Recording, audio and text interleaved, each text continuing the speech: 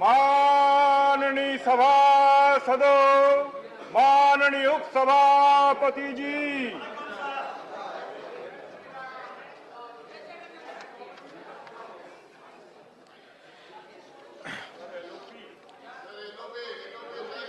please.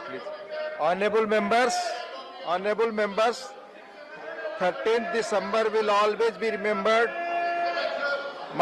Please. Honorable members,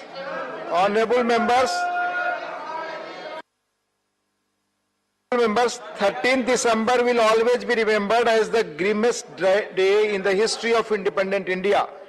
21 years ago, on this day in 2001, terrorists attacked this scared temple of our democracy, but intrepid security personnel displayed death-defying courage and valor to defend and protect the parliament and foiled the audacious attempt of the terrorists to strike at the very soul of our nation. The attack took toll of 10 precious lives, 2 Parliament Security Service staff, 5 Delhi police personnel, a women's Central Reserve Police Force constable, a gardener of CPWD, and a camera person from ANI. Since then, on this day, we not only remember and express our deepest sympathies for lives lost and disrupted by this dastardly act, but also reiterate our unequivocal condemnation of terrorism in all its forms and manifestations. Honorable members, terrorism threatens all people everywhere and undermines peace, stability, and security. All acts of terrorism are criminal, inhuman, and unjustifiable. This has been rightly highlighted in the country's international stand on terrorism, calling for putting a stop to classify terrorists as bad or good. Though the country remains the 8th most highly impacted country from terrorism globally, according to Global Terrorism Index 2020, the adherence to the policy of zero tolerance has led to substantial decline in terrorist attacks. Honorable members, the spectre of terrorism still haunts the humanity. Over the years, terrorist threats have assumed a lethal character, making it difficult for the nations around the globe to tackle the menace. Radicalization of youth through the internet and social media, terror financing and trafficking in drugs and arms are some of the formidable terror risks that nations face today. India is not immune from it. Honorable members, India has been a victim of terror for a long time. As members, you have a key role in strengthening the anti-terror legislative framework. As public representatives, you can articulate the issues and interests of vulnerable and sensitive groups of society that are prone to radicalization and engage them through confidence-building measures. Let us all resolve to fight collectively against all forms of terrorism and rededicate ourselves to protect the unity and integrity of our nation. I request honorable members to rise in their places and observe a moment silence as a mark of respect to the memory of those who laid their lives in that dastardly attack.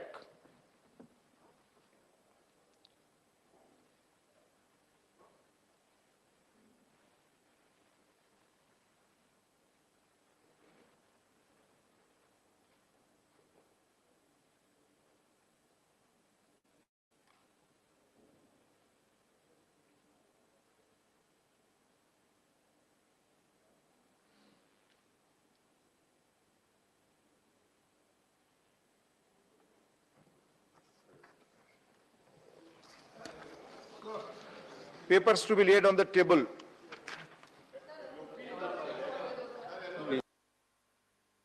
Please.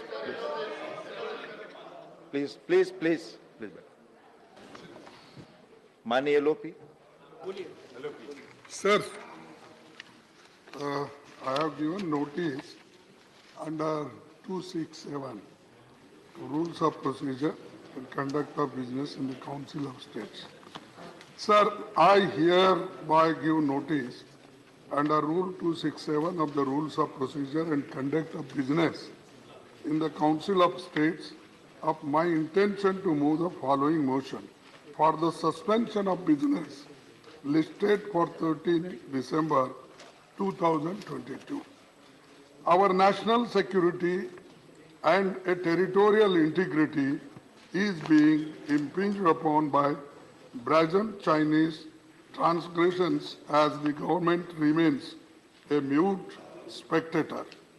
The valor of our armed forces in Galwan Valley, Ladakh is well known, but China has brazenly transgressed into our territory since April 2020.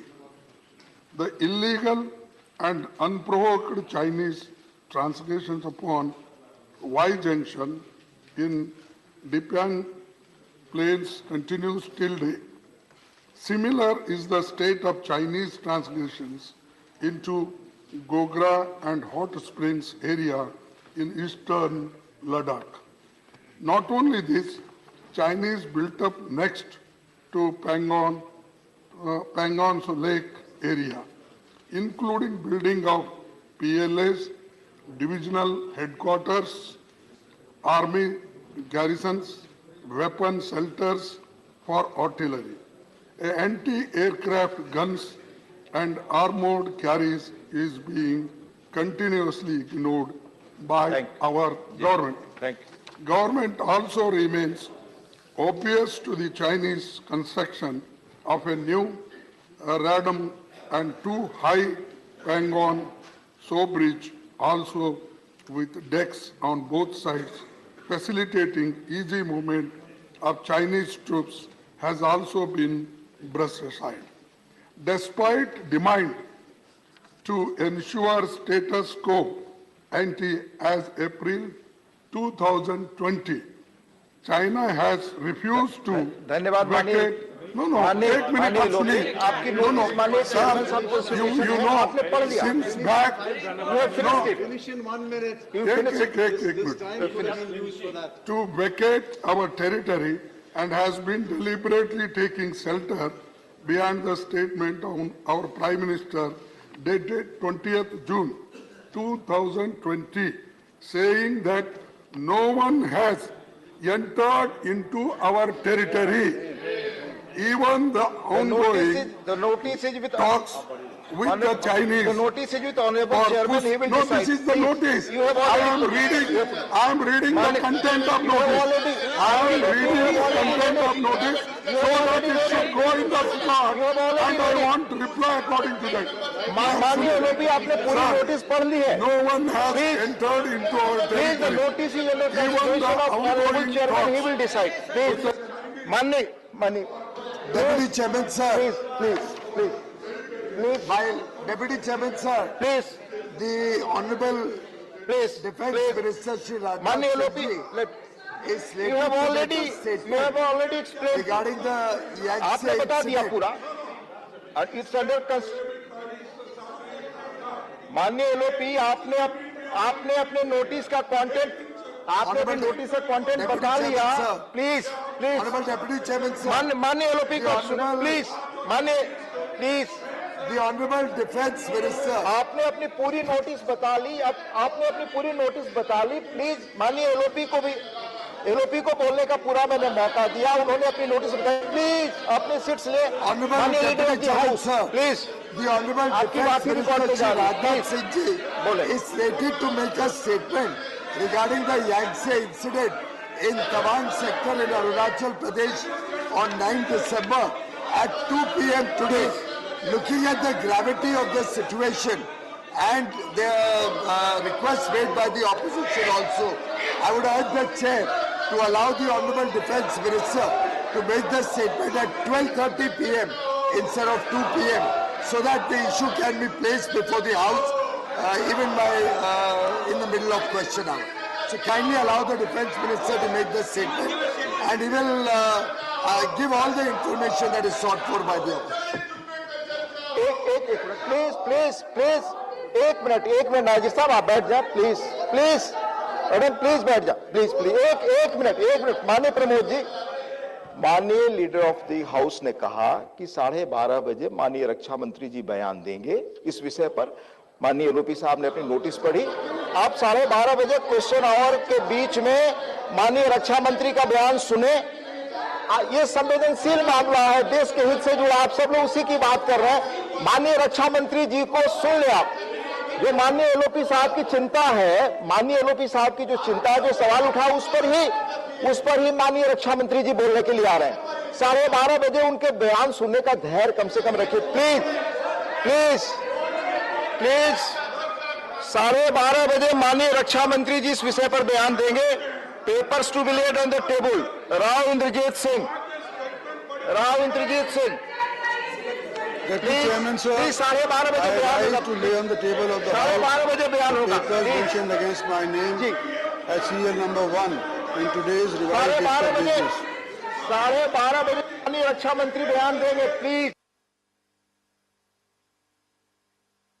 Rao Inderjit Singh, papers laid. Shri Kishan Pal, Shri Kishan Pal. आदरणीय सभापति महोदय, आपके अनुमति से आज की संशोधित कार्यसूची में क्रम संख्या 2 पर सूचीबद्ध दस्तावेजों को स्वरूप प्रदर्शन करता हूं। डॉक्टर भागवत कराज। माननीय सभापति महोदय, मैं आज की संशोधित कार्यसूची में मेरे सहयोगी श्री पंकज चौधरी जी के नाम के सामने और सीरियल नंबर 3 पर उल्लेखित कागजात आपकी अनुमति से सदन के पटल पर रखता हूं। श्री भगवंत खुबा। संशोधित कार्यसूची के क्रमांक संख्या 4 पर मेरे नाम से सूचीबद्ध दस्तावेज सदन के पटल पर रखने का आग्रह करता हूं। Doctor Bhagavat Karaj. Honorable Chairman, sir, with your kind permission, I rise to lay the papers mentioned against my name at serial number 5 in the revised list of business for today. Doctor Bharati Pravin Pawar. Honorable Deputy Chairman, sir, with your permission, I rise to lay on the table of the House papers mentioned against my name at serial number 6 in today's revised list of business. Thank you. Shri Shantanu Thakur. Respected Chairman, sir, I rise to lay on the table of the House the paper mentioned against my name, serial number 7 of today's revised list of business. Thank you, sir. Doctor Munjappa Mahendra Bhai. Doctor Munjappa Mahendra Bhai, please. Honorable Chairman, sir, with your kind permission, I wish to lay on the table of the House papers mentioned serial number 8 against my name in today's revised list of business. Thank you, sir. Reports of the department related Parliamentary Standing Committee on Commerce, Dr. Abhishek Manu Singhve, Dr. Abhishek Manu Singhve, Shrimati Priyanka Chaturvedi, please. Priyanka ji report लें, please.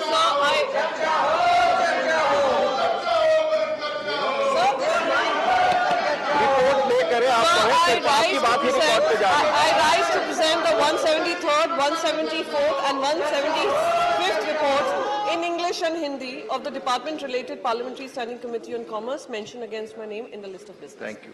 Thank you. Reports of the department-related Parliamentary Standing Committee on Home Affairs, माननीय Shri Brijlal. Deputy Chairman, sir, with your permission, I rise to present the 240th and 241st report English and Hindi of the department-related Parliamentary Standing Committee on Home Affairs as mentioned in today's list of business against my name. Thank you, sir. Reports of the department-related Parliamentary Standing Committee on Transport, Tourism and Culture, Srimati S. Fongan Konyak.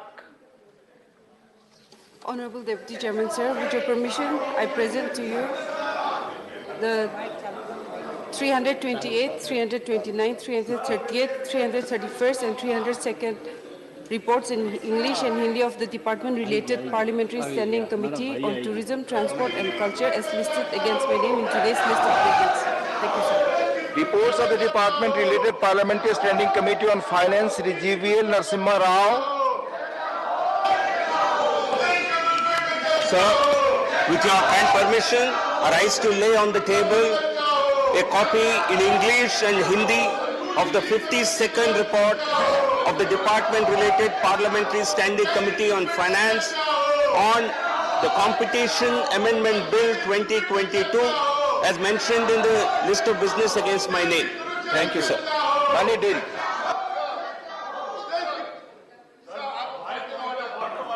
And the point of order is, both my point of orders are on the same rule, which is 29. Right. Please check out 29, sir. Yes. About 7 minutes ago, that is at about 11:13, we received this. We received supplementary list of business, Rule 29, stating that the Defense Minister will make a statement at 2 p.m. This one, at 2 p.m. Now you tell us, it is 12:30. The supplementary business then is incorrect. So we need to first correct that. Number one. Just 1 minute. Number one. Number two.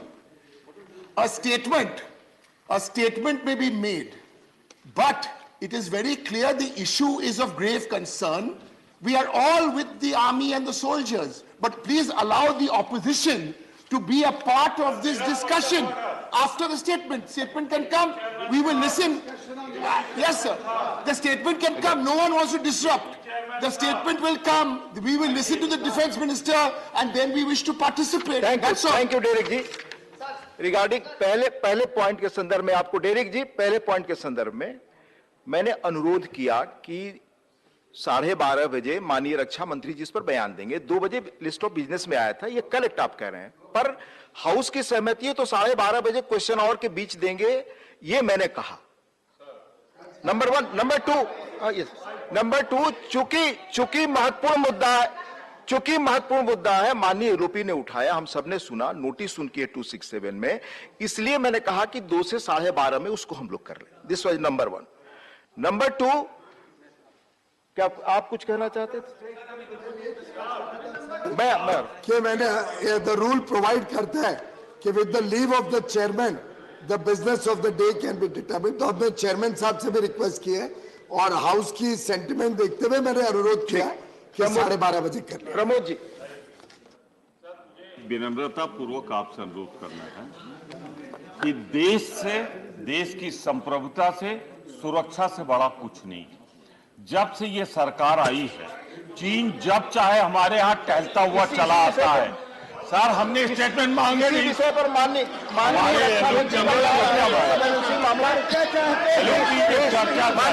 Please हमें state माननीय चिदम्बरम जी कुछ बोलना चाहते, please. I want to know through you, the leader of the House, after the statement by the Honorable Defence Minister at 12:30, will there be a discussion or not? माननीय आप सबने सुना, माननीय चिदम्बरम साहब ने, जो बड़े वरिष्ठ व्यक्ति हैं और देश की राजनीति में उनकी एक अपनी अलग पहचान है और अनुभव भी है. इस संवेदनशील मुद्दे पर हाउस में किस रूप में डिस्कशन होता है, आप सब देश के लिए कंसर्न है, आप खुद जानते हैं, उसकी मर्यादा आप जानते हैं, और क्या परंपरा रही है सदन की आप ये भी जानते हैं. नहीं, माननीय रक्षा मंत्री आएंगे, बयान देंगे, उसके बाद आप इस मामले की संवेदनशीलता समझते हुए please, we are not discussing now this issue. I gave you an opportunity. We are not discussing this issue now. Let the Defense Minister come. He will give his statement. He will place his statement. Please. Now 0 hour, Dr. Radha Mohan Das Agrawal. 0 hour. माननीय उपसभापति महोदय, मैं आपका आभारी हूं. देश की उच्च शिक्षा देश का भविष्य है. भारत सरकार ने उच्च शिक्षा की गुणवत्ता मानक, उसके पाठ्यक्रम को नियंत्रित करने के लिए यूनिवर्सिटी ग्रांट कमीशन एक्ट की स्थापना की है और विश्वविद्यालय अनुदान आयोग का चयन हुआ है. विश्वविद्यालय अनुदान आयोग अपने रेगुलेशंस में यह स्पष्ट रूप से बताता है कि देश के सारे विश्वविद्यालयों में कुलपतियों की नियुक्ति किन नियमों के तहत की जानी चाहिए. विश्वविद्यालय अनुदान आयोग कहता है कि एक सर्च कमेटी बनाई जाएगी, जिस सर्च कमेटी में कोई भी नॉन एकेडमिक व्यक्ति नहीं होगा. यह सर्च कमेटी कम से कम 3 और संभव हो तो 3 से 5 लोगों के नाम का पैनल सिर्फ चांसलर को भेजेगी। दास की बात ही रिकॉर्ड पे जा रही है, प्लीज। चांसलर को भेजेगी। चांसलर उस 3 और 5 के नाम के पैनल से किसी एक नाम का चयन करेगा। अगर सर्च कमेटी 3 से कम के नाम भेजती है तो ऐसा कोई भी चयन अगर होता है तो वो ऐड ए वीडियो होगा, अर्थात अपने चयन के दिन से ही वो नल एंड वाइड हो जाएगा। माननीय उच्चतम न्यायालय ने एक राज्य के, मैं उस राज्य का नाम यहां नहीं ले रहा हूं, एक राज्य के एपीजे अब्दुल कलाम विश्वविद्यालय के कुलपति के चयन को नल एंड वाइड घोषित किया। उसके बाद हाईकोर्ट ने उसी राज्य के एक दूसरे विश्वविद्यालय कुफोस, उनके चयन को, वाइस चांसलर के चयन को नल एंड वाइड घोषित किया गया। इसके बाद पता चला कि उस राज्य में 9 ऐसे विश्वविद्यालय हैं जिनके सर्च कमेटी में या तो ऐसे लोग हैं जिनको नहीं होना चाहिए था, या उस सर्च कमेटी ने 3 नाम से 5 नाम का पैनल भेजने की जगह पर सिर्फ एक नाम भेजने का काम किया। मैं फिर से राज्य का नाम नहीं लूंगा, लेकिन विश्वविद्यालयों का नाम लूंगा। Kerala university, Cochin university, Calicut university, Mahatma Gandhi university of Kerala, Adi Shankaracharya university of Kerala, Calicut university, अर्थात उस राज्य में जितने भी बड़े विश्वविद्यालय थे सबका चयन गैर कानूनी तरीके से किया गया। मैं माननीय मंत्री जी यहाँ बैठे हैं, माननीय मंत्री जी से अपेक्षा करूंगा कि वो यूनिवर्सिटी ग्रांट कमीशन को इस बात का निर्देश देंगे। माननीय धर्मेंद्र प्रधान जी यहाँ हैं, वो इस बात का निर्देश देंगे कि ऐसी जितनी भी नियुक्तियां नियमों को तोड़ करके इन 9 विश्वविद्यालय में हुई है उसको नल एंड वाइड घोषित किया जाए, और साथ में देश में अन्य भी अगर कोई नियुक्तियां उस राज्य में हुई है तो उनको भी नल एंड वाइड घोषित किया जाए। श्री इरण कराड़ी, श्री इरण कराड़ी।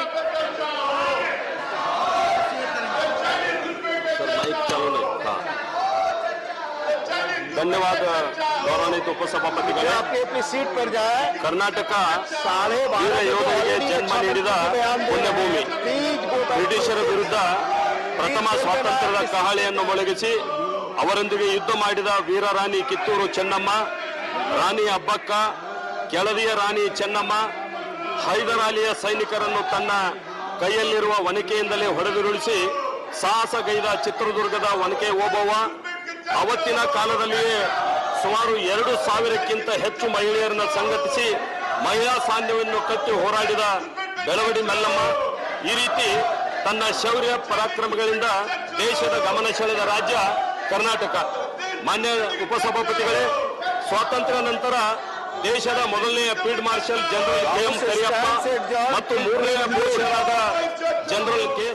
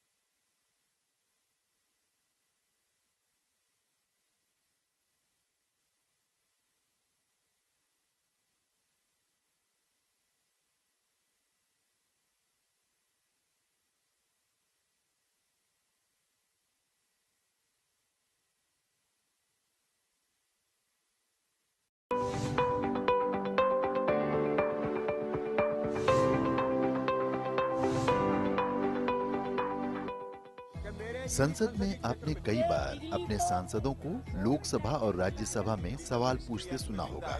इसे क्वेश्चन आवर या प्रश्नकाल कहते हैं, जिसमें सांसद जनता से जुड़े मुद्दे उठाते हैं। प्रश्नकाल के दौरान पूछे गए सवाल 3 प्रकार के होते हैं: तारांकित प्रश्न, स्टार्ट क्वेश्चन, अतारांकित प्रश्न, अनस्टार्ट क्वेश्चन, अल्प सूचना प्रश्न, शॉर्ट नोटिस क्वेश्चन। तारांकित प्रश्न में पूछे गए सवाल का जवाब सदस्य तुरंत चाहता है। संबंधित मंत्री सदन में मौखिक जवाब देते हैं, जिस पर सप्लीमेंट्री क्वेश्चन पूछने की इजाजत होती है। सवाल पूछने के लिए लोकसभा अध्यक्ष की अनुमति जरूरी होती है। एक दिन में स्टार्ट क्वेश्चन केवल 20 पूछे जा सकते हैं। सवाल पूछने के लिए 15 दिन पहले सदस्य को नोटिस देना पड़ता है। अतारांकित प्रश्न वो होता है जिसका सदस्य सदन में मौखिक जवाब नहीं चाहता। मतलब जिस सदस्य ने भी सवाल पूछा है उसे जवाब मंत्री से लिखित में चाहिए। एक दिन में अधिकतम 230 अतारांकित प्रश्न पूछे जा सकते हैं, जिसकी जानकारी मेंबर 15 दिन पहले सदन को देते हैं। शॉर्ट नोटिस क्वेश्चन नाम से साफ है, ऐसे सवाल जो बेहद जरूरी होते हैं और जनता से जुड़े होते हैं। शॉर्ट नोटिस क्वेश्चन के लिए मेंबर 10 दिन से कम समय के नोटिस पर भी सवाल पूछ सकते हैं। अध्यक्ष की अनुमति पर सप्लीमेंट्री क्वेश्चन पूछा जा सकता है। क्या है खास? भारत में प्रश्नकाल की शुरुआत 1892 में हुई। भारत ने ये पद्धति इंग्लैंड से ली। आजादी से पहले भारत में प्रश्न पूछने के अधिकार पर कई प्रतिबंध लगे हुए थे, लेकिन आजादी के बाद प्रतिबंधों को खत्म कर दिया गया। अब मेंबर जनता से जुड़े मुद्दों को सीधे सदन में उठाते हैं, जिसका जवाब उन्हें मंत्री जरूर देते हैं।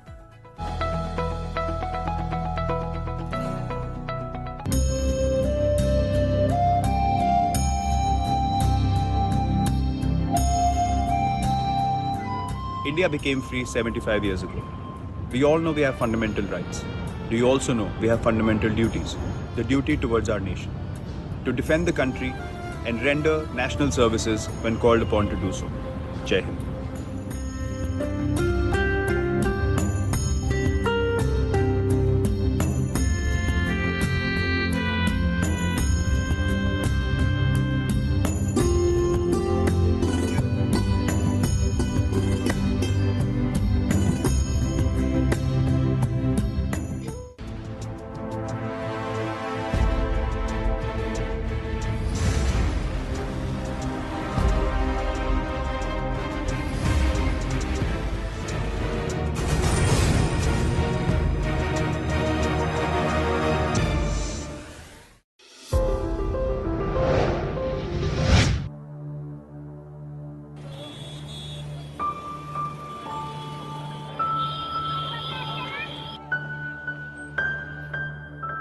दिसंबर 13 सन 2001, संसद, नई दिल्ली। संसद में पोटो बिल पर सरकार और विपक्ष के बीच तीखी बहस चल रही थी, पर बाहर जल्द कुछ ऐसा घटित होने वाला था जिससे न सिर्फ भारत बल्कि सारी दुनिया स्तब्ध रह जाने वाली थी। संसद के शीत सत्र के चलते परिसर में गहमागहमी थी। जनप्रतिनिधि, पत्रकार और आमजन आ जा रहे थे। नीली और लाल बत्ती लगी गाड़ियां दौड़ती देखी जा सकती थीं। फिलहाल विपक्ष के जबरदस्त हंगामे के बाद दोनों सदनों की कार्रवाई 40 मिनट के लिए स्थगित की जा चुकी थी। सदन स्थगित होते ही तत्कालीन प्रधानमंत्री अटल बिहारी वाजपेयी और विपक्ष की नेता सोनिया गांधी लोकसभा से निकलकर अपने अपने सरकारी निवास के लिए निकल चुके थे, पर गृह मंत्री लालकृष्ण आडवाणी अपने कई साथी मंत्रियों और लगभग 200 सांसदों के साथ परिसर में मौजूद थे।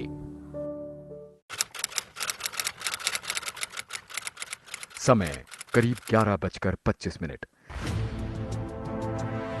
लाल बत्ती लगी एक सफेद एम्बेसडर कार संसद में गैर कानूनी तरीके से घुसने की कोशिश कर रही थी, जिसमें बैठे 5 लोगों के मंसूबे नेक नहीं थे। फर्जी स्टिकर लगी ये कार व्यस्त सुरक्षा कर्मियों की नजर बचाकर संसद परिसर में आग घुसती है और मेन एंट्रेंस के सामने से गुजरकर ये गाड़ी तेज रफ्तार के साथ गेट नंबर 1 के पास खड़े तत्कालीन उपराष्ट्रपति कृष्णकांत के काफिले में जा घुसती है, जो जल्द रवाना होने वाला था। हड़बड़ाहट में ड्राइवर गाड़ी को फुटपाथ पर चढ़ा देता है। तब तक चौकन्ने हो चुके सुरक्षाकर्मी जेपी यादव कार में बैठे युवकों को रोकते हैं। जवाब में चली गोली उन्हें शहीद कर देती है।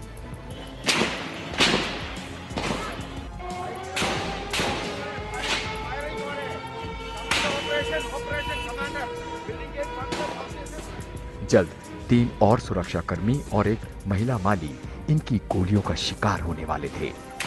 गाड़ी से बाहर आकर ये आतंकवादी AK-47 राइफलों से अंधाधुंध फायरिंग शुरू कर देते हैं।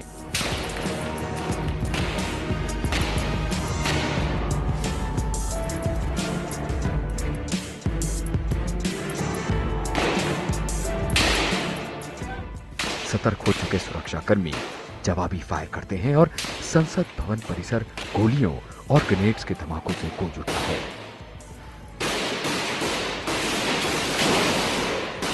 चारों ओर अफरा तफरी मच जाती है। परिसर के सारे गेट्स फौरन बंद कर दिए जाते हैं।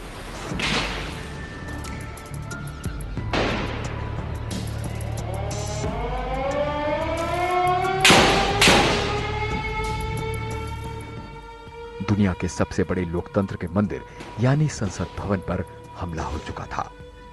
वरिष्ठ कैमरा पर्सन भांजी उस वक्त अपने न्यूज चैनल की तरफ से पार्लियामेंट ड्यूटी पर थे। उन्हें बिल्कुल नहीं पता था कि उस दिन उनकी मुलाकात साक्षात मौत से होने जा रही थी। सुनिए कैसे अपनी जान पर खेलकर इन्होंने वो सारे नजारे कैमरे में कैद किए थे जो आज सारी दुनिया में पाक समर्थित आतंकवाद का सबल सबूत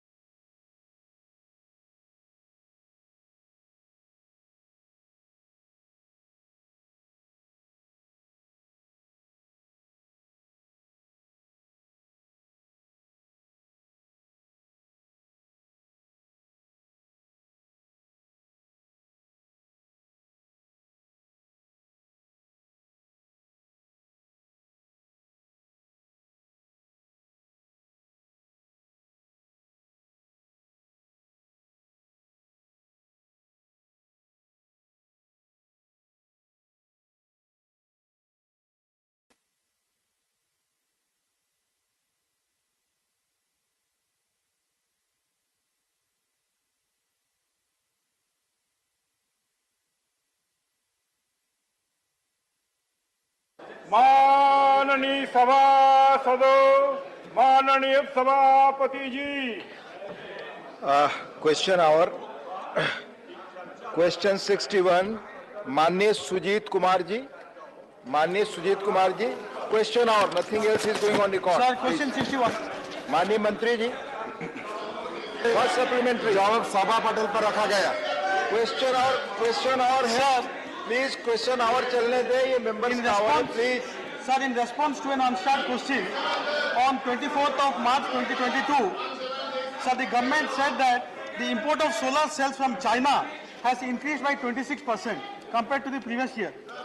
Sir, not only is it a drain on our national wealth, but also, sir, we have seen how China has been behaving on our borders, so it's a strategic reason also. Sir, I would like to know from the Honorable Minister whether there has been an increase in the import of solar cells from China since January 2022, and if yes, what steps have been taken by the government to reduce this? You have put already two questions. सभापति महोदय, पिछले साल हमारा export of सितंबर 2022 तक भारत में बनी हुई models को एक्सपोर्ट हमने 74 मिलियन US$ की किया है। वही साल में इंपोर्ट 34 मिलियन US$ किया है। ये स्पष्ट दर्शाता है कि भारत में बनी हुई सोलर मॉड्यूल इंपोर्ट से भी ज्यादा हमने किया है। तो भारत में आज 20 गीगावाट की मैन्युफैक्चरिंग यूनिट है, और जितना मात्रा में भारत देश के अंदर उत्पादन होती है, उससे कम देश के अंदर आज के दिन में इंस्टॉलेशन हुआ है। धन्यवाद सभापति। Second supplementary. My question was specifically with regards to imports from China. So the Honorable Minister can give a written reply later on. Sir, the second question is, sir, in 2015, Government of India had set a target of setting up 50 solar parks and ultra mega solar parks. माननीय सदस्यगण, जो आप bell में आ रहे हैं, जिस विषय की बात चर्चा कर रहे हैं, माननीय रक्षा मंत्री 12:30 बजे आपको बयान दे रहे हैं। प्लीज अपनी सीट पर आप वापस जाएं। मैं आग्रह कर रहा हूं आप सबसे, जो बेल में खड़े अपनी सीट पर जाएं। 2 दिनों से बहुत अच्छी तरह सदन चल रहा था, उस परंपरा को बनाए रखें, ये आपके हित में है, आपको मौका मिलता है बोलने का। Please go back to your seats. 12:30 बजे माननीय रक्षा मंत्री जी इसी विषय पर बयान देने आ रहे हैं। महज 25 मिनट बाद माननीय रक्षा मंत्री जी बयान दे रहे हैं। Please go back to seat. Please माननीय Sujeet ji, second supplementary. Sir, out of this 50 solar parks and ultra mega solar parks, the anticipated generation capacity was 40 gigawatt. Out of this, sir, only 8 parks have been completed and commissioned until now, and 6 parks are partially commissioned. So, sir, my query to the Honorable Minister is, sir, what are the reasons for this shortfall? Why the rest 42 solar parks have not been commissioned, and by when will it be commissioned? सभापति महोदय, देश के अंदर solar park का sanction भी किया है, और सारे सोलर पार्क के अंदर जहां पर जो राज्यों ने जमीन देने में दिक्कत की थी, वहीं पर थोड़ा सा हमने स्लो किया है। बाकी सारे सोलर पार्क में हमने हमारा काम चालू है। जहां पर जो राज्यों ने जमीन देने में दिक्कत की थी, वहीं पर थोड़ा सा हमने स्लो किया है। बाकी सारे सोलर पार्क में हमने हमारा काम चालू किया है, और आज देश के अंदर करीब 70 गीगावाट की सोलर क्षमता की अभी ऑलरेडी बन चुके हैं। सभापति महोदय, माननीय Ayodhya Rami Reddy, please. Thank you, sir. India currently has less manufacturing capabilities to produce solar cells, which is an important component of solar modules. What step the government is taking to address this issue and bridge the gap? Thank you. सभापति महोदय, देश के अंदर solar modules आत्मनिर्भरता हो, इसी के लिए भारत सरकार PLI स्कीम लाया गया। PLI स्कीम 1 के अंतर्गत पॉलीसिलिकॉन से लेकर के वेफर, सेल और मॉड्यूल सोलर पैनल तक बनाने का ये पीएलआई स्कीम ऑलरेडी भारत सरकार 4,500 करोड़ की लागत से 3 पोटेंशियल बिल्डर्स को भारत सरकार के उनको नियुक्त किया गया। उसमें करीब 19,221 करोड़ की इन्वेस्टमेंट होने जा रहा है। करीब 1,30,000 की एम्प्लॉयमेंट उसमें पोटेंशियल है। और पीएलए 2 स्कीम के अंतर्गत भारत सरकार 19,500 करोड़ की ऑलरेडी टेंडर के प्रोसेस में है। इसमें करीब 65 गीगावाट की क्षमता की उत्पादन भारत देश के अंदर होने वाला है। तो इसको करीब 9 लाख तक एम्प्लॉयमेंट की जनरेशन की हो जाएगी। जब भारत 2024 और 25 तक ये सारे प्रोडक्शन में आने के बाद भारत 2030 तक जो 300 गीगावाट की जो हमने टारगेट रखा है, उसके लिए 42 गीगावाट की भारत में उपयोग होकर के हम लोग एक्सपोर्ट करने की भी क्षमता का भारत सरकार की इस दिशा में कदम उठाया है और चल रहा है। माननीय अमर पटनायक जी, माननीय Amar Patnaik. Sir, Honorable Chairman, sir, the reply states that basic customs duty on the import of solar PV cells and modules have been imposed and discontinuation of customs duty concessions. By removing these concessions माननीय सदस्य well में खड़े हैं, इस तरह से if the production इस has तरह से not come भावना up, there की are जो reports प्रोसेस that the दिखाना ये capital सही cost नहीं of है। the कृपया solar कृपया power अपनी projects सीट in पर India has वापस gone up. Has the government come across such kind of a demand from the private sector about setting up of solar power plants?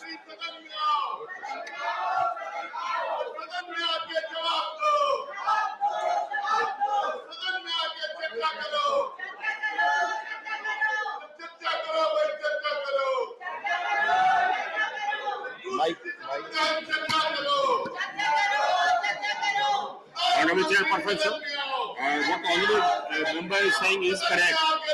Because we have put in place customs duty restrictions to restrict import, so as to encourage manufacturing in India. Now, therefore, the prices of solar cells and modules have gone up, and the developers have raised this issue before us that because the prices have gone up, therefore they are finding it, their viability has come down. Now we've taken note of what the developers have said. There are different categories.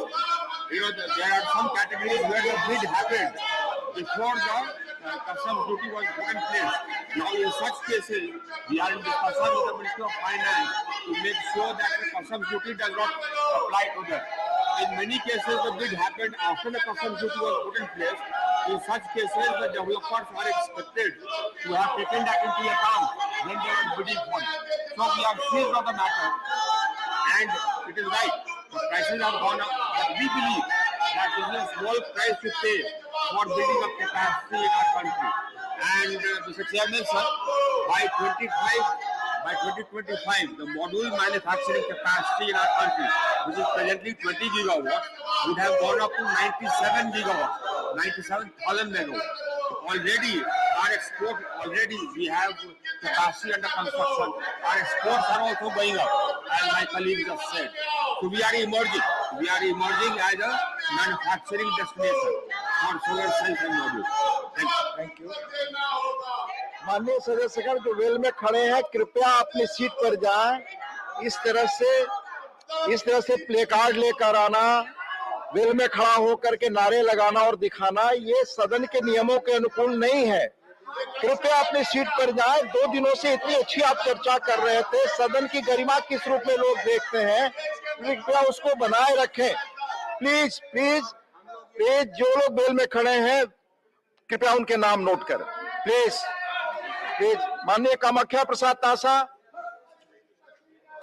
मैं minister को धन्यवाद देता हूँ कि वो विस्तृत से answer दिया है। ये एक आंसर दिया है डोमेस्टिक कंटेंट रिक्वायरमेंट। इसमें उन्होंने कोई स्कीम्स का नाम बोला है। मैं मंत्री जी से पूछना चाहता हूँ, क्या ये जो सब्सिडी है इंडिविजुअल जो कंट्रीब्यूशन है उसको बढ़ाने के लिए फ्यूचर में आपका जो स्कीम्स है उसमें सब्सिडी और कुछ स्पेशल स्कीम्स के रखने के लिए कुछ विचार है क्या? प्लीज। माननीय मंत्री जी। अध्यक्ष महोदय, जो डोमेस्टिक कंटेंट रिक्वायरमेंट हमने रखा है, वो डोमेस्टिक कंटेंट रिक्वायरमेंट इसलिए रखा है ताकि हम डोमेस्टिक मैन्युफैक्चरिंग को बढ़ावा दे सके, ताकि यहाँ डिमांड क्रिएट कर सके और ये कहें कि जो हम मॉड्यूल या सेल्स इस्तेमाल करेंगे वो मेड इन इंडिया होना चाहिए। इसको कहते हैं डोमेस्टिक कंटेंट रिक्वायरमेंट। ये हमने रखा है अपने जो भी स्कीम्स हमारे यहाँ जिसमें हम सब्सिडी देते हैं, उस सब में हमने डोमेस्टिक कंटेंट रिक्वायरमेंट रखा है, क्योंकि हम सब्सिडी दें और बाहर का मॉडल इस्तेमाल हो, ये नहीं चल सकता। तो ये डोमेस्टिक कंटेंट रिक्वायरमेंट जो सब्सिडी स्कीम्स है उसमें रहेगा। कुसुम में है, रूफटॉप में है, ये सब्सिडी स्कीम्स है, इसमें डोमेस्टिक कंटेंट रिक्वायरमेंट रहेगा। क्वेश्चन नंबर 62 श्री माननीय सुशील कुमार गुप्ता। माननीय मंत्री जी,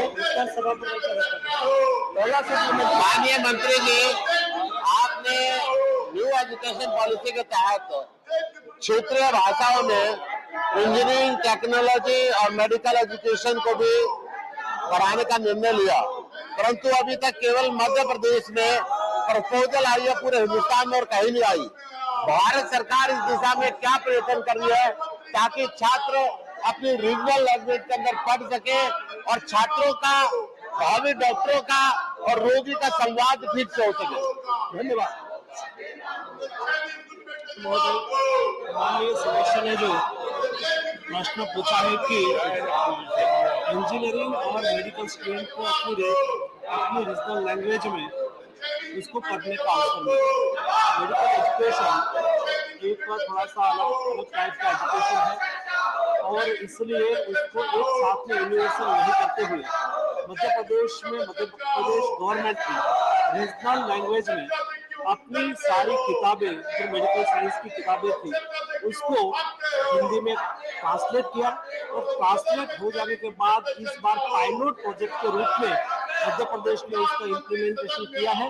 लेकिन जब लैंग्वेज का विषय है तब तक कई लोगों की ओर से, कई स्टूडेंट की ओर से, कई एजुकेशन इंस्टीट्यूट की ओर से अलग अलग अपनी राय आई है, क्योंकि उसकी एग्जाम भी नीट के माध्यम से होती है। नीट के द्वारा एग्जाम होने के बाद स्टूडेंट कॉलेज को आवंटित किया जाता है। तो सवाल ये है, दूसरा सेंट्रल कोटा है, स्टेट कोटा है, सेंट्रल कोटा से जाने वाले लोग कोई रीजनल लैंग्वेज में पढ़ने के लिए जाए तो यहाँ से कोई तमिलनाडु की रीजनल लैंग्वेज है, वहाँ की कॉलेज में उसको एडमिशन मिला तो ये स्टूडेंट अपनी ओर से अपना सुझाव दे रहे हैं कि उससे मुझे तमिल सीखनी पड़ेगी, तमिल है तो उसको यहाँ यूपी में एडमिशन मिला तो उसको हिंदी भी सीखनी पड़ेगी।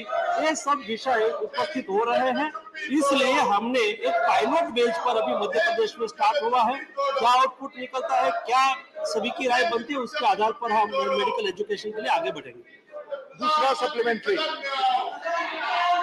मंत्री जी की बात से मैं सहमत हूँ, परंतु हरियाणा के अंदर हरियाणा सरकार मेडिकल छात्रों को बंधक बना के रखना चाहती है। 40 लाख रुपए का बोर्ड उनसे मांग रही है। 50 दिन से मेडिकल छात्र हड़ताल के ऊपर बैठे हुए। क्या भारत सरकार, भारत के मेडिकल के हमारे मंत्री महोदय उसमें का हस्तक्षेप करेंगे? उन छात्रों के जीवन को तबाह करने के लिए हरियाणा के मुख्यमंत्री ने इस पॉलिसी को बनाया है। मेरा सवाल है, क्या वो बोर्ड पॉलिसी खत्म करने के लिए भारत सरकार कोई निर्णय लेगी? धन्यवाद।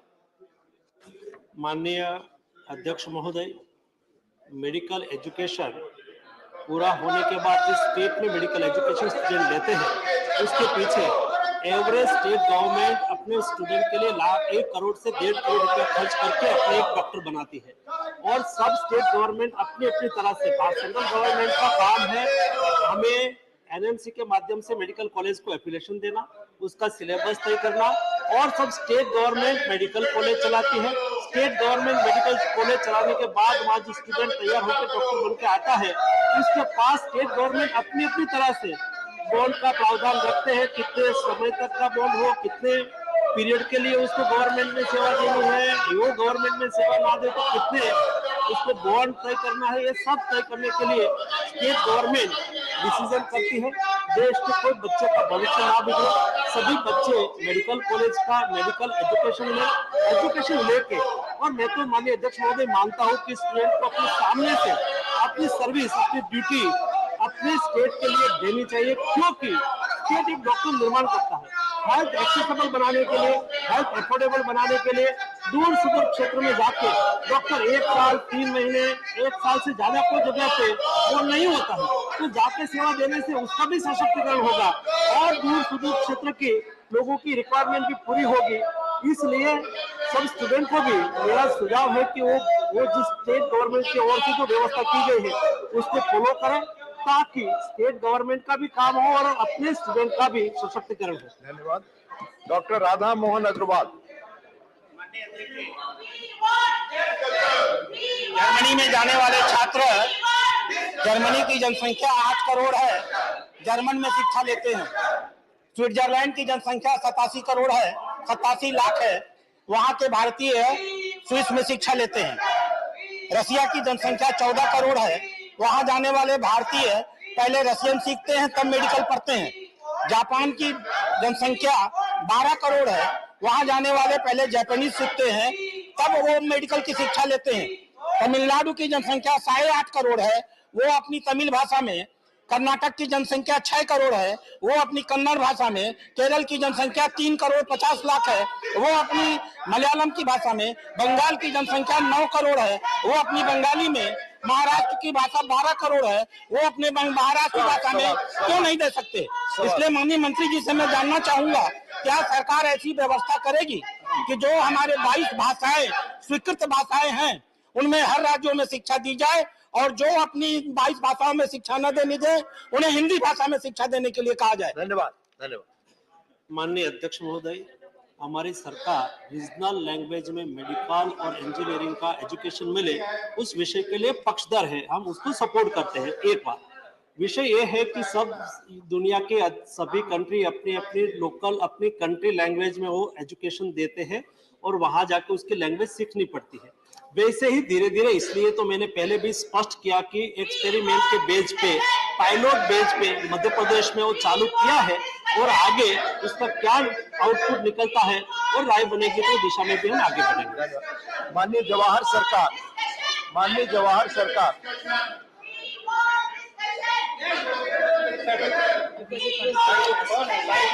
This issue of 267 to be discussed.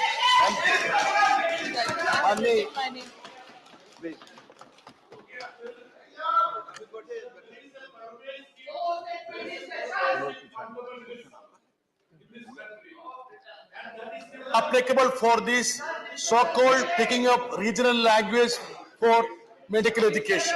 Thank you. Sir, my question is that, is the government aware about the fact that there is 50% all India quota and the students from the south will have to come to the north and from the north will have to go to the south? If we introduce regional language, how we see that the students are going to get proper education, and they should be rather concentrating on infrastructure and schooling. Thank you, John Britas. माननीय अध्यक्ष महोदय, माननीय सदस्य ने जो questions rise किया है वो विषय पर ही मैंने पहले बोल चुका हूं कि हमें देखना होगा कि स्टेट गवर्नमेंट, क्योंकि अभी नीट के द्वारा एग्जाम ली जाती है, नीट के द्वारा एग्जाम लेने के बाद सेंट्रल कोटा भी होता है। सेंट्रल कोटा जिस स्टेट में स्टूडेंट जाएंगे वो म्यूचुअल जाएंगे, वो तो सारा केरला के स्टूडेंट को यूपी में भी एडमिशन मिल सकता है, यूपी के स्टूडेंट को नॉर्थ ईस्ट के कोई स्टेट में भी एडमिशन मिल सकता है। ऐसे स्टूडेंट को कोई जगह पे एडमिशन मिलने के बाद उसका एजुकेशन को सफर नहीं करना चाहिए, नहीं होना चाहिए और स्टूडेंट को समान अवसर मिलना चाहिए। उसके साथ हमें ये भी देखना है कि सीट खाली भी नहीं रहनी चाहिए, इसलिए हम पायलट कर रहे हैं और पायलट बेच के आधार पर उस वक्त हम सभी स्टेट के साथ भी कंसल्टेशन कर रहे हैं ताकि स्टेट की ओर से क्या राय आ रही है, एनएमसी से कंसल्टेशन कर रहे हैं। इसलिए सारी चीजों को देखते हुए हम आगे डिसीजन करेंगे, ये बहुत स्पष्ट है। खंबे तो रही I appreciate the Honorable Minister's reply. At the same time, sir, I want to make it very clear. We cannot call the language regional languages. All languages, national languages. First, sir. Second, sir, as the minister, our Honorable Prime Minister is encouraging all the languages of our country to promote. Giving the education, medicine also, in the national Question, language, question, Tamil Tamil. also, we want to encourage that. Thank you. I want to ask the minister whether the minister will come forward to finance to the concerned governments, including Tamil Nadu, to Tamil Nadu to promote the education. Please, look, I'll move to other question. Please, Education in please, I'll move to other. Tamil. Please, it's a step. Tamil education. Please, you have to put question. You have. आपने अपना opinion बताया. I think it's not a question. Even when minister wants to speak, he can speak. अध्यक्ष महोदय, सभी state अपने अपने state में regional language में एजुकेशन सभी सब्जेक्ट का करे, इस दिशा में सभी स्टेट गवर्नमेंट भी प्रयास कर रहे हैं। भारत सरकार किसी ऐसा एजुकेशन का आपत्ति नहीं जता रही है। हम चाहते हैं कि सभी रीजनल लैंग्वेज नेशनल लैंग्वेज है, नेशनल लैंग्वेज में वो अपना स्टेट में एजुकेशन करे, वो स्टेट गवर्नमेंट का अपना राइट है। तो सेंट्रल गवर्नमेंट और स्टेट गवर्नमेंट की जब सिनर्जी और कई एजुकेशन फॉर एग्जांपल नीट है, वैसे आईआईटी है, ऐसे सब क्षेत्र है जिसमें स्टेट और सेंट्रल दोनों का कोटा है। ऐसी चीजों में थोड़ा अध्ययन करने की आवश्यकता होती है, बाकी सभी लैंग्वेज में एजुकेशन कर सकते हैं। Thank you. Question number 63 Shri माननीय R Girirajan, mister R Girirajan, माननीय मंत्री जी। Thank you, sir. First supplementary. Thank you, Chairman, sir. CSR is a mandatory, not an obligation or charity. The information regarding CSR spending by companies are insufficient and difficult to a person to access. The Parliamentary Standing Committee on Finance has recommended that a third-party audit of CSR spending may be carried out, which would bring about transparency in CSR disclosure and accountability of companies in their CSR spending. My question is specifically to the Honourable Minister is whether the government has any plan to form an executive monitoring committee comprising MPs from both houses, to which would bring about transparency in CSR, disclosure and accountability of companies in their CSR spending. Tertiary education. Put your question. Okay, put your question. Thank you.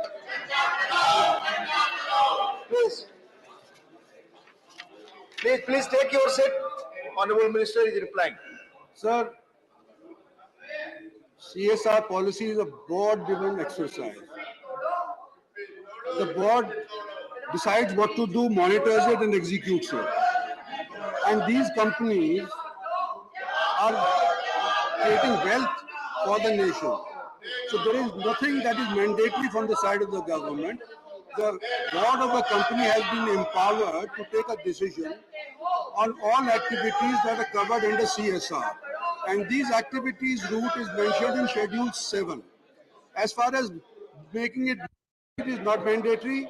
Secondly, members of parliament can be associated by any company which desires to do so. But if the company doesn't want to do so, it is up to them. We have not made it mandatory for the company to invite members of parliament for whatever CSR activities that they are doing. Second supplementary.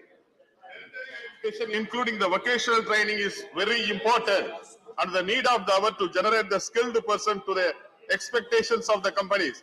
I would like to know from the Honourable Minister whether the government has any plans to make it mandatory for the companies to spend 50% of the CSR spending on importing skill training. Further, whether the government has any robust mechanism to monitor the contribution of CSR funds by companies and to punish the companies that those do not actively contribute. The amount of fines imposed and the action taken on such erring companies. Thank you, sir. Thank you.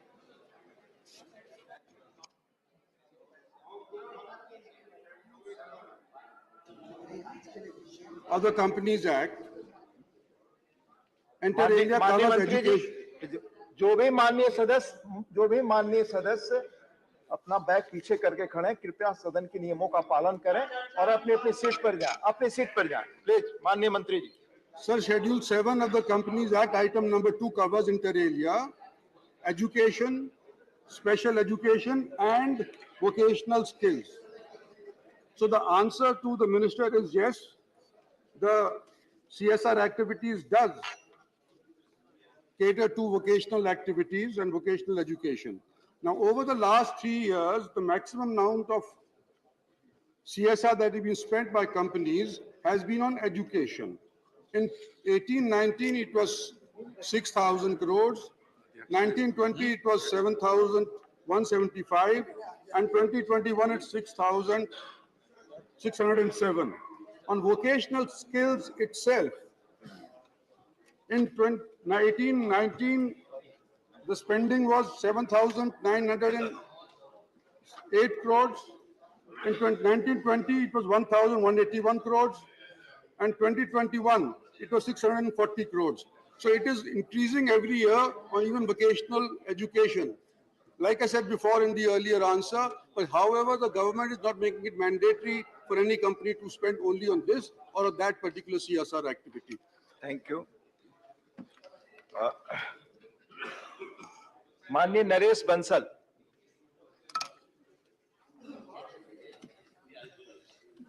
धन्यवाद उपसभापति जी।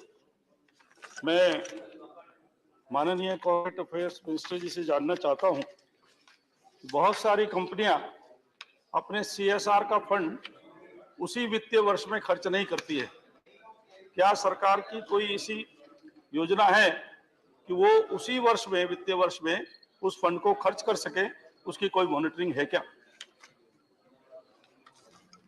Sir, आमतौर के ऊपर जो CSR activities है वो पिछले साल के मुनाफे के ऊपर तय की जाती है। जो 5 करोड़ से अव्वल मुनाफा किसी कंपनी ने कमाया है तो अगले साल के अंदर उसको खर्च करना पड़ता है। माननीय सदस्य दुरुस्त फरमा रहे हैं कि कई बार वो अगले साल के अंदर वो खर्च नहीं कर पाती, और खास तौर पे क्योंकि कोविड का प्रकोप पिछले 2-3 सालों से रहा था तो ये नहीं कर पाए।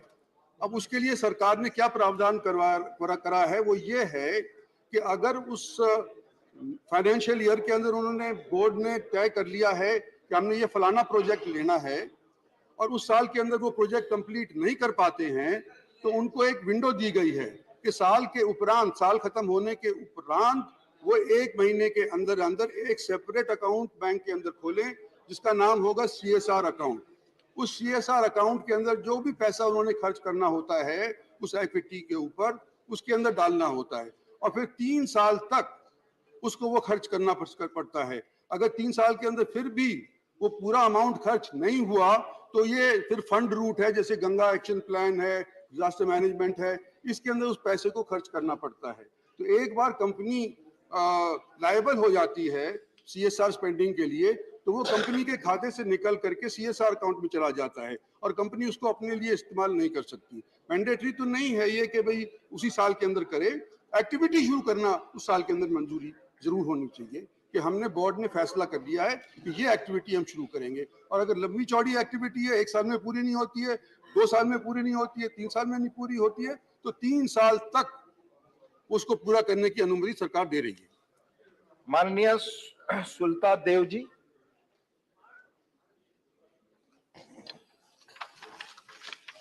धन्यवाद डिप्टी चेयरमैन सर, मुझे बोलने के लिए, मौका देने के लिए। एक सवाल है कि जो सीएसआर का पैसा खर्चा होता है यहाँ पर एजुकेशन, स्पेशल एजुकेशन और वोकेशनल स्किल में, मैं ये जानना चाहती हूँ वोकेशनल स्किल में अभी कोविड के चलते बहुत सारे महिला है जो एसएसजी ग्रुप है वो घर में भी बैठे रहे 2 साल से।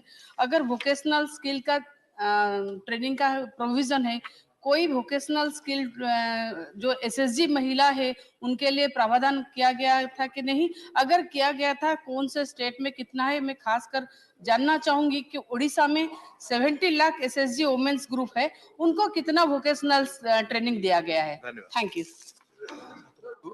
वोकेशनल ट्रेनिंग, जैसे मैंने पहले भी जवाब में फरमाया था कि ये एक अलाउड एक्टिविटी है और हर एक कंपनी को जो खर्च करती है सीएसआर उसको हर साल अक्टूबर के महीने के बाद 6 महीने के पीछे 1 महीना मिलता है अक्टूबर तक का, जो MCA 21 के अंदर उसको ये दिखाना पड़ता है कि हमने इस एक्टिविटी के ऊपर इस प्रांत के अंदर इतना खर्चा किया है। तो अगर उड़ीसा की बात करती है तो MCM 21 के तहत जो फाइलिंग हुई है www.csr.in गवर्नमेंट की जो पोर्टल है उसके अंदर आपको देखेंगी तो आपको मालूम चल जाएगा कि कितना खर्चा इस एक्टिविटी के ऊपर उड़ीसा के अंदर हुआ। Doctor V Sivadasan. here major share of the fund in social activities state governments are spending. So after the GST, the state government is facing huge financial crisis.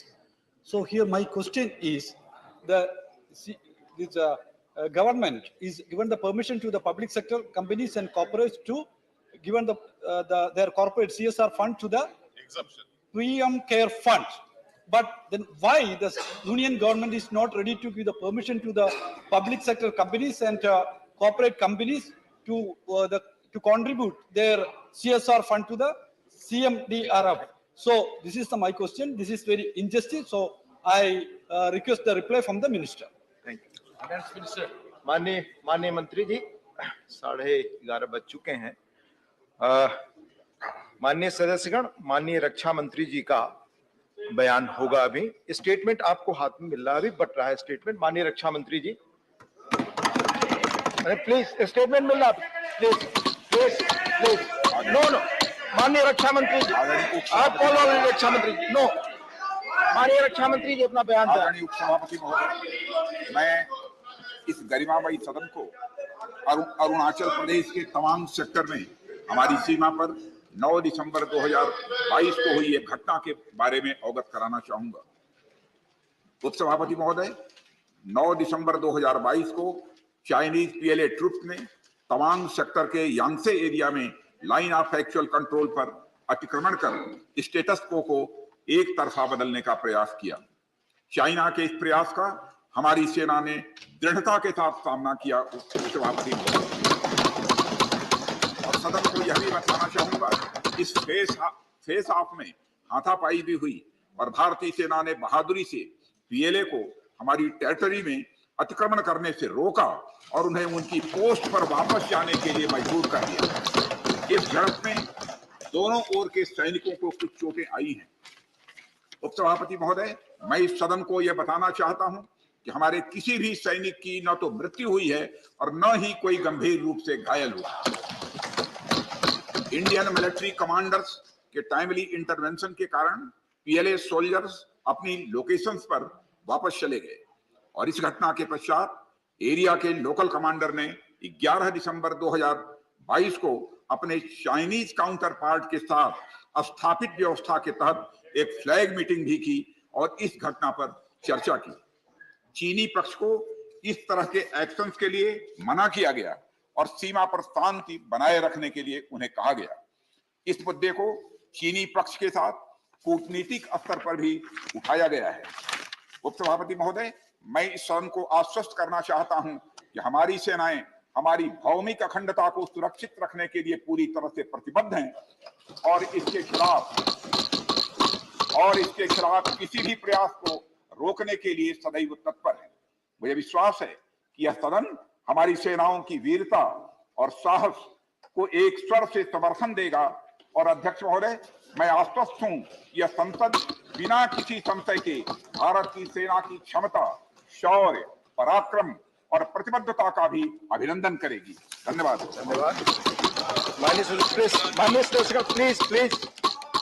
माननीय रक्षा मंत्री के अरुणाचल प्रदेश के तवांग सेक्टर में 9 दिसंबर 2022 को जो घटना घटी उसके बारे में एक विस्तृत वक्तव्य सदन के समक्ष रखा है। माननीय सदस्यगण, हमारी सेनाएं पूरी मुस्तैदी और ताकत के साथ हमारी सीमाओं पर तैनात हैं और उनके शौर्य और वीरता पर पूरे सदन को हम सबको विश्वास और भरोसा है। देश की सीमाओं की सुरक्षा और संप्रभुता के लिए सर्वोच्च बलिदान देने में भी हमारे सैनिक सदैव तत्पर हैं और रहेंगे। माननीय सदस्य, यह एक संवेदनशील विषय है। जैसा माननीय रक्षा मंत्री जी ने बताया, सरकार उत्पन्न हुई स्थिति को पूरी गंभीरता के साथ ले रही है और सभी आवश्यक कदम उठा रही है।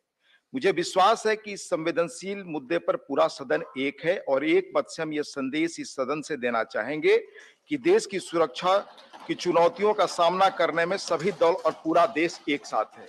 माननीय सदस्यगण, मैं आपको बताना चाहूंगा इस सदन के अतीत के कुछ उदाहरण।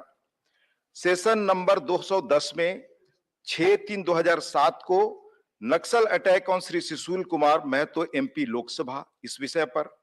फिर सेशन नंबर 212 26/11/2007 को सीरियल बम ब्लास्ट यूपी।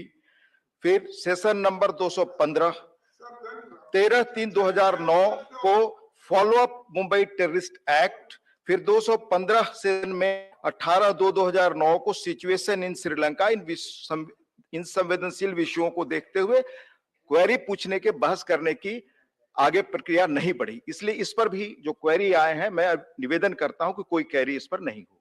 धन्यवाद। Number 64, question number 64 question number 64 के डॉक्टर के सराव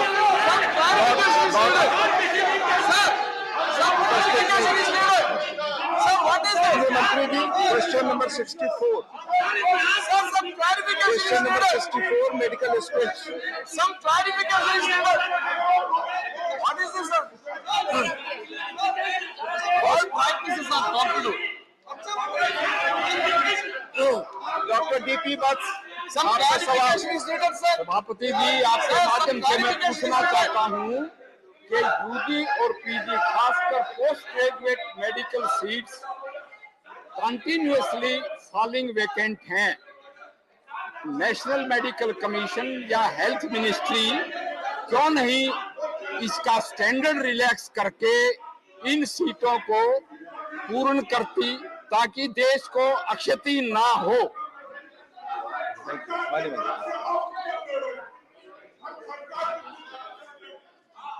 जताई है कि कुछ सीटें वैकेंट रहती है यूजी की या पीजी की। सर, लगातार आदरणीय प्रधानमंत्री जी के नेतृत्व में आज देश में यूजी सीट्स और पीजी सीट्स लगातार बढ़ाए जा रहे हैं।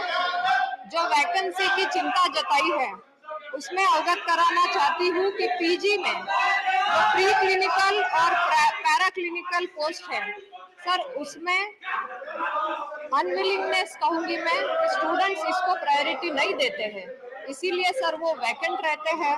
ज्यादातर इसमें सर क्लिनिकल पोस्ट को चॉइस दिया जाता है, इसकी वजह से वो सीटें भरी जाती है। लेकिन फिर भी सर हमने लगातार, सरकार ने प्रयास किया है कि जो हमारे परसेंटाइल है वो परसेंटाइल हम रिड्यूस करते हैं ताकि ज्यादा से ज्यादा स्टूडेंट इसमें भाग ले। लेकिन मैं ये जरूर कहना चाहती हूँ कि ये सर स्टूडेंट पे निर्भरता करता है कि कौन सी चॉइस करे, लेकिन हमारा प्रयास है कि लगातार सीटें बढ़े और इस दिशा में ये सीटें बढ़ाने में हमारी सरकार कामयाब रही है। धन्यवाद। Mister R Krishnaiah, mister R Krishnaiah, please put your question.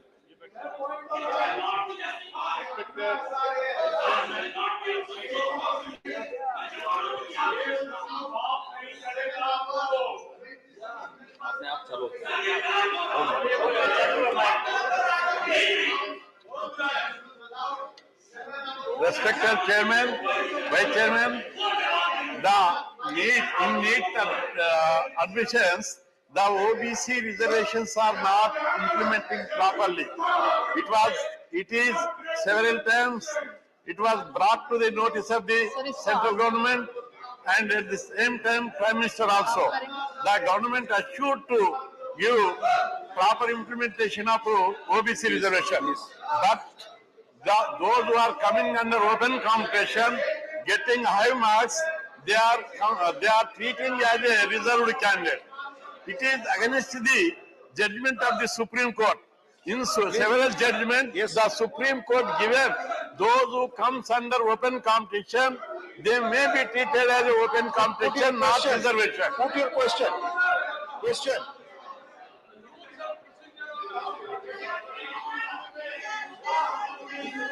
माननीय सदस्य ने जो चिंता जताई है कि ओबीसी आरक्षण का लाभ मेडिकल एजुकेशन में, इसका जो मेडिकल एजुकेशन में ओबीसी आरक्षण का पालन नहीं किया जाता। माननीय अध्यक्ष महोदय, मैं आपके माध्यम से माननीय सदस्य को बताना चाहता हूं कि हमारी सरकार ओबीसी, एससी, एसटी और ईबीसी सभी आरक्षण को मानती है। सभी आरक्षण के परसेंटेज के मुताबिक मेडिकल एजुकेशन में भी स्टूडेंट को आरक्षण दिया जाता है। कोई भेदभाव कोई स्टूडेंट के साथ नहीं किया जाता है। सभी स्टूडेंट जो ओबीसी के हैं उसको ओबीसी में आरक्षण मिलता है, और ओबीसी, एससी, एसटी कैटेगरी वो मेरिट में आता है तो उसके बाहर जाकर भी उसको अपनी पोजीशन मिलती है। इसलिए हर स्टूडेंट को, जो रिजर्व कैटेगरी के स्टूडेंट है, उसको पूरी अपॉर्चुनिटी हमारी सरकार के द्वारा मिलती है। No point of order in question hour, please. No point of order in question hour. You know the follow the rules, please. Dr. Shri Subhash Chandra Bose Pillai. Shri Subhash Chandra Bose Pillai. Shri Subhash Chandra Bose Pillai. Honorable Chairman, sir. Thank you, sir. Even after 5 rounds of admission, that's approximately 1,405 seats for the year 2021 session.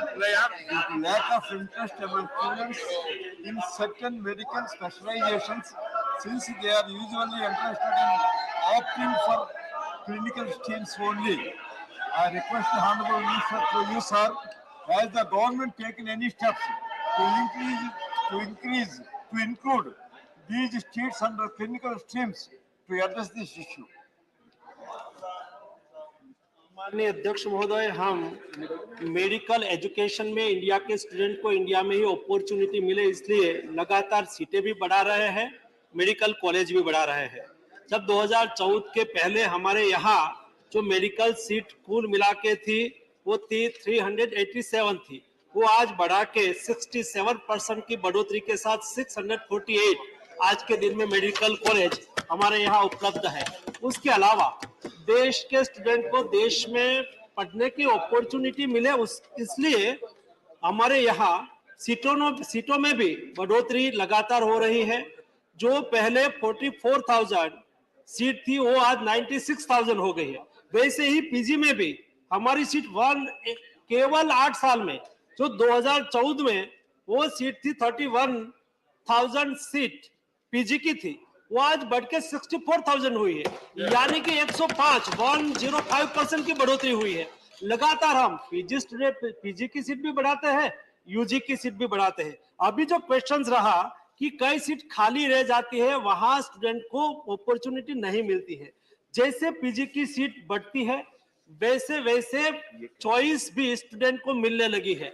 Non clinical जो सीटें हैं उसके पर हमने mop up 1, 2, 3, 4 round के बाद, mop up round के बाद भी नॉन क्लिनिकल सीट पर स्टूडेंट हमें नहीं मिलते हैं, तो वो सीट खाली हो जाती है। वो स्टूडेंट पर डिपेंड करता है। हम तो सभी के लिए ओपन रखी है, लेकिन हमने तो वहां तक माननीय अध्यक्ष महोदय स्टेप लिया। लास्ट बार मेरे पास एक इंफॉर्मेशन आई थी और कई लोगों ने मुझे एक रिक्वेस्ट किया था, तो सरकार ने सुपर स्पेशलिटी में मेरिट लिस्ट को जाके 0 कर दिया था। जो भी स्टूडेंट जहां भी एडमिशन लेना चाहे वो ले सके, लेकिन भी सीट खाली छूट गई थी क्योंकि स्टूडेंट का वो सिलेक्शन नहीं था, स्टूडेंट की पसंद की नहीं थी। इसलिए जो स्टूडेंट चाहे तब तक, इस बार भी अभी पीजी का राउंड चल रहा है, लेकिन भी हमने 25% रिड्यूस किया नीट का, और उसमें से भी रिड्यूस करके 5% और कम कर रहे हैं ताकि स्टूडेंट को अपने यहाँ एडमिशन लेने की अपॉर्चुनिटी मिले।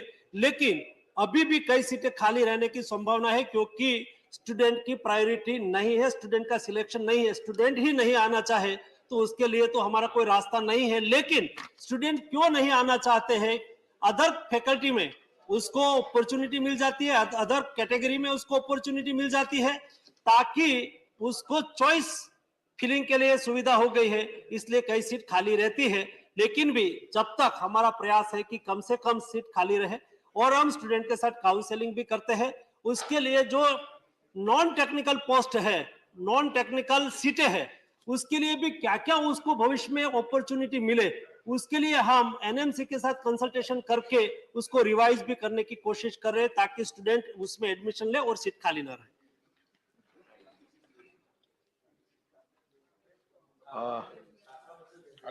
माननीय सदस्यगण, मैं यह बताना चाहूंगा कि माननीय रक्षा मंत्री जी के बयान के समय एक सवाल आया था डॉक्टर वी शिवदासन का, जिसका उत्तर कॉर्पोरेट अफेयर से आना था।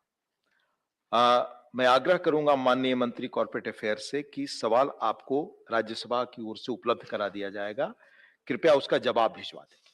Thank you. जो सप्लीमेंट्री रह गई थी जी, लास्ट सप्लीमेंट्री। अच्छा, अगर आप बता सकते हो तो अभी आप। डिप्टी चेयरमैन साहब, इसके अंदर जैसे पहले जिक्र हो चुका है कि ब्रॉड बेस्ड एक्टिविटी है जो कि CSR फंड कहाँ किया जाए वो कंपनी का बोर्ड डिसाइड करता है। और उसके दो जरिए हैं। एक तो वो अगले साल के अंदर जो एक्टिविटी रूट है उसके अंदर करे, और अगर वो एक्टिविटी रूट अपनाता नहीं है कि भाई हमने फलानी एक्टिविटी के अंदर पैसा खर्च करना है, तो दूसरा रूट है कि 6 महीने के अंदर अंदर उसको ये अपना पैसा जो CSR का तय हो जाता है, उस CSR के पैसे को अनेक और जो भारत सरकार की तरफ से कोष बनाए गए हैं, जिसके अंदर PM केयर्स फंड भी है, डिजास्टर मैनेजमेंट भी है, इनके अंदर दे सकता है।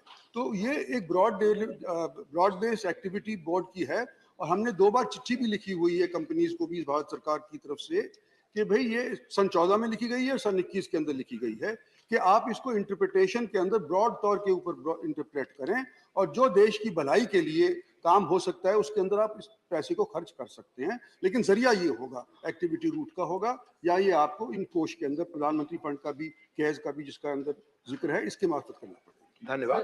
एक पॉइंट मैंने ऐड करना चाहती हूँ। जी माननीय MOS जी एग्जॉस्टिवली बोल दिए, but I heard honourable member Sivadasan ji speak about as to why it can be given for certain central government schemes and not be given for Chief Minister's Relief Fund. I would like to gently remind the honorable member who's not here now that that was very much discussed and thought about during the UPA 2013 when they discussed CSR as a part of the Companies Act and thought it fit not to do it in favor of the state Chief Minister's Relief Fund. So that is part of what was decided during the previous government, sir. We have not said it should not be given to State Chief Minister's Relief Fund, but that was thought about, discussed, and decided so by the then UPA government. Thank you. Question number 65, माननीय Shri Derek O'Brien, not present. माननीय मंत्री जी, जवाब सभा पटल पर रखा है। मंत्री माननीय दिनेश अनगढ़िया जी,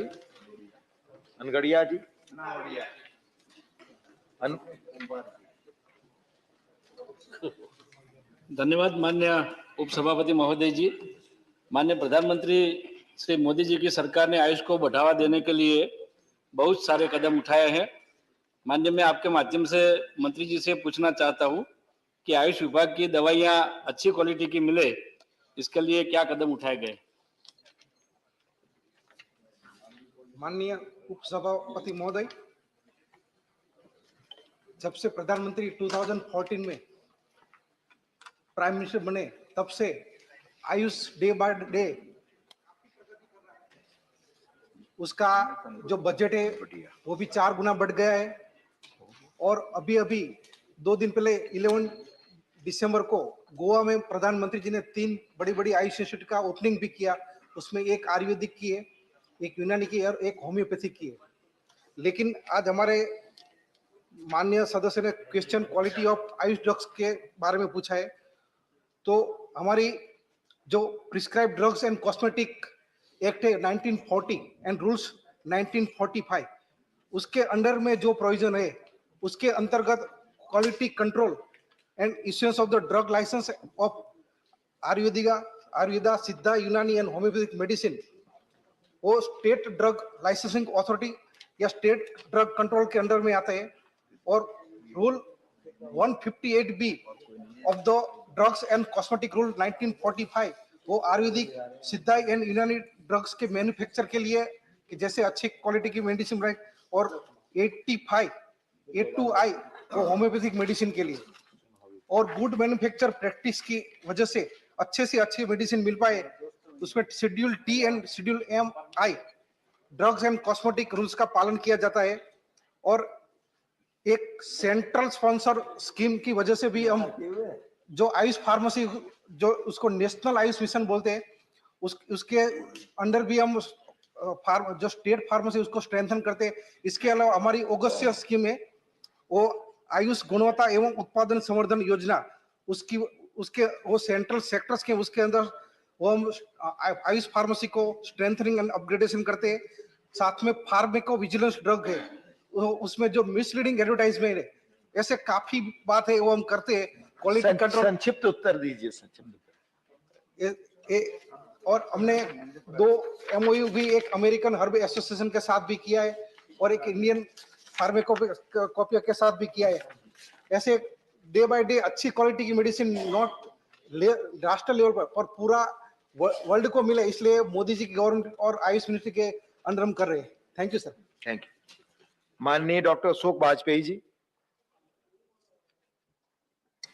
माननीय उपसभापति जी, आपके माध्यम से माननीय मंत्री जी से जानना चाहूंगा कि आयुर्वेद का उपचार युगों युगों से एक स्थापित उपचार है और जिसके माध्यम से असाध्य रोगों का इलाज होता रहा है, लेकिन मान्यवर आज जो आयुष के प्रति लोगों का विश्वास कम हुआ है, उसका कारण है कि हमारी बनने वाली जो दवाएं हैं उनकी गुणवत्ता से समझौता हो रहा है।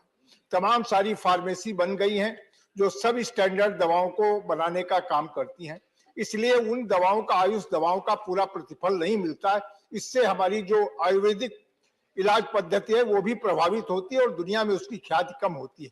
पहले मान्यवर तमाम सारी भस्म बनती थी, अवलेह बनती थी। मैं आपके माध्यम से माननीय मंत्री जी से जानना चाहूंगा कि जो आयुर्वेदिक दवाएं हैं, इनके निर्माणी जो भी इनके उपचार, इनके निर्माण के लिए जो भी औषधशालाएं हैं, क्या उनमें दवाओं की गुणवत्ता को मानक के अनुरूप बनाए रखने की दिशा में कोई ठोस कदम सरकार उठाएगी जिससे कि सब स्टैंडर्ड आयुर्वेदिक दवाएं न बने? धन्यवाद। सदस्य ने आयुर्वेदिक मेडिसिन की क्वालिटी के बारे में पूछा है और आयुष सेक्टर काफी बढ़ रहा है। आयुष के पेशेंट भी 2014 से अभी तक डे बाय डे इंक्रीज है और आयुष की यूजी सीट है, पीजी सीट है, मेडिकल स्टूडेंट है, उसकी भी काफी बढ़ोतरी हुई है।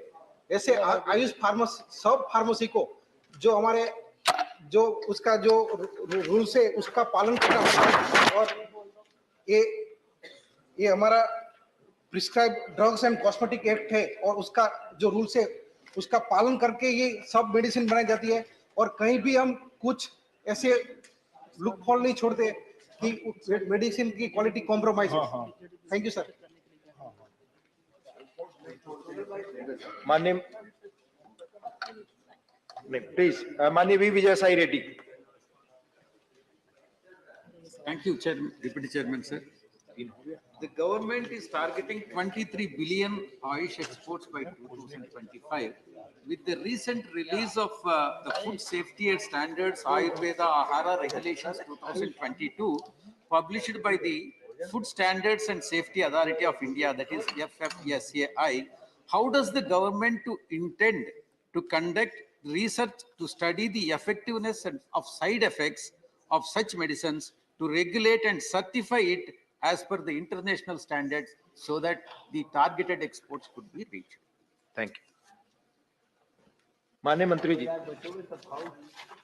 माननीय सदस्य ने बहुत ही अच्छा कि क्वालिटी मेडिसिन नेशनल और इंटरनेशनल कैसे, तो उसका हमने पहले तो GMP certificate plus certificate of pharmaceutical product as पर WHO guideline for herbal products हम सब मेडिसिन की बनाते हैं, plus quality certificate scheme implemented by the Quality Council of India for the grant of Ayush premium mark to Ayurvedic Siddha and Unani product on the basis of third-party evaluation of quality in accordance with the status of the compliance at international standard.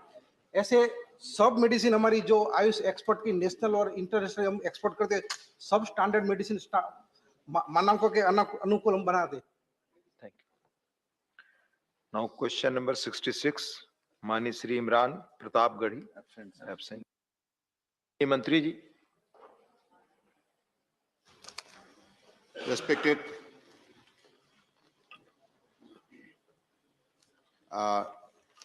Chairman, sir, answer is laid on the table, sir. Thank you. Honorable G.K. Vasan, your question. Sports sector in the country are steadily doing well, no doubt, sir.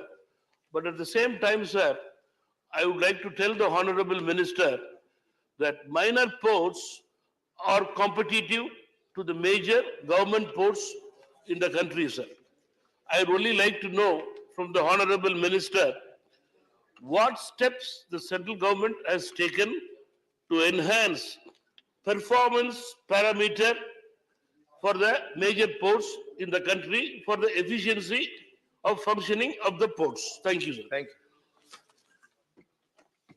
Respected Deputy Chairman, sir.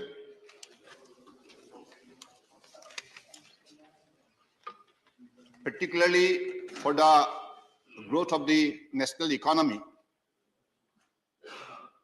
the Ministry of Port, Shipping and Waterways taking a lot of initiative under the able leadership of Honorable Prime Minister Narendra Modi ji. Since 2014 onwards till 2022, we have, under his guidance, brought some revolutionary changes, particularly in the infrastructure development. Honorable Prime Ministers who have launched Sagarmala program. Through this particular program, the main objective was to develop the infrastructure, particularly in the ports, port modernization, port-led industrialization, port-led connectivity enhancement, coastal community development, coastal shipping, and inland waterways. These are all important components of Sagarmala program. And by going through detailed consultation with all the stakeholders, State Maritime Board, state government, union territories, and we have all other stakeholders, we have identified 802 projects. And out of this, so far, 210 projects have already been completed. 220 is under implementation, and 371 is under different stages of implementation.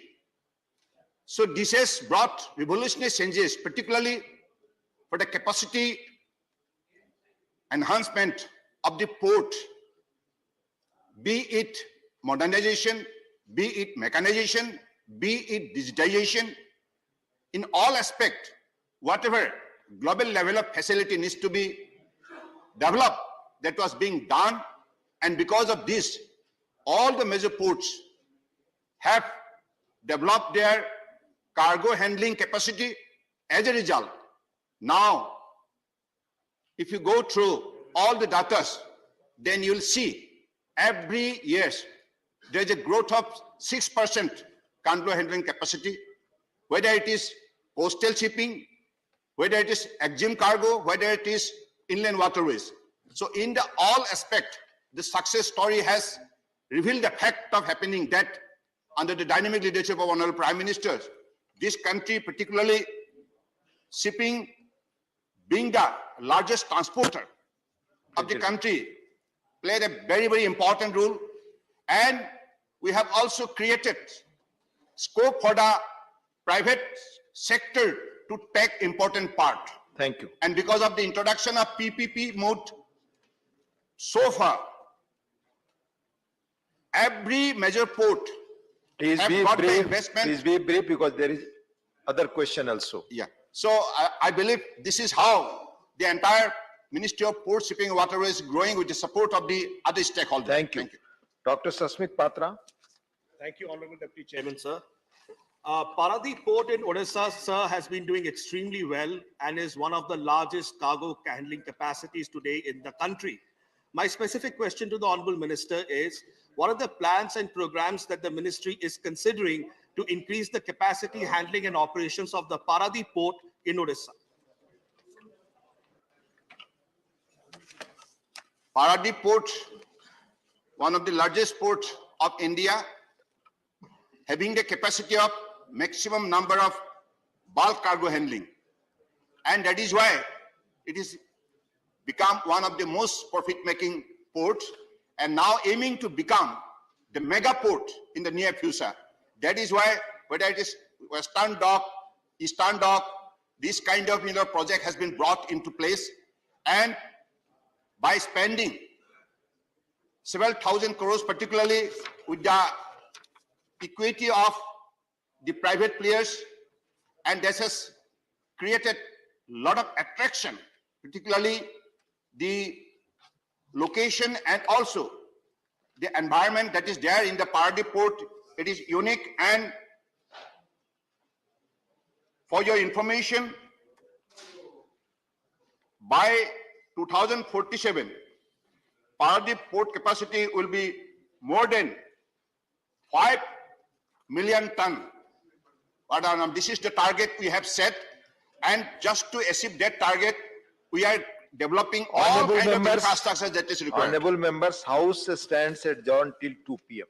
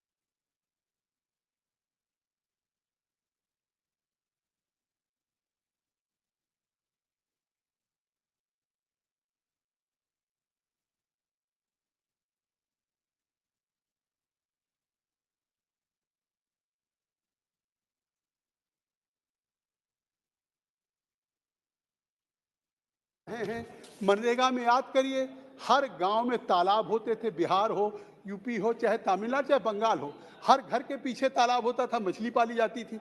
और आज तालाब विलुप्त हो रहे हैं, आज सरोवर खत्म हो रहे हैं, आज पोखरे खत्म हो रहे हैं, गांव में वाटर बॉडी नहीं है, मई जून में जानवरों को पीने का पानी नहीं है। ये आप यकीन करिए, कोविड की चुनौती आई, अगर लोग शहरों से, मेट्रो से गांव गए, जहां प्रधानमंत्री ने सोचा मनरेगा को हम लोगों को जाप दें, वहीं उनको एक संकल्प आया कि हर गांव में हम अमृत सरोवर बनाएंगे। 25,000 अमृत सरोवर बनाने का काम किया। श्री डीन कुरियाकोस जी मंत्री हैं, और अब 50,000 का टारगेट 2023 तक गिरिराज जी ने 50,000 का टारगेट रखा। आप उन गांव में चलिए, आपके मेरठ में भी जो सरोवर, अमृत सरोवर बन रहे हैं, उसमें पाथवे है।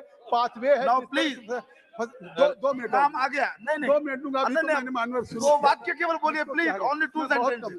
तो 111 बस बता दूं 5 ट्रिलियन डॉलर के लिए मैं जो बात कह रहा हूँ, ये इनके नॉलेज के लिए रहेगा, इनके ज्ञान के लिए रहेगा प्लीज।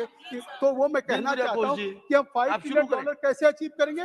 111 लाख करोड़ हम इंफ्रास्ट्रक्चर पे खर्च करने जा रहे हैं, और आने वाले 25 तक हम 5 ट्रिलियन डॉलर हम करेंगे। उसमें प्रधानमंत्री गति शक्ति होगा। तो इस तरीके से मैं एक कंक्लूड कर दूं, तो मैं आपसे कहना चाहता हूं कि आखिर जिस तरीके से, अब आप हमारी तरफ देख ही नहीं रहे हैं अधिष्ठाता महोदय, तो कोई बात ही नहीं। आखिर यूएसए के 3 गुना आपकी की तरफ देख रहा हूं तब से, कंक्लूड कर रहा हूं, लेकिन आप मेरी तरफ नहीं देख रहे हैं। मैं आप बंद कीजिए। गुना आबादी को हम 80 करोड़ लोगों को मुफ्त दे रहे हैं 3 साल से। अगर आज हम लोगों को खाद्यान्न दे रहे हैं, उसकी सब्सिडी के लिए अगर हम 80,000 करोड़ ले रहे हैं प्रधानमंत्री गरीब कल्याण में, तो इनको तो कहना चाहिए गरीब विरोधी है।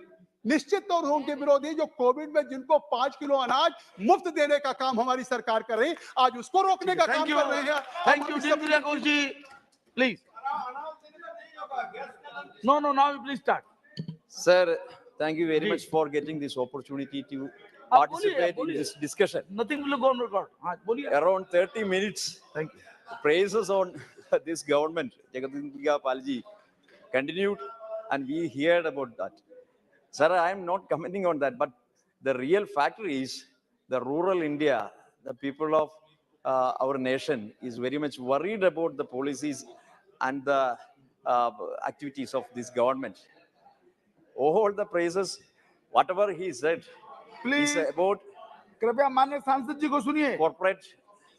corporate groups and not been for the farmers and common people of this country.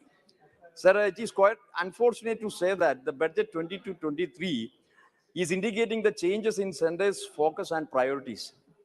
Sir, it doesn't talk about government's early guarantee of doubling farmers' income within 5 years. The budget has purposefully excluded or subsumed some crucial schemes like interest subsidy, subsidy on fertilizers, etc., and many older ones have been renewed. Sir, it is understood from the budget documents. The total projected expenditure of the nation for 20 to 23, rupees 39.45 lakhs crores.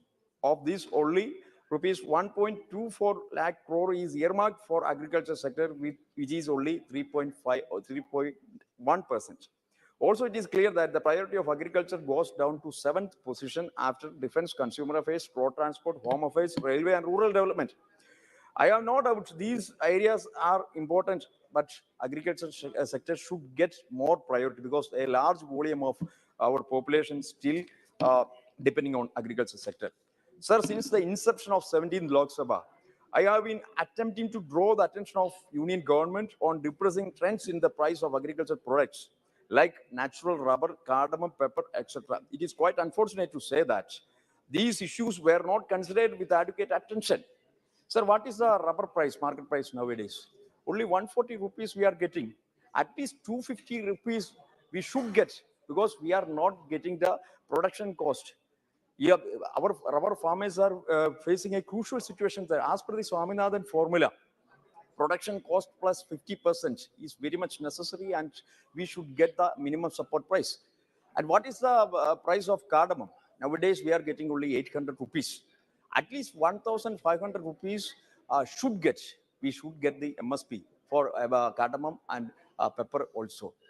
This government, union government, especially supporting the farmers through commodity boards. But after 2014, this government stopped all the incentives and the benefits, whatever distributed earlier became stopped. It is quite unfortunate. They are giving the budget allocation only for the salary distribution of their officials. They are not supporting the farmers. So our demand, the budget allocation for the commodity boards, especially rubber board, cardamom means spices board, and coffee tea boards, the budget allocation should be enhanced. And also give some MSP plans or policies to these agricultural products. Government should announce it as agricultural products, sir. It is treating as commercial. It is the real thing. But it should be included in the CACP list, Commission for Agricultural Cost and Price. Otherwise, we can't announce the MSP. So our demand for announcing MSP, these products identified as agricultural and should include in the CACP. That is our main demand. And also, sir, the cattle farmers, I would like to say about our cattle farmers. Government should announce the subsidy for cattle feed. Otherwise, they can't purchase the cattle feed. So they are in crisis. Our government should support them, but not at all bothering about that. And our demand, cattle farmers can include in the Manrega. Now the time for revision of our Manrega jobs. Government should consider cattle farmers also, Honorable Minister is here, cattle farmers also included the Manrega. Very unfortunate, I would say, Manrega, this government is treating us secondary. I'm sorry to say that, sir. A large volume of Manrega wages are pending from Kerala, from my district. Large volume of wages are in pending. It should be dispersed very immediately. It is a #1 poverty eradication program all over the world concerned. Manrega is our pride. Government should take it as very serious. And I'm coming to other points. Sir, our development works for railway and national highways. We are very much thankful for national highway development also, because very recently in my constituency, National Highway 85, Kochi Dhanushkodi, government awarded 910 crore rupees new project. I am very much thankful to honorable ministers. But my demand, we should consider the earlier announcements. That means earlier commitments, whatever this government produced. For in NH 85, Muachipudi and Kodamangalam bypass. It's a long pending demand. From 1994, we are waiting for that. And NHAI considered, but NHAI demanding 50% share of state government. But due to the financial crisis of state government not in a position to contribute that 50%.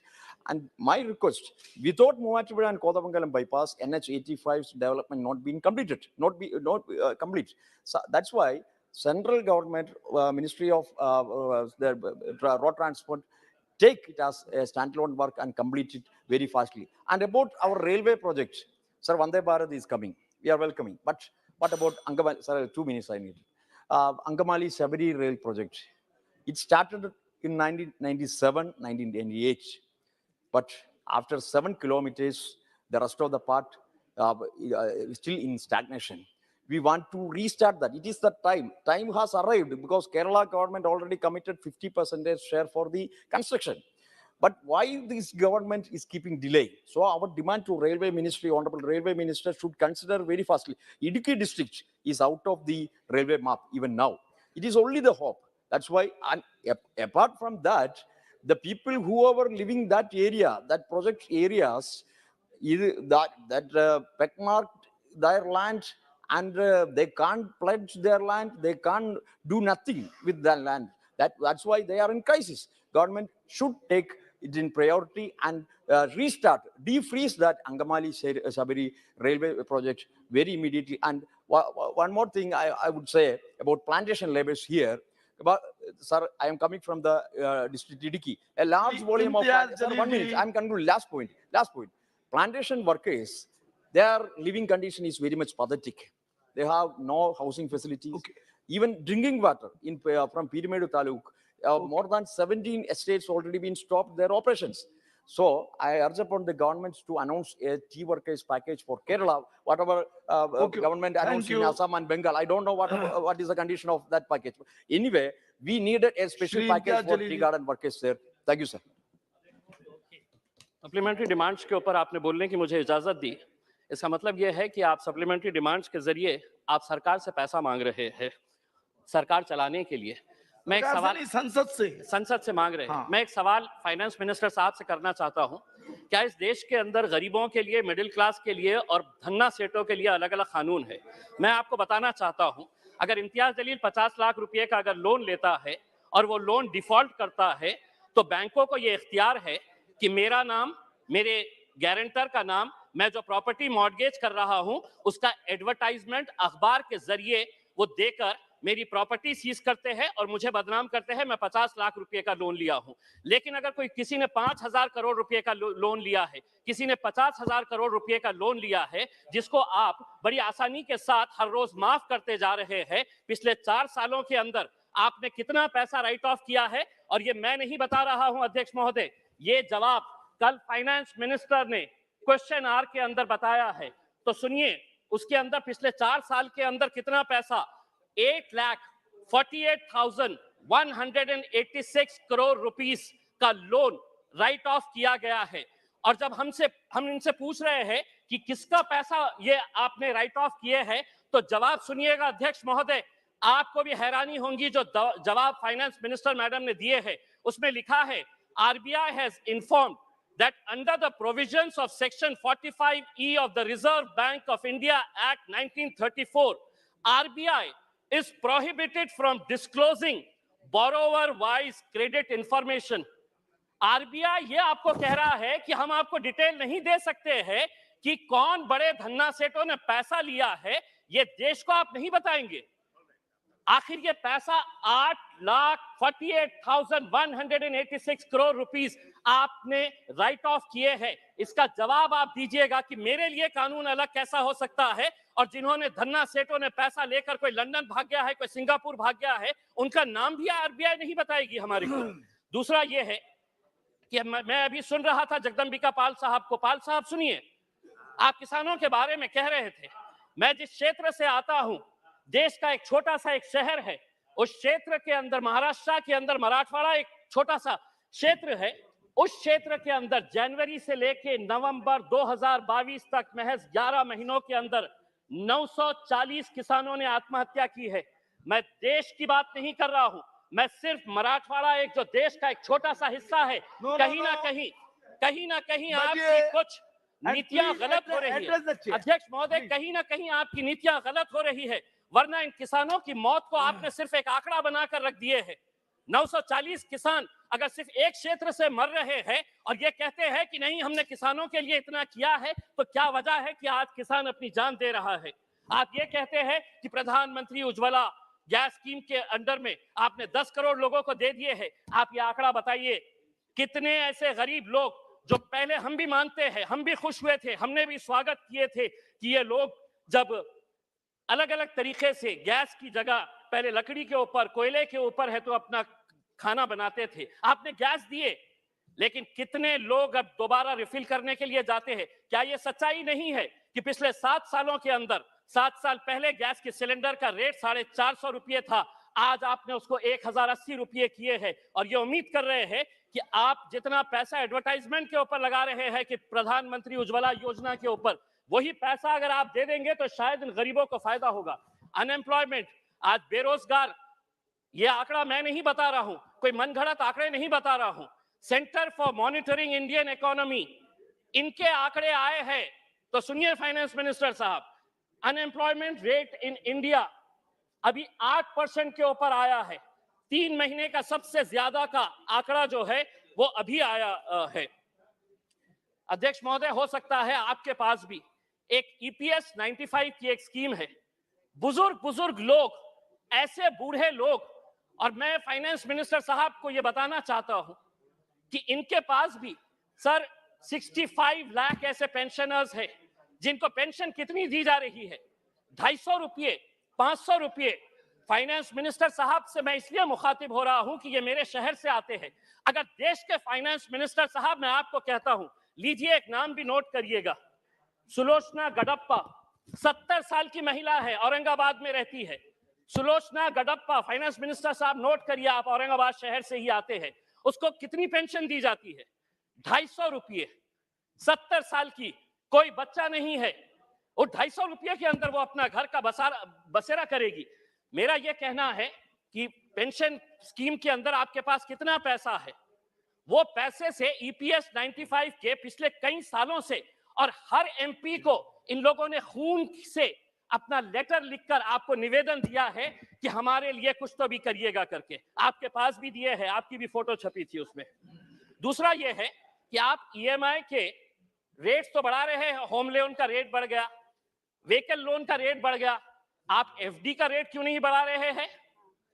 क्या वजह है कि आप ये rates के अंदर तो बड़ी आसानी के साथ फैसला ले लेते हैं, लेकिन एफडी का रेट जब बढ़ाने की बात आती है तो आप इसके अंदर कोई फैसला नहीं लेते हैं। आप एजुकेशन के लिए पैसा मांग रहे हैं। मैं ये कहना चाहता हूं अध्यक्ष महोदय, अगर स्कूल में टीचर नहीं, कॉलेज में लेक्चरर नहीं, और अगर अस्पताल के अंदर डॉक्टर नहीं, तो वो इमारतें किसी काम की नहीं है। अगर वहां पर अगर आपके पास फैकल्टीज नहीं है, और ये भी मैं मनगढ़ंत नहीं बता रहा हूं, आप ही ने जवाब दिया है, सरकार ने लिखित में जवाब दिया है, यूनिवर्सिटीज के अंदर, सेंट्रल यूनिवर्सिटीज के अंदर प्रोफेसर्स कितनी, अध्यक्ष महोदय, प्रोफेसर्स की कितनी वैकेंसी है? 6180 प्रोफेसर्स की वैकेंसीज है। आईआईटीज और आईआईएम्स, बहुत सारे बीजेपी के हमारे सदस्यों ने कहा कि देखिए हमारे राज्य के अंदर हम कितने आईआईटीज और आईआईएम्स बना रहे हैं। इमारत बनाने से तालीम नहीं पहुंचाई जा सकती है, उसके लिए आपको लेक्चरर्स की जरूरत रहेगी। आईआईटीज के अंदर 4502 लेक्चरर्स, प्रोफेसर्स की वैकेंसीज है। आईआईएम्स के अंदर 493 वैकेंसीज है। दूसरा ये है, एक बहुत अहम सवाल, 2015 के अंदर आपने प्रधानमंत्री आवास योजना शुरू की, हमने स्वागत किया, पूरे देश ने स्वागत किया कि हर बेघर को घर मिलने वाला है। और प्रधानमंत्री साहब का एक भाषण भी है जिसमें उन्होंने खुद ने कहा है, यूट्यूब के ऊपर आप भी देख सकते हैं, कि 2022 तक हम हर बेघर को घर देंगे। फाइनेंस मिनिस्टर साहब औरंगाबाद से है, 50,000 लोगों ने अप्लाई किया है पिछले 6 साल से। आज मैं पूरी जिम्मेदारी के साथ ये कह रहा हूं, एक सादा ईंट तक नहीं पड़ा है। बिल्डिंग बनाने की तो बात छोड़िएगा आप, सादा ईंट नहीं पड़ा। अध्यक्ष महोदय, सिर्फ एक मिनट, एक सादी ईंट तक नहीं पड़ी है। दूसरा ये है अध्यक्ष महोदय, जाते जाते इस मुल्क को, हमने कल के दिन फाइनेंस मिनिस्टर मैडम कह रहे थे कि फास्टेस्ट ग्रोइंग इकोनॉमी है, हम आपसे ये पूछना चाहते हैं, अगर आप एक इतने बड़े माइनॉरिटी के तबके को अगर आप पीछे रखेंगे और आप ये उम्मीद करेंगे कि देश चलेगा आगे, हम क्या कहना चाह रहे हैं? आप हमारी प्री मैट्रिक स्कॉलरशिप बंद कर दे रहे हैं, आप हमारी मौलाना आजाद रिसर्च फेलोशिप आप बंद कर दे रहे हैं। आप ये सोच रहे हैं कि अगर माइनॉरिटीज को हम पीछे रखेंगे तो देश आगे बढ़ेगा। देश को हम भी आगे बढ़ाना चाहते हैं। हम चाहते हैं कि आप सभी का साथ और सभी के विकास के बारे में।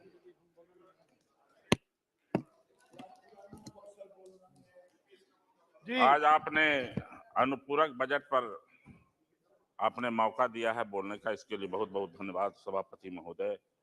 आज सत्ता पक्ष और विपक्ष के लोग इस चर्चे में लगे हैं कि अनुपूरक बजट पर क्या बोलना चाहिए।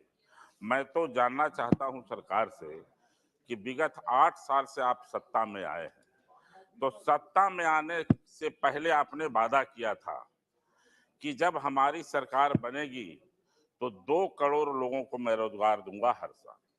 उसके बारे में मंत्री जी को जवाब देना चाहिए। 3 महीना नहीं,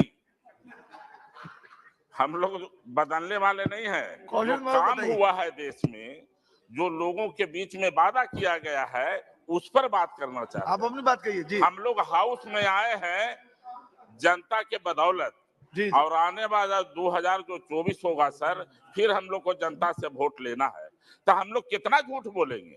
अब जाएंगे जनता को तो हम बोलेंगे ना भाई कि 2-2 करोड़ सालाना, अब 10 साल का हिसाब आप दीजिए। माननीय मंत्री जी, बेरोजगार लोगों के लिए आपने केंद्रीय जितने भी संस्थान है, आपको चाहिए था कि सभी से डिमांड करना कि कहां-कहां वैकेंसी खाली है। हमारे बच्चे बेरोजगार होकर दिल्ली, पटना, दौलताबाद जा रहे हैं, उसके लिए ईमानदारी से काम होनी चाहिए।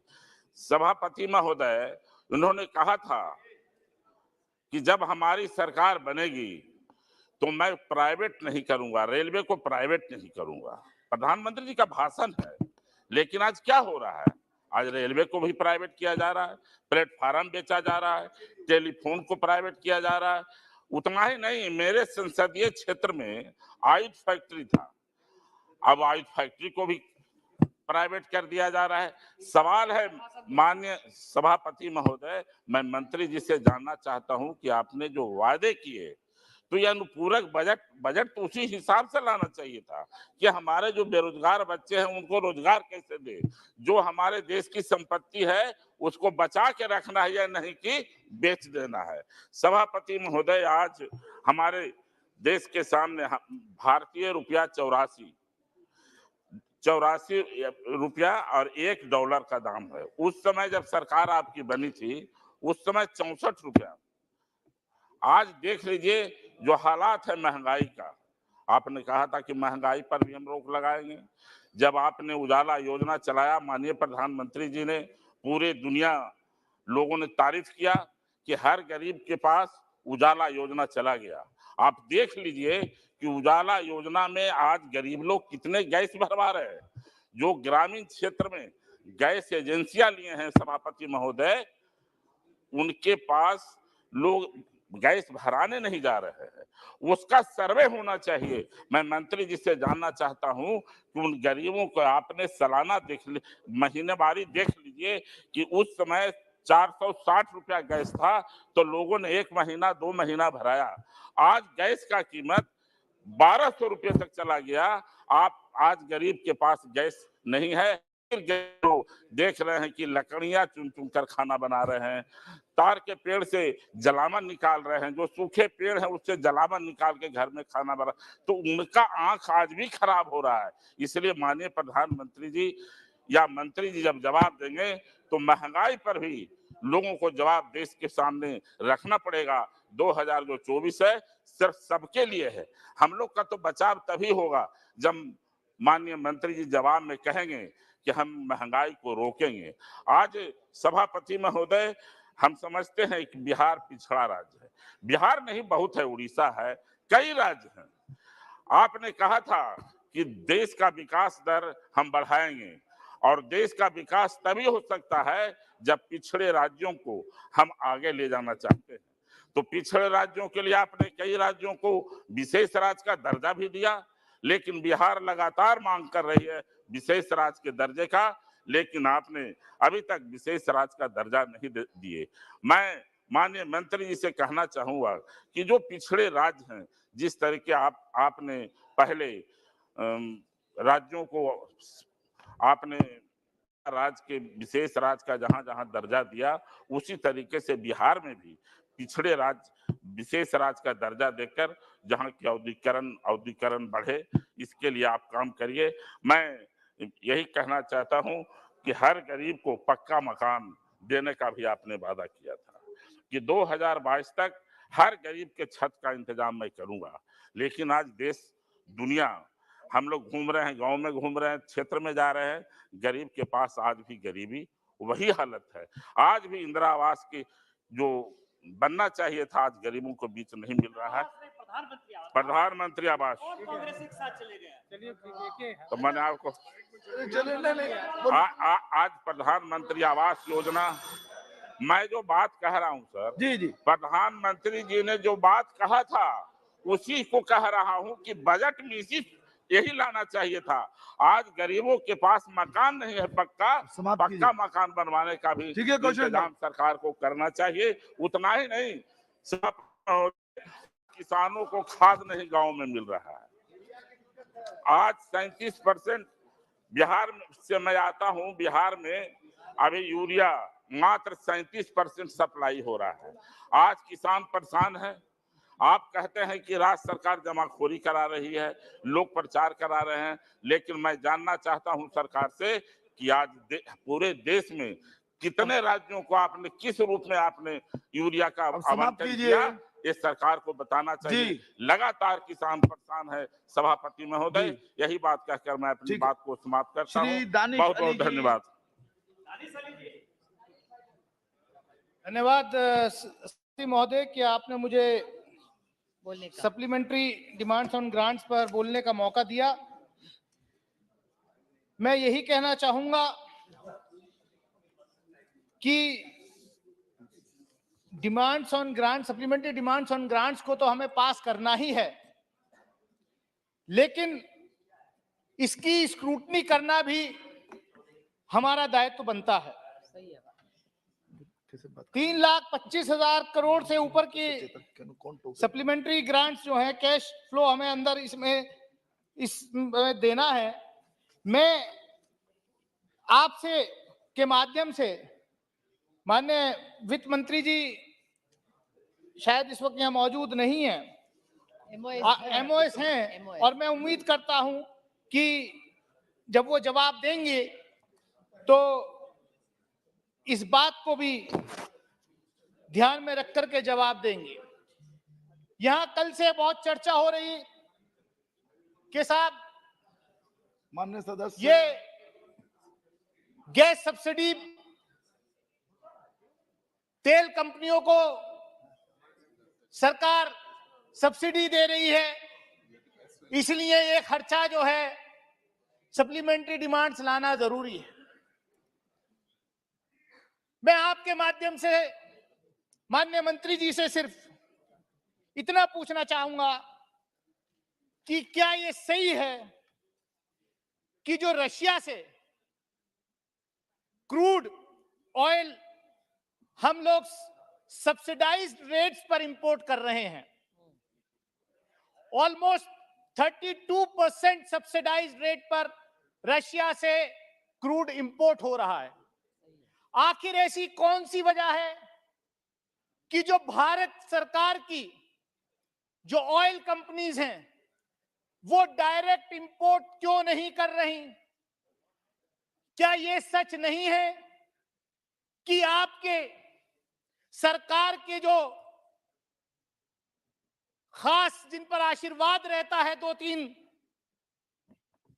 कॉरपोरेट्स पर, वो लोग सस्ते दाम पर रशिया यूक्रेन वॉर का फायदा उठा करके रशिया से क्रूड इंपोर्ट कर रहे हैं 32% सब्सिडाइज्ड रेट पे, और फिर उसको रिफाइन करके एक्सपोर्ट कर रहे हैं यूरोपियन यूनियन वगैरह में।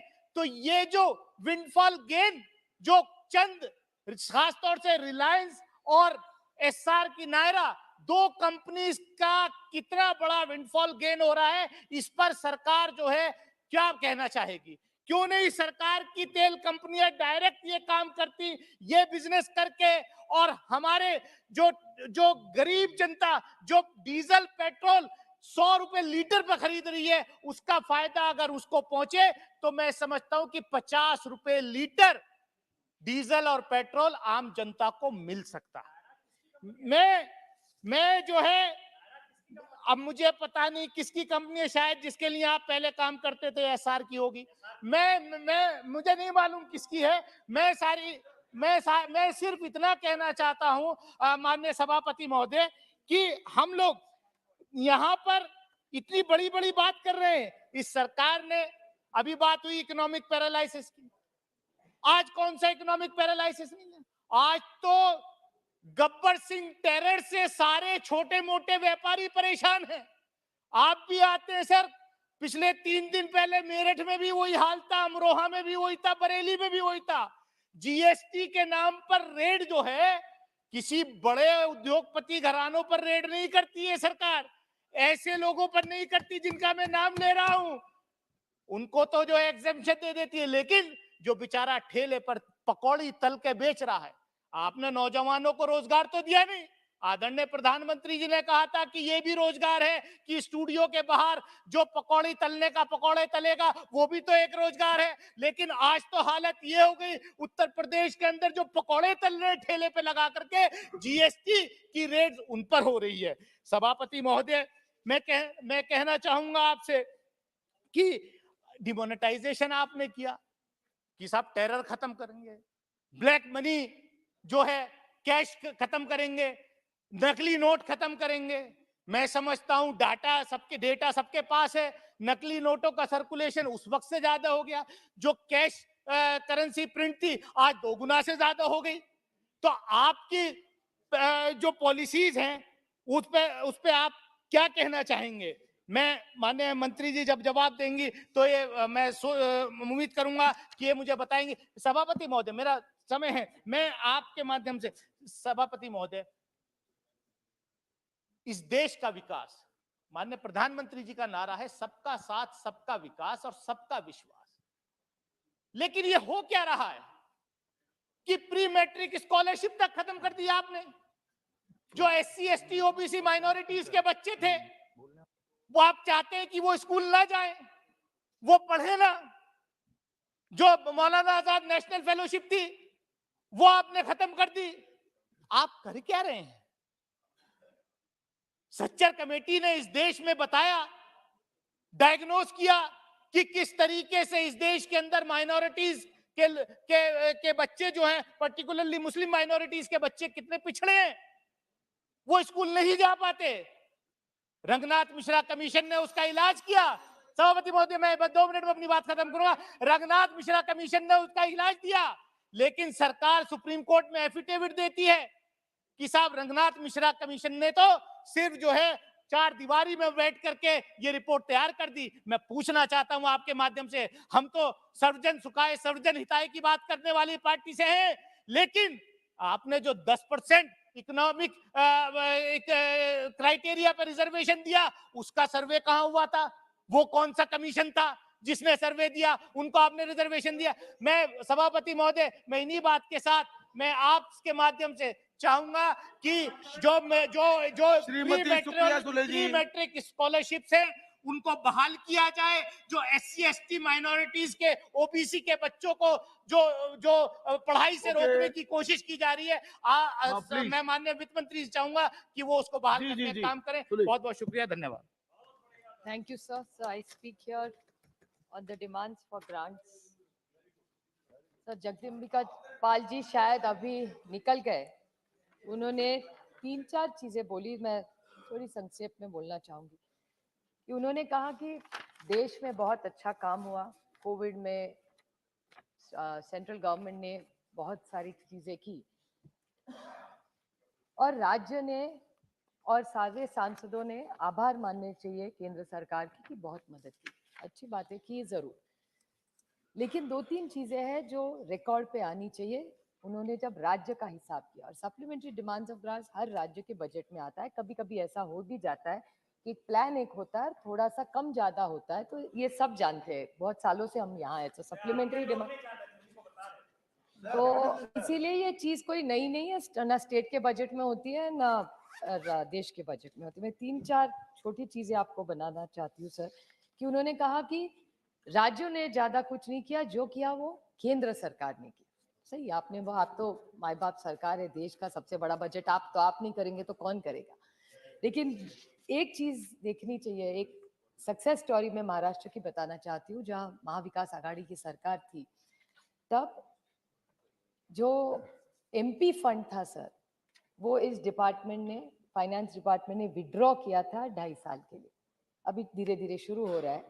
आठवतं आपल्याला आपण खासदारांचा फंड बंद केला होता, लेकिन महाराष्ट्र के फाइनेंस मिनिस्टर ने कोविड के टाइम पे भी 1, 2, 3 नहीं, हर पार्टी के हर एमएलए को 5 करोड़ रुपया का कभी भी फंड बंद नहीं किया था। तो this is a success story. मैं सिर्फ एक सक्सेस स्टोरी की तरफ बता रही हूँ। दूसरी, वैक्सीनेशन के बारे में बहुत सारे सब बोले, वैक्सीनेशन दिया सबने, अच्छी बात है, लेकिन वो बनाया सरकार ने नहीं बनाया था। वो एक पूना डिस्ट्रिक्ट से जहाँ से मैं आती हूँ चुन के सर, वहाँ सीरम इंस्टीट्यूट नाम की संस्था है, उन्होंने बनाया। बांटा जरूर आपने, लेकिन स्टेट की इंफ्रास्ट्रक्चर ने। महाराष्ट्र में बीएमसी को सबसे अच्छा अवार्ड मिला कोविड में काम करने के लिए। किशोरीताई पेडनेकर और चहल जी दोनों ने चेस द वायरस जो प्रोग्राम बनाया, जिसमें भारत ने भी उसकी बहुत सराहना की, लेकिन भारत के बाहर भी एक अच्छा मॉडल तरीके से उन्होंने बनाया। और बजट का सबसे अच्छा मनी मैनेजमेंट, ये नहीं कह रही मैं, कराड़ साहब कह रहे हैं, उनका ही कोट कर रही हूँ, कि सबसे अच्छा मनी मैनेजमेंट अगर किसी राज्य ने में किया हो कोविड के काल में, तो वो महाराष्ट्र है। ये केंद्र सरकार का डेटा कह रही है सर, मैं नहीं कह रही हूँ। तो सबने मिलजुल के किया है, और ऐसे टाइम में जब कोई करता है तो सबका एफर्ट होता है। That's the only limited point I was bringing. Sir, दूसरी एक बात, काफी लोगों ने, इम्तियाज भाई ने अभी ईपीएस के बारे में बहुत अच्छा उन्होंने मुद्दा उठाया, लेकिन उसको मैं थोड़ा सा ऐड करना चाहूंगी कि पिछले हफ्ते एक न्यूज़पेपर में, वर्तमान पत्र में एक न्यूज आई थी सर, कि non performing NPA 10 lakh crore, 10 lakh कोटी रुपयाचे बैंकों का उन्हें कर्ज ऋण माफ कर दिया, ऐसा पेपर में आया था। I am not a finance expert, मैं जो पेपर में पढ़ती हूँ समझ लेती हूँ कि सच है। और एनपीए का जो उसमें आर्टिकल में लिखा था कि 87% is the haircut, only 15% was recovered, is what the news item said about NPAs in banks. अब आप सोचिए सर, इम्तियाज भाई कह रहे थे कि पेंशन का पैसा दिया जाए किसी महिलाओं को, इंश्योरेंस के बारे में हर किसान बोलते हैं कि फसल बीमा योजना में पैसा दिया जाए, किसानों का सुसाइड के बारे में भी अभी इम्तियाज भाई बोल रहे थे, किसानों की आत्महत्या हो रही है। अगर आप 10 लाख करोड़ रुपया, उसमें कितने शून्य है वो भी मुझे पता नहीं सर, 10 लाख करोड़ रुपया अगर आप बैंक करते हैं, और फिर वो लेगेसी का इशू मत उठाइए कराड़ साहब, फिर बोलेंगे ये आपका लेगेसी इशू है। लेगेसी अभी 8 साल आपकी सरकार होगी, these are not legacy issues, आप ठीक कर सकते थे। 8 साल बहुत टाइम होता है ठीक करने के लिए इकोनॉमी, तो ये लेगेसी इश्यूज में मत फंसाइए हमको। तो फार्मर्स लोन हो वो आप माफ कर सकते थे, आप अच्छा फसल बीमा योजना में पैसा दे सकते, वो नहीं आप करते।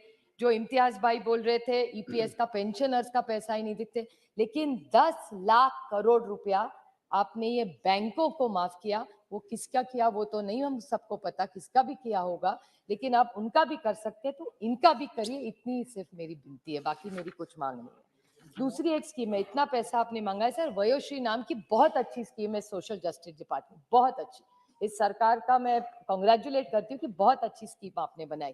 लेकिन मैं जिस निर्वाचन क्षेत्र से आती हूँ sir, it's the highest performing. पिछले साल भी बारामती लोकसभा मतदार संघ में Vayoshri Yojana was number 1, I topped the country, and I am very grateful to the central government कि आपने इतनी अच्छी स्कीम बनाई और हमने अच्छी तरह से इम्प्लीमेंट करने की कोशिश की। और उसमें जो शोषित है, पीड़ित है, जो दिव्यांग है, सीनियर सिटीजन है, उसको मदद मिलती है। इस साल भी सबसे ज्यादा हमारे डिस्ट्रिक्ट में ये इम्प्लीमेंट हुई, 1 लाख से ज्यादा लोगों को बेनिफिशियरी मिला। और जब भी सोशल डिपार्टमेंट को हम फॉलो अप करते हैं, वो कहते हैं कि हमारे पास पैसा नहीं है, तो क्यों नहीं सोशल जस्टिस डिपार्टमेंट ने पैसा मांगा। आपने फर्टिलाइजर्स के मांगा, अच्छी बात है, आपने फ्यूल के लिए मांगा, अच्छी बात है, आपने किन किन चीजों के लिए मांगा है उसके लिए अच्छी बात है, मनरेगा के लिए, फूड सब्सिडी लिए, फिर सोशल जस्टिस, जो शोषित है, पीड़ित है, वंचित है, जिसको दिव्यांग है, जो सीनियर सिटीजन है, उसके लिए आप पैसा क्यों नहीं मांग रहे? क्योंकि मुझे डिपार्टमेंट से बताया जाता है सर कि Vayoshri you are a high performer, अच्छी बात है, लेकिन आज तक ना एक हियरिंग एड आया है, ना एक चश्मा आया है, ना एक कठी आई, ना कुछ है। Sir 2 minutes, just 2 very small point. तो ये वयोश्री, एक और पॉइंट सर, छोटा सा पॉइंट है लेकिन इंपॉर्टेंट है, मैं जल्दी मैं बोल दूंगी सर। सब ने कल, मैंने थोड़ा सा डिबेट मिस किया सर, लेकिन सब निशिकांत जी भी यहाँ है, कल उसके बाद उनका मैंने यूट्यूब भाषण बहुत अच्छा बोले, लेकिन उन्होंने एक चीज ऐसी कही कल कि ये डॉलर का जो है ना, उसमें चिंता ना करे, क्योंकि डॉलर भी 80-85 कितना भी बढ़े कोई बात नहीं, बाकी करेंसी हम लोग बहुत अच्छे हैं, बड़ी बात है, ये बहुत अच्छा बोले, वो सही है बात, बाकी सब करेंसी से हम अच्छा है। लेकिन एक दो छोटा सा मैं उनको सिर्फ याद दिलाना चाहती हूँ इस सरकार को, मैं सुषमा जी को कोट करूंगी, हमारी सबकी वरिष्ठ नेता थी, अगर अगली पार्टी में भी होगी तो हमारी भी नेता थी, और सुषमा जी ने का एक कोट है, मैंने खुद सुना था सर यहाँ बैठ के, उन्होंने कहा कि करेंसी के साथ देश की प्रतिष्ठा जुड़ी होती है, करेंसी के साथ देश की प्रतिष्ठा जुड़ी होती है, जैसे जैसे करेंसी गिरती है वैसे वैसे देश की प्रतिष्ठा गिरती है, ये सुषमा जी का कोट है सर। और एक छोटा सा पॉइंट मैं कराट जी से पूछना चाहती हूँ कि बाकी सबका हमारा क्या है, डॉलर का रिश्ता ज्यादा क्यों बनता है? क्योंकि जो ट्रेडिंग होता है वो सिर्फ डॉलर में होता है, वो ना पाउंड में होता है, ना बांग्लादेश की पैसे से होता है, ना श्रीलंका करेंसी से होता है। सो जब डॉलर गिरता, डॉलर और हमारा उसके सामने पैसा गिरता है, all our transaction are sir in dollars. I'm not an expert of finance like all of you, but so much little knowledge I have that why does inflation and price rise happen is purely because dollar prices. So dollar to dollar has to be compared. You cannot compare other world currencies to our dollar value, sir. Other one small, so this is a clarification I asked, that what is the government stand? Demonetization के बारे में सबने बोला, I won't repeat it, but I just have one question to ask you, a pointed question. कि demonetization, wrong or right or wrong, I'm not getting into the merits, but how much black money was collected by this government is my repeated point. And one last small point, sir, कि ये rate hike आप जब कह रहे, when you're talking about a rate hike and the economy is doing very well, आज ही newspaper में आया है that India's industrial production has contracted 4 to 5%. If industrial growth is not going, unemployment is going up, you are saying we are a great, the whole world is going into recession. You are saying how will we, if the dollar price is an issue, today exports will slow down today. So how is this a very good economy? And we are no more an insulated economy. You want to be the top 5. How are we insulated? So how are you saying? Do you have a roadmap? The world is going into a world economy crisis. In a crisis, how is India going to be protected? If you could kindly give me clarification on this. Sir, our 3-4 PLI scheme ke 2-4 mudde hai, but I won't see it, but at least if you could tell me with what did you achieve in this fuel also, what have you done? Because fuel, you are saying the subsidies are going down, but how will the subsidies go if the dollar is it? So the whole buck stops at the dollar, which you are taking so lightly, and we were very pained when the Honorable Finance Minister said we are what, jealous or insecure. Why should we be jealous or insecure? We are happy.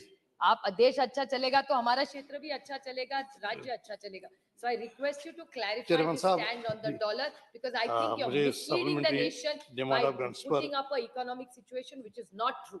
So please do not mislead the nation. देने के लिए बहुत शुक्रिया जनाब. जब भी ये मौका आता है सप्लीमेंट्री ग्रांट्स का, तो ज़िमनी जब मुतालबात किए जाते हैं तो एक खुद एहतसाबी का अमल शुरू ज़रूरी बन जाता है. तो जो मुल्क की मईशत है हर सूरत में उसमें एक चैलेंज है. कोई भी इंडिकेटर जो है मईशत का, सही मईशत का, मजबूत मईशत का, वो सारा ये दिखाता है कि मईशत कोई अच्छी पोजीशन में नहीं है. जनाब, अगर जो सोशल सेक्टर में कोई कामयाबियाँ हुई हैं, लेकिन मजमूई तौर पर जहाँ पर एम्प्लॉयमेंट की बात है, जहाँ पर जनाब कारोबार की बात है, कीमतों की बात है, तो कोई अच्छा खबर हमें नहीं मिलती है जो मुल्क की मईशत है उसके बारे में. जनाब, जम्मू कश्मीर की बात जब करें तो 5 अगस्त 2019 को जब जम्मू कश्मीर की खसूसी पोजीशन ख़त्म की गई, और इसको एक 5000 साल पुरानी रियासत को एक तकसीम किया गया, तो हमने उसी वक्त चैलेंज, हमने उसी वक्त ये मुतनबा किया था कि जो कदम आप उठा रहे हैं सही नहीं उठा रहे हैं और इससे कुछ हासिल होने वाला नहीं है, और वक्त ने वही साबित किया। हमें नॉर्मलसी का वादा दिया गया था, हमें कहा गया था कि खुशहाली के दिन आएंगे, एक नया कश्मीर होगा, और आजकल हम देख रहे हैं कश्मीर की क्या खुशी। जब तक सियासी महलों पर आए, जब आज भी तशद्दुद के वाक़ात हो रहे हैं, हर दिन किसी से किसी तशद्दुद की इत्तला हमें मिलती है। जब इस वक्त भी कई सौ नौजवान जम्मू कश्मीर से दूर जेलों में, डिस्ट्रिक्ट बरेली में, अम्बेडकर नगर में, आगरा में, जबकि एक रॉय में सुप्रीम वाले केस में सुप्रीम कोर्ट ने वाज़ेह कहा कि जो भी प्रिवेंटिव डिटेंशन उसको रखा जाए। इतना ही नहीं, जो बिल्कुल मजहबी स्कॉलर्स हैं, मौलाना रशीद दाऊदी हैं, जनाब मुश्ताक साहब वीरी हैं, तो वो तक पाबंद सलासल है। तो ये बात यह है कि देखिए, किसी हम वाइट टाइट कंपार्टमेंट्स नहीं कर सकते हैं। जब सियासत है और मईशत का एक दूसरे का चोरी दामन का साथ है, जनाब वो खा भी रहा। इन्वेस्टमेंट्स की बात हुई, कोई इन्वेस्टमेंट नहीं हुई। आप देखिए जनाब, अब क्या असली आंकुर पर आ जाइए। अब जनाब वही कहूँगा ना जनाब, मुझे इजाजत दीजिए जनाब, जहां तक अनएम्प्लॉयमेंट है जम्मू कश्मीर में, मुल्क में सबसे ज्यादा है। तो 20% के आसपास इस वक्त अनएम्प्लॉयमेंट है कश्मीर में। तो जनाब एजुकेशन तो नाम की है, जनाब 2 यूनिवर्सिटियां बनाई गई, आप हैरान रह गए कि साउथ कैंपस में सिर्फ 6 डिपार्टमेंट्स है और 16 और जनाब ये अभी दिल्ली के जख्म ये सहला रहे हैं।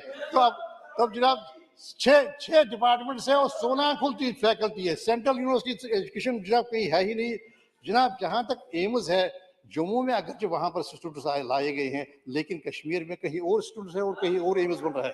तो जनाब अनएम्प्लॉयमेंट और अंडर एम्प्लॉयमेंट की बात की, कोई 1 लाख के करीब डेली वेजर्स, सियासी workers, casual workers, need based workers, hostel development fund workers इस वक्त अपनी तनख्वाहों का इंतजार कर रहे हैं, रेगुलराइजेशन का इंतजार कर रहे हैं। और खासकर जनाब जो ये और आप जम्मू कश्मीर बैंक की बात देखिए, एक छोटा सा बैंक है, 2054 करोड़ रुपए उन्होंने माफ किए। तो किसके माफ किए, कैसे माफ किए, तो ये इसका कोई है ही नहीं। तो ये इंडिकेटर्स हैं जो हमारी मईशत के इंडिकेटर्स हैं जम्मू कश्मीर की। जब मुल्क की तुलना करेंगे तो मुल्क में है ही है, जो मैंने कहा वो चुनौतियां। ये जम्मू कश्मीर की बात जनाब है। सेब जनाब जो रीढ़ की हड्डी है, आपसे पहले भी मैंने गुजारिश की, तो हजारों जो सड़क है, हजारों ट्रक्स जो हैं वो वही की वही रही, और जनाब जो सही वही सड़ गया। और अब दूसरा मामला ये शुरू हो गया कि अब जनाब भाव ही नहीं है। अब जनाब जो हमारी पैकेजिंग है वो पैसे नहीं आ रहे हैं, ट्रांसपोर्टेशन के पैसे नहीं आ रहे। तो जनाब सैफरन हमारा था, आप भी जानते हैं, तो सैफरन की 20% सैफरन की पैदावार गिर गई है, क्योंकि पोल्यूशन पर कोई कंट्रोल नहीं हो रहा है जनाब। जब पोल्यूशन से की वजह से जो क्लाइमेट चेंज के जो मामले हैं वो उससे फसल तबाह हो रही है, तो कोई तवज्जो नहीं दे रहा है, क्योंकि एक एडमिनिस्ट्रेटिव पैरालिसिस है। आप देखिए जनाब 2034 का हमारा एक मास्टर प्लान है, 6 महीने से उस पर बैठा जा रहा है, क्या इसमें परिवर्तन किया जाए या नहीं किया, कोई बात ही नहीं कर रहा है। जनाब जो भी मामले हैं उन मामलों पर कोई, आप जनाब कल ही जनाब मैंने आपसे गुजारिश की, आपकी इजाजत से मैंने यहाँ मामला उठाया जनाब हेपेटाइटिस बी का। जनाब कोई सिर्फ 40% को मिल रहा है जनाब, जो नल से जल है, जो सेफ ड्रिंकिंग वाटर है। वो तो बड़ा एक एम्बिशियस ड्रीम था प्राइम मिनिस्टर का। 40% से कम आबादी को मिल रहा है जनाब आज की तारीख में, और उसी वजह से हेपेटाइटिस की बात हुई। तो अब जनाब हेल्थ केयर की बात देख लीजिए जनाब, सारे 1 करोड़ लोगों के लिए सिर्फ एक पेट स्कैन है। मैंने गुजारिश की थी कि साउथ कश्मीर में वो मुस्तकम करने के लिए कि एक पेट स्कैन लगाइए। सारे जम्मू कश्मीर में एक इंस्टीट्यूट है जिस पर निर्भर है लद्दाख का भी और कश्मीर का भी, वो है institute of medical science Srinagar. और जनाब वहाँ पर जो हेल्थ केयर की और उसके बगैर अंतना की जनाब, इसके अलावा जनाब, तो जनाब जो जहाँ तक एम्प्लॉयमेंट के नए अवसर बनाने की बात है, वो तो है ही नहीं कहीं पर।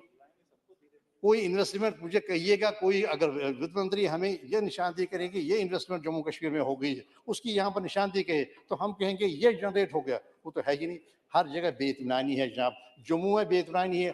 अब जनाब CSR का कोई मतलब ही नहीं है, CSR कहाँ लग रहा है, और जनाब जो मिनरल डेवलपमेंट फंड है उसका कोई है ही नहीं, कोई पता ही नहीं।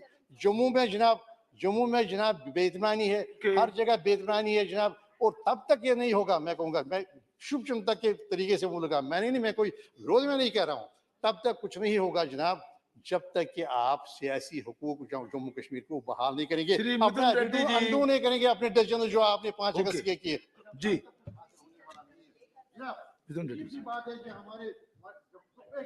Thank you, sir. एक सेकंड प्लीज जी बस तुरंत समाप्त कीजिए तुरंत Two sentences only. जनाब एक अच्छी बात हुई जनाब, हमारे जो लॉ मिनिस्टर है वो उन्होंने कहा कि नहीं 5 अगस्त का सब सही है, ठीक था, लेकिन वो अरुणाचल से, क्या वो अरुणाचल के बारे में भी यही कहे कि ILP खत्म कीजिए, वहां का जो खुसूसी पोजीशन है वो खत्म कीजिए? वो तो होगा नहीं। तो जनाब जब Thank you, sir, for letting me talk on the supplementary demand for grants. Sir, I would like to start on a positive note. Last session and during one of the finance discussions, we had raised a demand for setting the GST right for mango puree and mango pulp. We had given a representation. So I would like to thank the Honorable Finance Minister Nirmala Sitharamanji and Karatji for setting that right and helping our mango farmers. So I mean, I hope they have all the best wishes from the farmers. Sir, and coming into the supplementary demand for grants,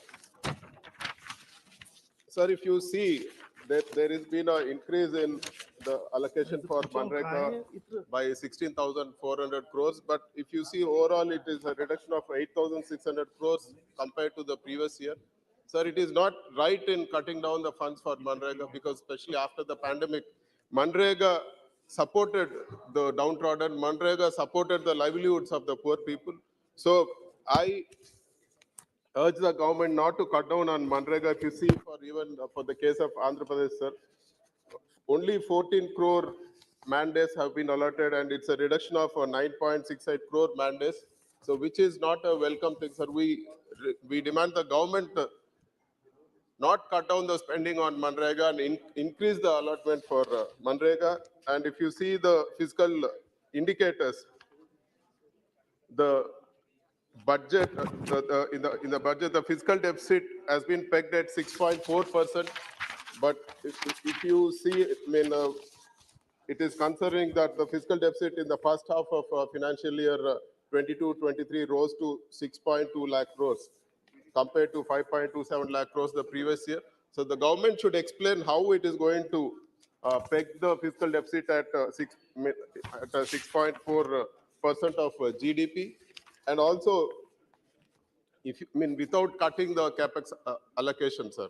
So we also want to know, I mean, is the government going to spend the complete 7.5 lakh crore they have allocated for capital expenditure, which is 24% higher than the previous year, but it's only 4 months left, and we don't know, sir, how, I mean, how the government is going to reach their capex targets without a proper capex allocation. It's very difficult for the economy to bounce back. And like all the states, sir, we also have a demand. We demand the central government to extend the GST compensation by 5 more years because of the pandemic and various other reasons prevailing in the economy. And it is also very concerning to note that the central government's revenues from cesses and surcharges has increased from 10.4% in 2011-12 to 26.7% in 21-22, sir. This is not fair because the state's revenues, I mean, what this money the states have to get is going in the form of surcharges. So we demand that the surcharges also be part of the devolution of taxes to the states. And such an increase, sir, if you see in the last 10 years, 10% has become 26.7%, which is not good, sir.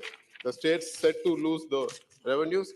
And coming to the issue of our state, so while the division of our state, sir, in the year 2014-15, the first year, whatever revenue deficit we had or a resource gap, they said it will be funded, sir. If you see, there's close to 32,000, sir, for Andhra Pradesh. So far, even in spite of 8 years, this issue has not been sorted out. So we ask the government, the finance ministry, to sort out this resource gap funding issue. We have represented various times, not just one time. We have represented n number of times. So we request the government to act on that. And even there's one more issue, sir, I would like to bring to the notice of the Honorable Minister and the Finance Department. The net borrowing ceiling for Andhra Pradesh has been pegged at 42,472 crores for 21-22, sir. But because of the overborrowing of the previous government, when BJP and TDP were in power in our state, they had overborrowed 17,923 crores during the 14th Finance Commission time, sir. And now that net borrowing ceiling limit is being cut down, sir, which is not fair.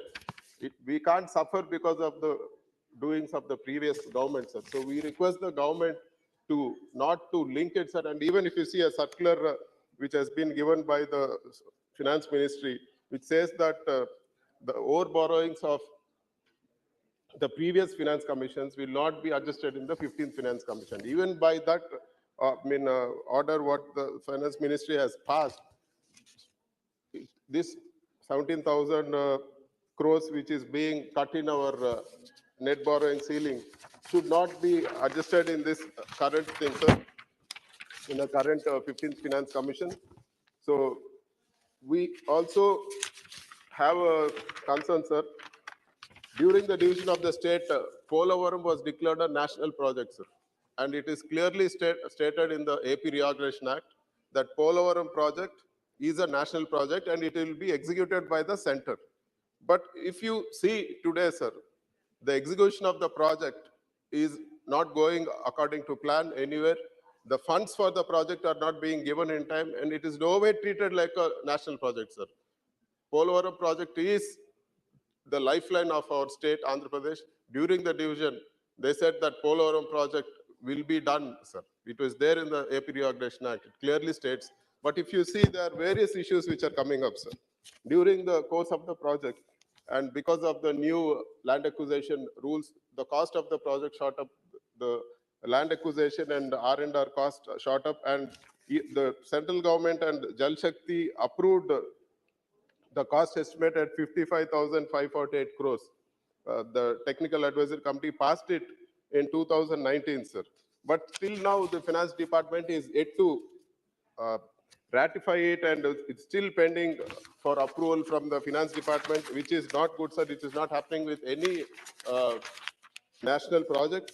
And there's more surprising is that in any dam which is being built or the dams which are built previously in all the national projects, nowhere the drinking water component and the irrigation component was made separate, sir. Here, they are saying that the drinking water component is not part of this, and we are going to exclude this amount, which is 4,068 crores, which is not good, sir.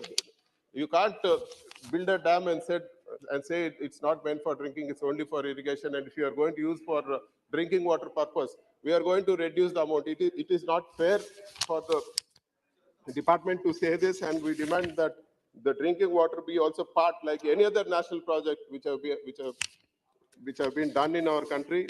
And we also demand for removal of component-wise restrictions, sir. In spite of all the restrictions we are having, during the course of the project, there will be various components which will come up based on the designs. So any change in components, now they are restricting payments, sir, which is not good. If you take, for example, a national highway project, the length of the bridge might go up, or the length of the road might go up, but still the execution happens, the whole road is completed. Nowhere they say that, no, now the component has increased, we'll restrict the payment. It is not fair, sir. Why only for Polavaram they are doing like this? So we demand that a removal of component-wise restrictions for Polavaram project, which has been, the restriction has been imposed totally.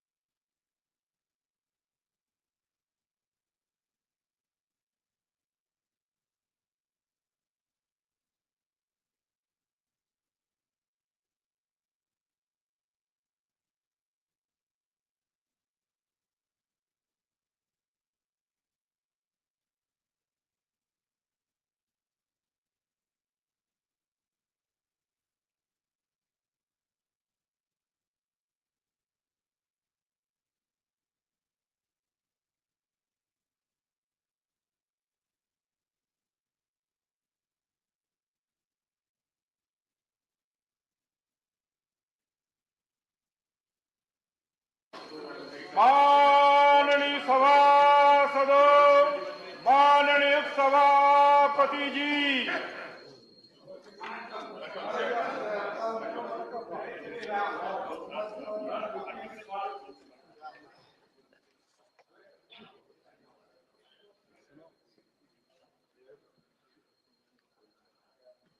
Honorable Arjun Munda to move a motion for the yes, we have. The Constitution, Scheduled Castes and Scheduled Tribes Orders, Second Amendment Bill, 2022. Honorable Arjun Munda to move a motion for consideration of the Constitution, Scheduled Castes and Scheduled Tribes Orders, Second Amendment Bill, 2022. Uttar Pradesh राज्य के संबंध में संविधान, अनुसूचित जातियां, अनुसूचित जनजातियां आदेश दूसरा संशोधन विधेयक 2022 को विचार में लाया जाए।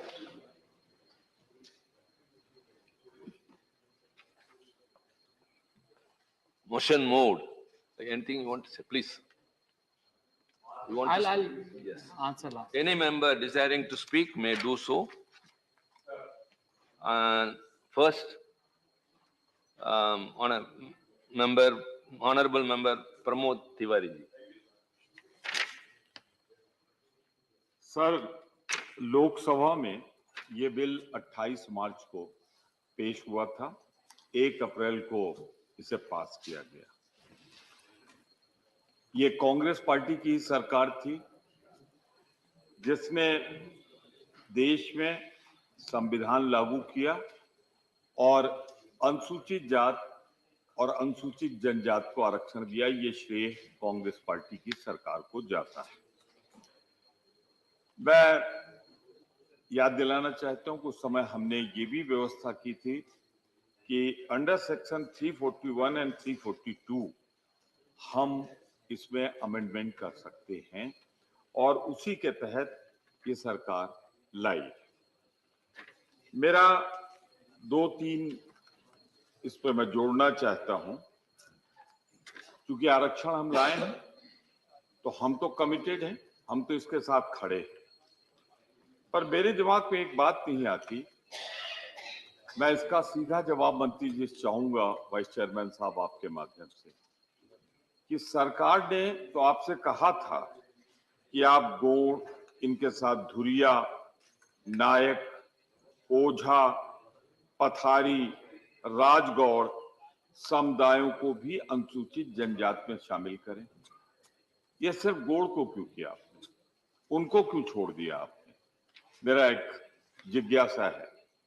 दूसरा, पाल, धनगर, आज ही मैं देख रहा हूं कि बहुत से कुर्मी समाज के लोग आए हैं, दूर सुदूर अंचल से धरना दे रहे हैं दिल्ली में।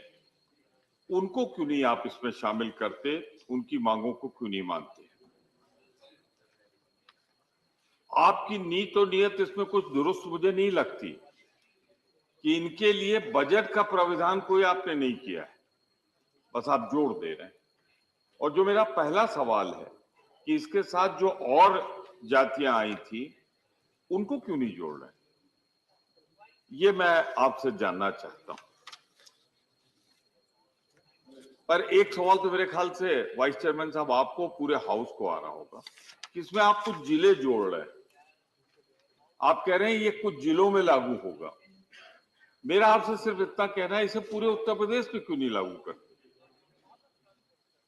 क्या आप ये मान के बैठ गए हैं कि शेड्यूल्ड ट्राइब कभी इतना तरक्की नहीं करेगा कि वो दूसरे जिलों में भी जाके बस जाए, वहां व्यापार नहीं करेगा, वहां नौकरी नहीं करेगा? तो इसको पूरे उत्तर प्रदेश में लागू करने में आपको क्या दिक्कत है? और इसके पीछे नियत क्या है, मंशा क्या है, वो जरा मुझे स्पष्ट कर दीजिए आप।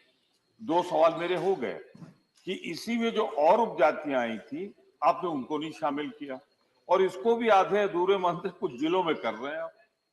तो इसे पूरे उत्तर प्रदेश में लागू करने में दिक्कत है।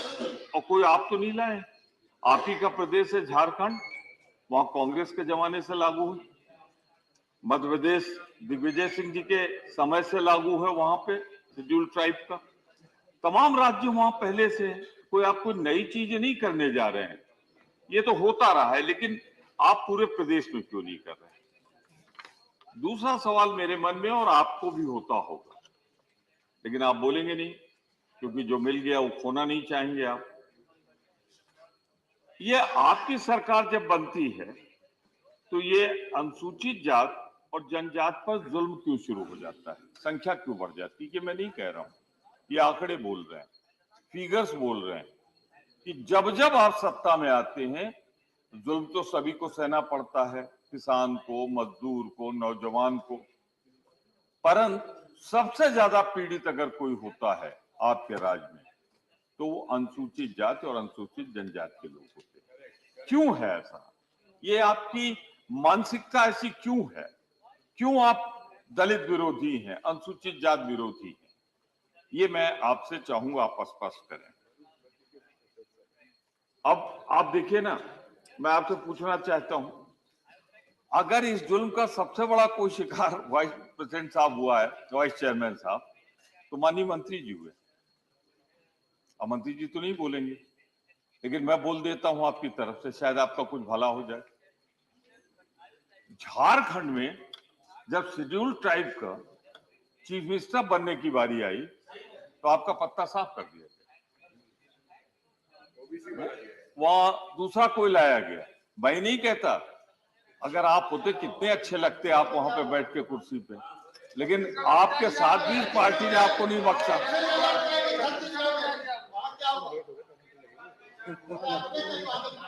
मैं सीधे नहीं बात कर रहा हूं, आपके माध्यम से अगर आप इजाजत दें तो मैं इनके सवाल का एक जवाब दे दूं,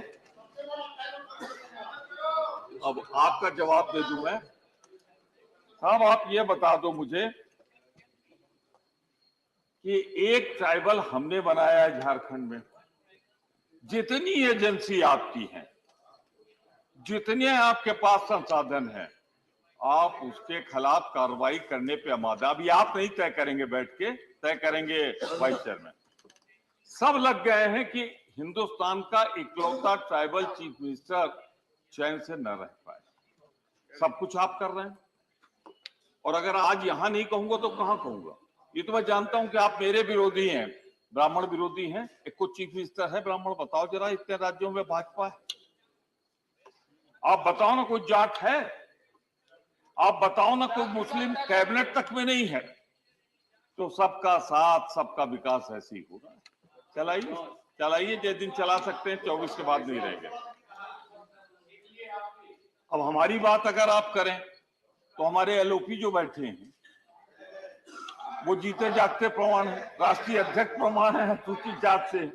आपने एक बनाया था बहुत पहले, उसको बेचारे को गिनते हुए फंसवा दिया आपने, गिनते हुए फंसवा दिया था आपने। तो आपकी तो मानसिकता अनुसूचित जात विरोधी है।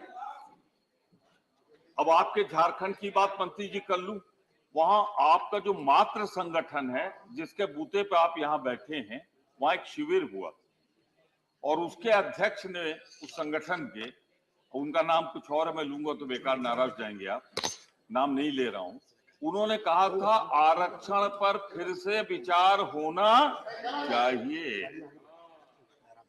तो आप तो आरक्षण विरोधी हो, ब्राह्मण विरोधी हो, जाट विरोधी हो, मुस्लिम विरोधी हो, सच पूछो तो आप शरीफ विरोधी हो। अब मैं, आप कर चाहते नहीं, पर अभी संविधान में हम कर गए हैं तो आपका बूता भी नहीं हो, आप करना भी चाहोगे तो हम आरक्षण समाप्त नहीं करने देंगे। आरक्षण तो चलेगा, लेकिन चल रहा है, चलता रहेगा। अब एक सवाल पूछा गया, क्या जाति होती है? तो मैं आपसे एक सवाल चाहूंगा, जब जवाब दें तो उसमें यह बता दें कि जिस प्रदेश में आप कर रहे हैं वहीं एक सोनभद्र है, इसी गोड़ समुदाय के 11 लोगों के साथ क्या हुआ था मंत्री जी, मैं आपके माध्यम से कहना चाहता हूं, टुकड़े टुकड़े करके मार दिए गए थे, जला दिए गए थे। अरे ये वही प्रदेश है जहां पे एक अनुसूचित जात की लड़की को किरोसिन ऑयल डाल के हाथरस में जला दिया गया।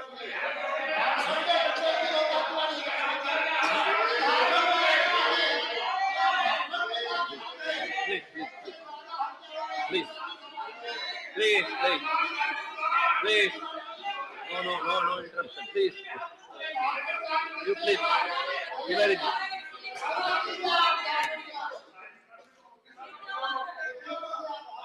You please resume. Kindly, please. No interruptions. Please. Don't interrupt. When your turn comes, you can speak. करने दीजिए सर, करने दीजिए, Please. करने दीजिए सर, इंटरप्ट करने दीजिए। ये बात अच्छी इनको भी नहीं लगती, लेकिन डंडा इतना मजबूत है ऊपर का कि बेचारे बोल नहीं पाते उनके सामने। मैं एक सवाल आपसे जरूर पूछना चाहता हूँ, अभी बैठे नहीं, बोल लीजिए, जब वो आ जाए तो बोल नहीं पाओगे। अब आगे आइए जरा सा, एक सवाल का मैं पॉइंटेड स्पेसिफिक जवाब माननीय मंत्री जी से चाहूंगा कि 1976 में ट्राइबल सब प्लान तत्कालीन प्रधानमंत्री इंदिरा जी ने लागू किया था, अलग से बजट दिया था, अलग से फंड दिया था, और 1980 में 1980 में, अरे मंत्रालय बनाने से क्या होता है जब माल पानी नहीं दोगे तो। आज आपको बता दूं, उत्तर प्रदेश सहित कई ऐसे राज्य हैं जहां पे शेड्यूल कास्ट के बच्चों का अनुदान रोक दिया है, फीस नहीं मिल रही है, बैकवर्ड की फीस नहीं मिल रही है। मैं जब कह रहा हूं तो ऑन रिकॉर्ड कह रहा हूं। और 1980 में, मंत्री जी से स्पेसिफिक जवाब चाहूंगा मैं, 1980 में इंदिरा जी ने सब प्लान लागू किया, यानी अनुपात में जनसंख्या के उनका बजट अलग किया था, तब तो मिलता उनको। अब तो उनका जो माल है चाटे जा रहे हैं आपके वहां पे जो सत्ता नसीन लोग आपकी सरकार में हैं, उनको हिस्सा नहीं मिल रहा है, लुट रहा है आज शेड्यूल कास्ट और schedule tribe.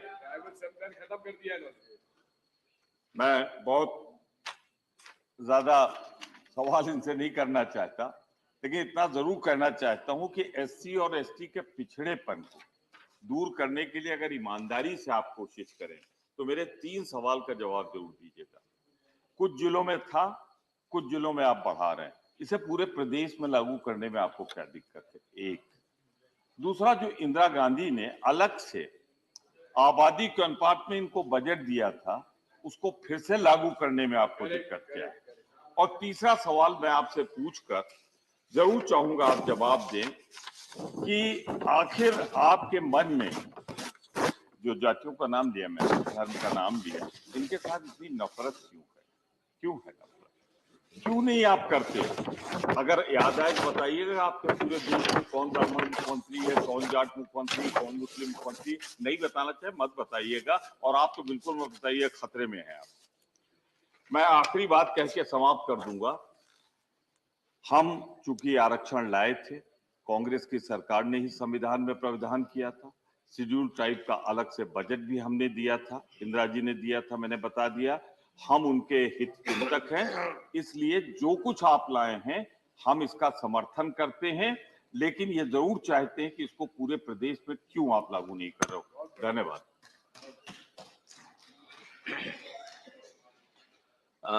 Thank you, Pramod Tiwari ji. Now, Dr. Shantanu Sen. Good afternoon, one and all. Thank you, respected Chair, for giving me this opportunity. So, we are here to discuss about Gond community. The Gond community is to be recognized as ST in 4th district of UP.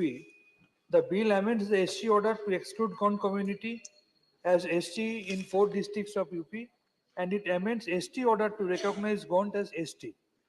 Sir, I appreciate this approach. At the same time, I encourage some important issues which I am going to highlight upon. Sir, instead of bringing separate bills, government should have taken some comprehensive measure to include some other communities in different other states, sir. Sir, we have seen government has clubbed non-money bills to money bills several times in order to get it passed through properly or smoothly. Sir, combining multiple SC/ST order amendment bill into one bill would have been less dangerous than this, sir. Sir, we have seen the parliamentary mockery in last few years. So far the scrutiny of bill is concerned, in 15th Lok Sabha, the percentage of scrutiny was 71%. And now it has come down in 17th Lok Sabha to 13% only. What can be a more mockery of parliament than this, sir? Sir, we are talking about scheduled caste and scheduled tribe. Let me draw your attention to the budgetary allocation for employment generation of SC. It was 170.96 crore last time, and it has come down to 22.97 crore. It has been slashed down by 86.5%, sir. So far the scheduled tribe is concerned, the budgetary allocation for employment generation was 89.5 crore earlier, and it has come down to only 11.3 crore. So there is a slash down, it has been slashed down by 87%. Sir, according to Dalit Arthik Adhikari Andolan, there are gaps of 40,634 crore for scheduled caste and 9,399 crore for scheduled tribe in the budget, sir. The problem is nowadays NDA doesn't stand for National Democratic Alliance. Nowadays it stands for no data available. Sir, what is the will to conduct 2021 census, sir? Sir, we have enough fortitude to conduct election despite COVID, despite everything. But at the same time, we don't have any proper intention to go for the census. Sir, no socio-economic caste census data is available. Sir, government doesn't want to release even the decade-old data from 2011 socio-economic caste census, sir. Sir, what are you afraid of or discovering of? Sir, let me talk about the SC/ST literacy rate in our country. In India, the scheduled caste male literacy rate is 75%, where in our state of West Bengal, it is 84%. In India, female scheduled caste literacy rate is 68%, where in our state of West Bengal it's 74%, sir. So far the scheduled tribe is concerned, male literacy rate in India is 56%, where that in our state of West Bengal is 65%, sir. Why don't you take the good part of West Bengal? What's harm in taking the better part of West Bengal, sir? So let me talk about some West Bengal schemes which benefit the scheduled castes and scheduled tribes in reality, sir. Let me talk about Oikosri. It's a scholarship scheme, sir. Let me talk about post-matric scholarship. Let me talk about Oasis scholarship. Sir, there is a SC/ST pension scheme for vulnerable elderly, sir. Various lending program to grow entrepreneurship.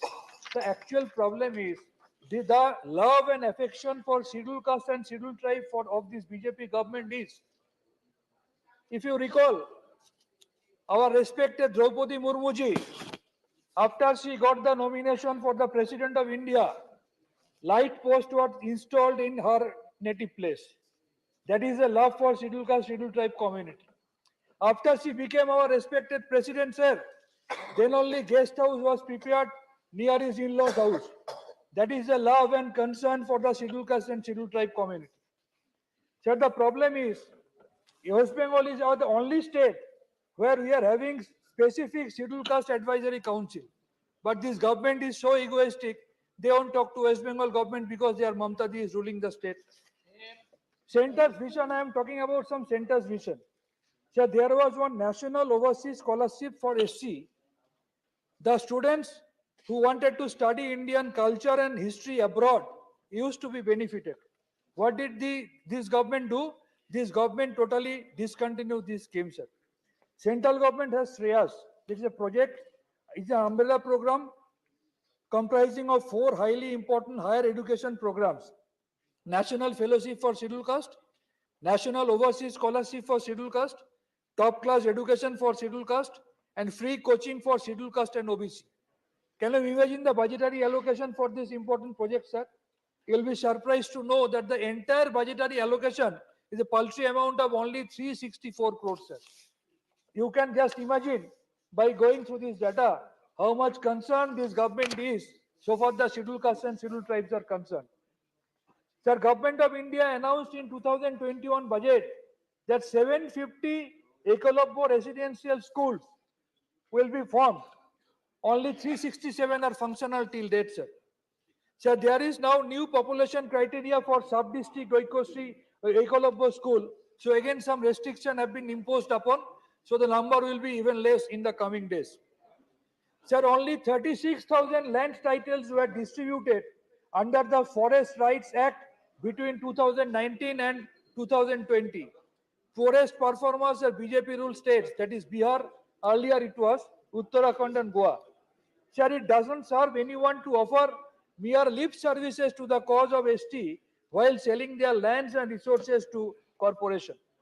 Sir, what does the NCRB report say that the National Crime Record Bureau says atrocities against scheduled caste, scheduled tribe has been increased by 6.4% in 2021, and UP is leading the list with 13,146 cases. Our Adaraniya Jagiraj highest against scheduled caste, total percentage is 26%. Sir, violence against Dalit and Adivasi women, incidents are increasing day by day. Sir, rape, so far the scheduled caste women are concerned, and minors, it is 7.64%, and ST women, it is 15%. Sir, I would like to conclude with one last shocking statistics. We saw in the last session how the Criminal Procedure Identification Bill 2022 was bulldozed to Lok Sabha, sir. I don't need to tell this house what a draconian bill it was. 3 in 4, that is 75% of the prisoners in India are under trials, and one of the highest proportions in this world. Worse than this, 2 in 3 prison inmates, that is 66%, they belong to scheduled caste, scheduled tribe and OBC. These communities have historically been discriminated against the profile through legislation like the Habitual Offenders Act, and your new law opens them up to further violation of human rights, sir. Sir, I support this bill, but I oppose this tokenism. The problem is the love for scheduled caste and scheduled tribe is shown by when the BJP leaders from the center, they are going to visit some SC and ST house. Before going their places, they are taking the food from 7-star hotel. They are entering inside an ST house. They are using their utensils only and eating the 7-star food, keeping on the utensils of that ST community, eating the food and coming away and forgetting them. This is the love and affection for scheduled caste and scheduled tribes, sir. So the problem is, I support this bill, but I oppose this tokenism. This government does in the name of welfare for SC and ST. Let me paraphrase our Honorable Prime Minister's slogan to reflect this government's attitude towards disadvantaged communities. That is, Sabka Saath, par sirf kuch ka vikas. So my humble suggestion will be, instead of passing crocodile tears for this scheduled caste and scheduled tribe, instead of passing crocodile tears, really try to think positive for the betterment of these backward communities of the country, sir. Thank you very much. Thank you, Dr. Sen. Now, Honorable Naranjan Bishi. Not present? Ah. Thank you, Chairman, Vice Chairman, sir. Honorable Vice Chairman, sir, I convey my gratitude to you to permit me to speak on the Constitution, Scheduled Caste and Scheduled Tribe Order, Second Amendment, Bill 2022, passed in the Lok Sabha on 28 March 2022 by our Honorable Minister of Tribal Affairs, Sri Arjun Mundaji. I, on behalf of my party, BJD, and our Honorable Chief Minister, Sri Naveen Patnaik, support the bill. If we go through the bill, the background and summary and amendment of the bill, we find that it is a genuine and justified bill.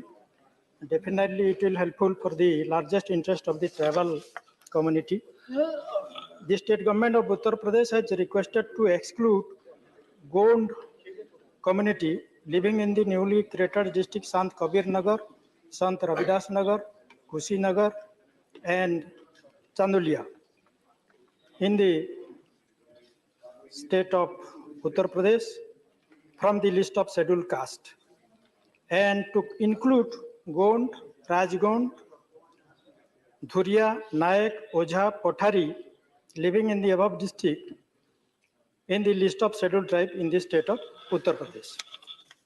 The bill seeks to amend Part 18 Uttar Pradesh of the schedule to the Constitution Scheduled Caste Order 1950 to omit Gond community from the district of Sant Kabir Nagar, Kushi Nagar, Chandoli, and Shastri Ravidas Nagar in entry 36,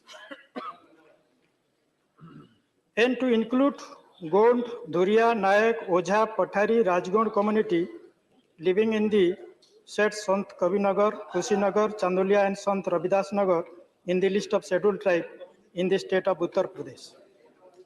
The bill seeks to amend schedule to the Constitution Scheduled Tribe Uttar Pradesh Order 1967 to include the district of Sant Kabir Nagar, Kushinagar, Chandoli and Sant Ravidas Nagar in entry 6.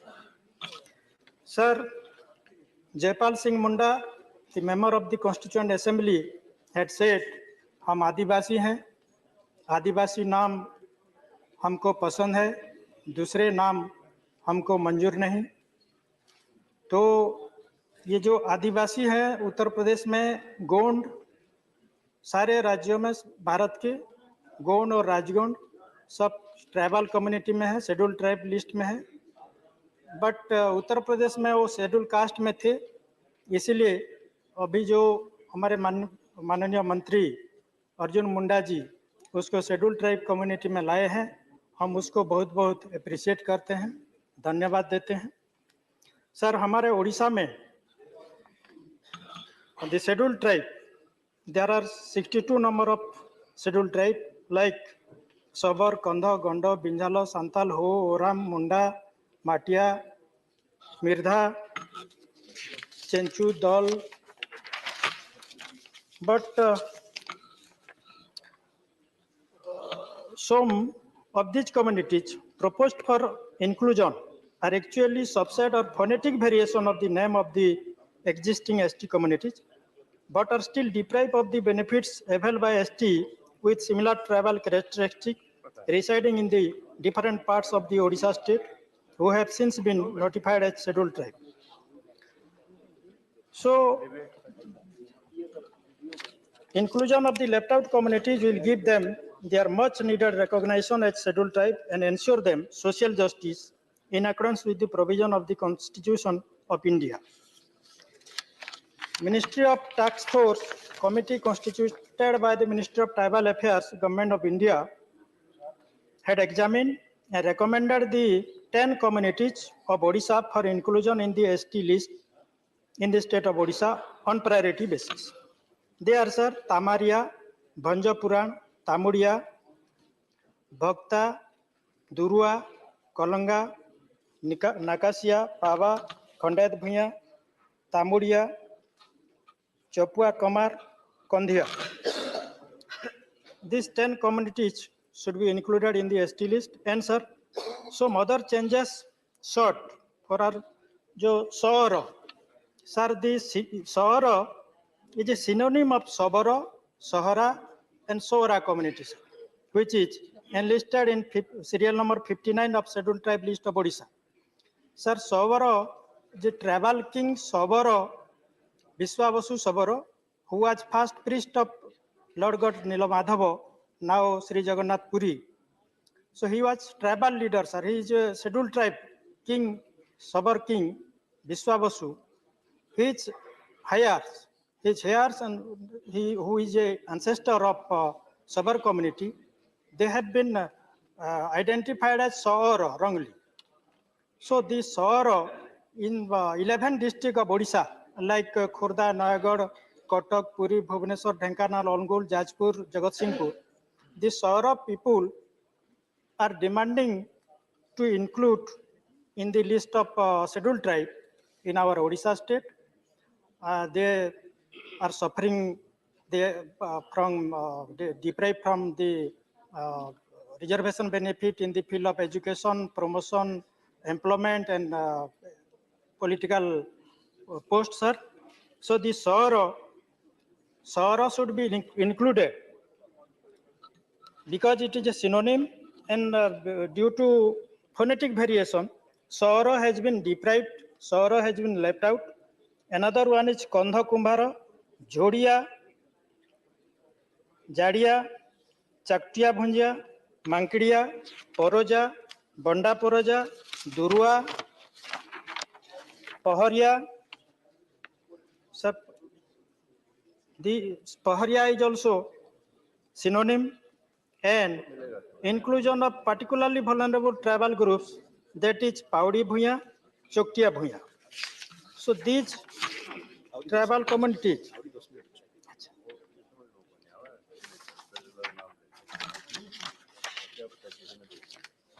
sir, the ruling party in the state has also been pressing for its long-standing demand for a caste-based census to ascertain the actual population of the various classes, and as a result, take up several development activities for their all-round development. Odisha Cabinet had in January 2020 passed a resolution for the conduct of a socio-economic caste enumeration simultaneously along with the general census into 2021, but the same was not taken up by the central government.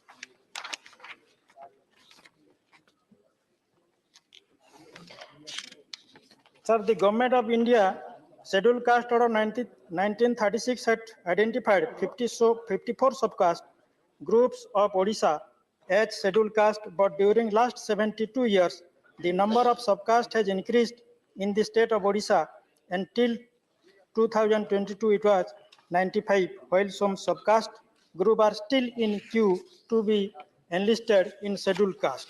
The scheduled caste, the scheduled caste communities are, sir, in 1978, proposal for inclusion of different scheduled caste communities are being submitted to the government of India at different points of time for inclusion in the scheduled caste list of Odisha. After inclusion rejection, at present 4 such proposals are pending with government of India for inclusion in the scheduled caste list of Odisha. As per information collected from government in SSD department, the detail of the pending communities are as follows. Chambhar, the proposal for conclusion of Chambhar as synonymous of Chamar at serial number 19 of the scheduled caste list of Odisha. Chik Bodaik, the proposal for inclusion of Chik Bodaik as synonym of Bodaik in serial number 4 of this scheduled caste list of Odisha. The Sialo, the proposal for inclusion of Sialo as synonym of Sialo at serial number 86 of the scheduled caste list of Odisha. Mohara, the proposal for inclusion of Mohara at serial number 59 of scheduled caste list of Odisha was sent to Government of India but not yet enlisted. Sir, the Article 46 of the Constitution enjoins the state to take special care in promoting the educational and economic interest of the weaker sections of the society, and in particular the scheduled caste and scheduled tribe, and to protect them from social justice. Scheduled caste have been defined in clause 24 of Article 366 of the Constitution. As such, caste, race, or tribes or tribe parts of or groups within such caste, races, or tribes as are deemed under Article 341 to be scheduled caste for the purpose of this Constitution. Scheduled tribes have been defined in clause 25 of Article 366 of the Constitution as such tribes or tribal communities or parts of or groups within such tribes or tribal communities as are deemed under Article 342 to be scheduled tribes for the purpose of this Constitution. Scheduled tribe was notified during the year 1950 in respect of various state and union territories by the Constitution Scheduled Caste Order 1950 and Constitution Scheduled Tribe Order 1950. The list was modified from time to time. List of scheduled tribe of the state of Uttar Pradesh has been modified by the Constitution Scheduled Caste and Scheduled Tribe Order Amendment Act 2002, 10 of 2003. So, sir, I request through you to the Honorable Minister of Tribal Affairs, Sri Arjun Mundaji, to take suitable step for inclusion of our scheduled tribe communities, because since 1978 onwards, 169 proposals have been sent to Government of India, Ministry of Tribal Affairs at different point of time for inclusion in scheduled tribe list of Odisha. At present, 149, new 140 and resubmission 9 proposal are pending with the Ministry of Tribal Affairs, Government of India for inclusion in scheduled tribe list of Odisha. our Honorable Chief Minister of Odisha, Mr. Naveen Patnaik ji, Minister of Tribal Affairs, in a letter dated 19 February 2021 for consideration of these tribes in the scheduled tribe list. So, because these scheduled tribes, which was sent by our Chief Minister, is actually subsets or phonetic variations of the name of the existing ST. They should be included because the Ministry of Tribal Affairs, Government of India had constituted a task force under the chairmanship of Secretary, Ministry of Tribal Affairs on dated 3 February 2014 to examine proposal for inclusion of communities in the ST list and with regard to the existing criteria and suggest measure if needed for improving and streamlining the system and procedure. Therefore, I request Honorable Minister Tribal Affairs to include the 10 communities in ST list immediately because our Honorable Minister Sri Mundaji also belong to Tamadia community. In Odisha, the Bhanja Purana, and Tamadia, Tamuria, they have not yet included in the list of scheduled tribes.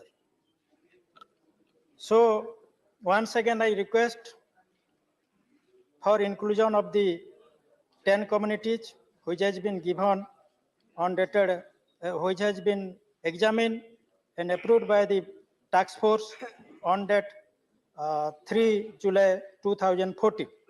The Bhanja Purana, Tamadia, Tamuria, Durua, Bhagata, Bhokta, Kolanga, Nakasia, Pava, Khandayat Bhuya, Tamadia, Chapua Kumar, Kondho, and those who are synonyms or subsection or some phonetic variation like the Soro, Mankidia, Poroja, Bonda, Durua, Pahoria, Judia, they should be included in the list of scheduled tribe. Sir, in conclusion, it is a laudable step taken by Honorable Minister Tribal Affairs, Sri Arjun Mundaji, for the empowerment and development of tribal community. With these words, my party support the bill, and I request the Minister, Honorable Minister, for inclusion of ST and scheduled caste also, like the Chambharo, it is a phonetic variation Chambharo. The scheduled caste also deprived from constitutional rights, and Chik Bodai, and also Sialo and Mohara community. They are original scheduled caste of Odisha, but due to phonetic variation, they have been deprived from the reservation benefit in the field of education, employment, promotion, and elective post. So, I once again thank you. Thank you, sir. This is Mr. Niranjan Bishi's maiden speech. Thank you, Mr. Niranjan. Yes, what's the rule? Yeah, 238.5, sir, sub 6. Member Shantanu ji, while participating in the debate, referred to Honorable Rashtrapati ji in the speech. I think it's certainly a breach of conduct in the House. So I request the references to Honorable Rashtrapati ji made in the speech be expunged, because it clearly says I'll read. Rules to be observed while speaking. Use of president's name for the purpose of influencing debate is a violation of, is one of the rules which prohibits use of Rashtrapati name. The whole nation takes pride you made a point. in the whole nation takes pride in the Honorable President. But referring to the Honorable President in a discussion on the debate is a clear breach of conduct of the rules. So also Sir, another point. Narasimha Rao, please don't elaborate. You have made a point. Yes. You have made a point under this rule. So, but also, this is sir, his maiden speech. He has not made any no, not comments. him. I was If referring so, to it will be looked into. No. not this Please speech, sit the down. previous speaker. Please Also, sit down. 238.3, sub point 3, use offensive expression.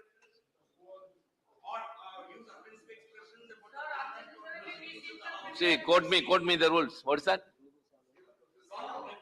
Were made to BJP leaders' visits to ST homes. See, I think these are that he didn't political speak. allegations. No, one Either minute, he Mr. Narasimha Rao. substantiates or apologizes for it. No. He should didn't either mention anything apologize of that. or, sir, it should Kindly be. please sit down. So these are, Please. you cannot have unsubstantiated Mr. allegations like Narasimha this Rao, made. no, you are unnecessarily raking up something. He No, never not mentioned unnecessary, anything sir. of that These sort. are completely bogus allegations. No, you could These have, allegations are Narasimha Rao, made. no, you are unnecessarily raking up something. He never No, not mentioned unnecessary, anything sir. of that These sort. are completely bogus allegations. No, you could These have, you could have allegations at are that time bogus. itself. You could have at that time itself. Please, sir.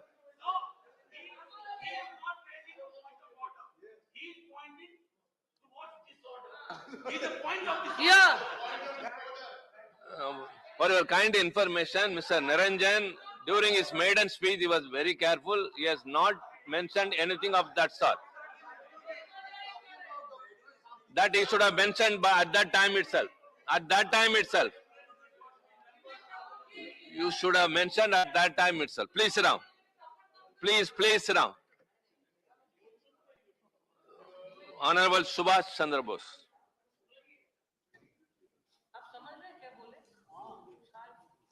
Honorable Deputy Chairman, sir, thank you very much for giving me the opportunity. And also, I convey my thanks to the government for bringing this bill forward. Sir, the Gonda community in Uttar Pradesh has been vital in leading their way to change for the representation of their tribe. Different districts inhibiting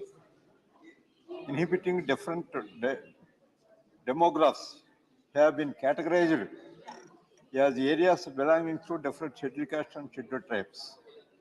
Therefore, this bill rightly amends for 4 districts under scheduled tribes and areas that were wrongly ascribed. So these are, I am giving 2 positive points in this bill, sir. And out of which number 1 is, according to the 2011 census, tribal communities in India constituted 8.6% of the total population, meaning that 104 million people categorize themselves as Adivasi in India.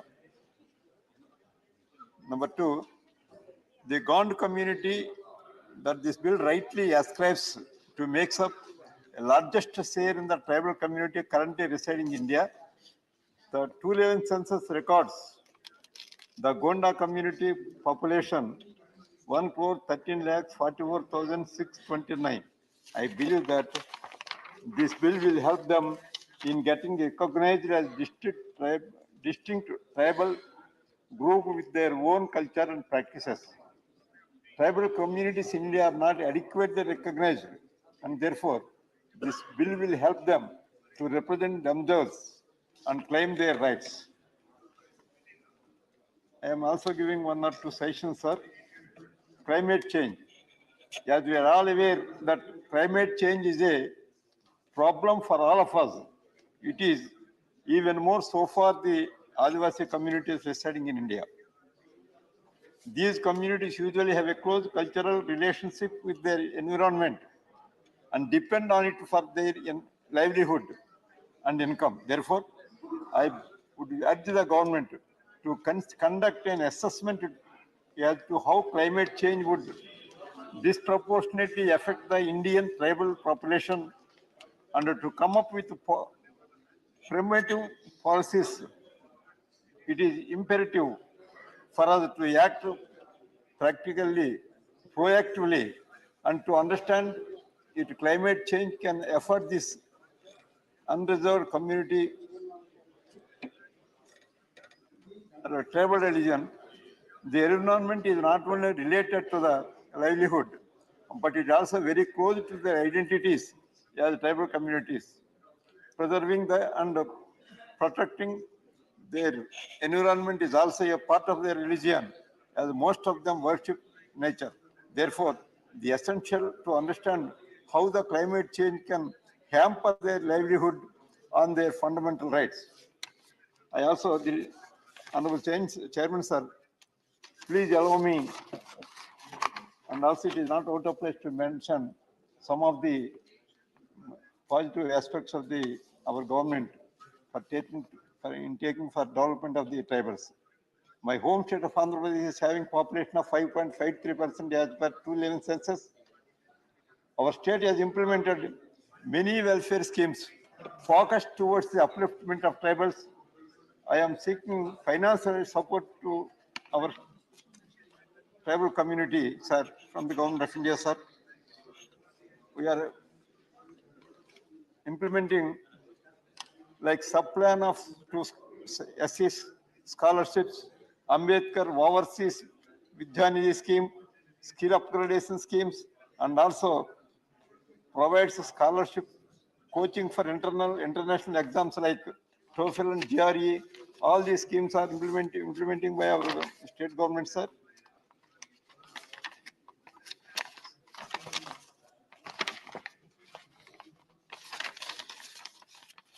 Finally, support this community.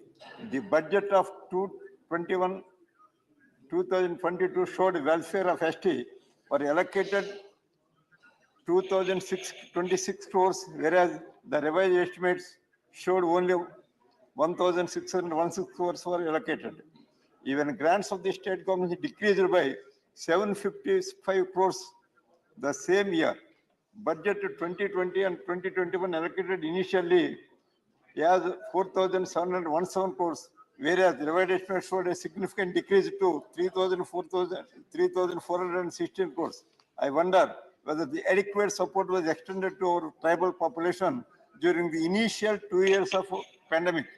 It is essential for the government to access how the pandemic must have affected them and to provide financial support if needed be. Finally, sir, I am concluding, sir, with this. I would like to conclude by saying that in a diverse democracy like India, it is essential for the government to do all that we can to represent different interests equally. Therefore, I believe that this bill gets us set up a closer to our vision. With this, I support this bill, sir, on behalf of our party. Thank you, Subhash Chandra Bose. Gaurav. Dr. Sivadasa. Respected Chair of the House, I support the inclusion of these communities. So, but same time, I have the request the government please include the Kol, Karwar, and Mushar and Bega community in Uttar Pradesh. Respected Sir, mere inclusion of the communities in the SE list that because of the mere inclusion, the Adivasi communities can't get any benefit. So proper financial assistance is very necessary for the development of the Adivasi communities in our nation. So Adivasis and Dalits are requesting for the financial assistance, but this government are trying to are not ready to give the support to them. So the first thing, the people are thinking this inclusion of them in the SE and ST list that will create a new space for the government sector and public sector jobs. But what is the reality in India? Sir, 13 lakhs posts in public and government sector jobs are lying vacant in India. Sir, in army, 1,31,000 posts are lying vacant. In railway, 2,26,000 posts are lying vacant. In different various public sector companies are keep their posts in vacant. So it should be this government has taken an action for filling these vacant posts. So the last 5 years, less than 2 lakh posts are filled by this government. Only 2 lakh posts. That means per year only 40,000 posts are they are filling. But in Kerala, there 1,99,201 posts filled by Kerala Public Service Commission. So this is the difference. So the Adivasis and Dalits are getting the jobs in Kerala that I am mentioning here. In telecom sector, you know, sir, in UP, a single Adivasi and Dalit person did not get a job in telecom sector in the last 5 years. Why this was happened? The last 5 years, a single Adivasi or Dalit person did not get a job in telecom sector. Why it was happened? Because of the privatization. This government is not ready to allow the reservation in private sector. They are leading the extreme privatization, but the Adivasis and Dalits are not getting the jobs. So the slogan of reservation in private sector is very important. Government should take action for the inclusion of the Adivasis in private sector also. So what is the condition of Adivasis in education sector, especially in Uttar Pradesh? There, you know, sir, in 21 central education institutions, they did not give a admission of a single Adivasi research scholar the last year. So 11 central education institution did not give an admission to a single Dalit research student in education, central education institutions. What is happening here, sir? In health sector, the majority of the Adivasis are depending government and public health sector, but the government is reducing the fund to the public health sector. So it should be corrected. Government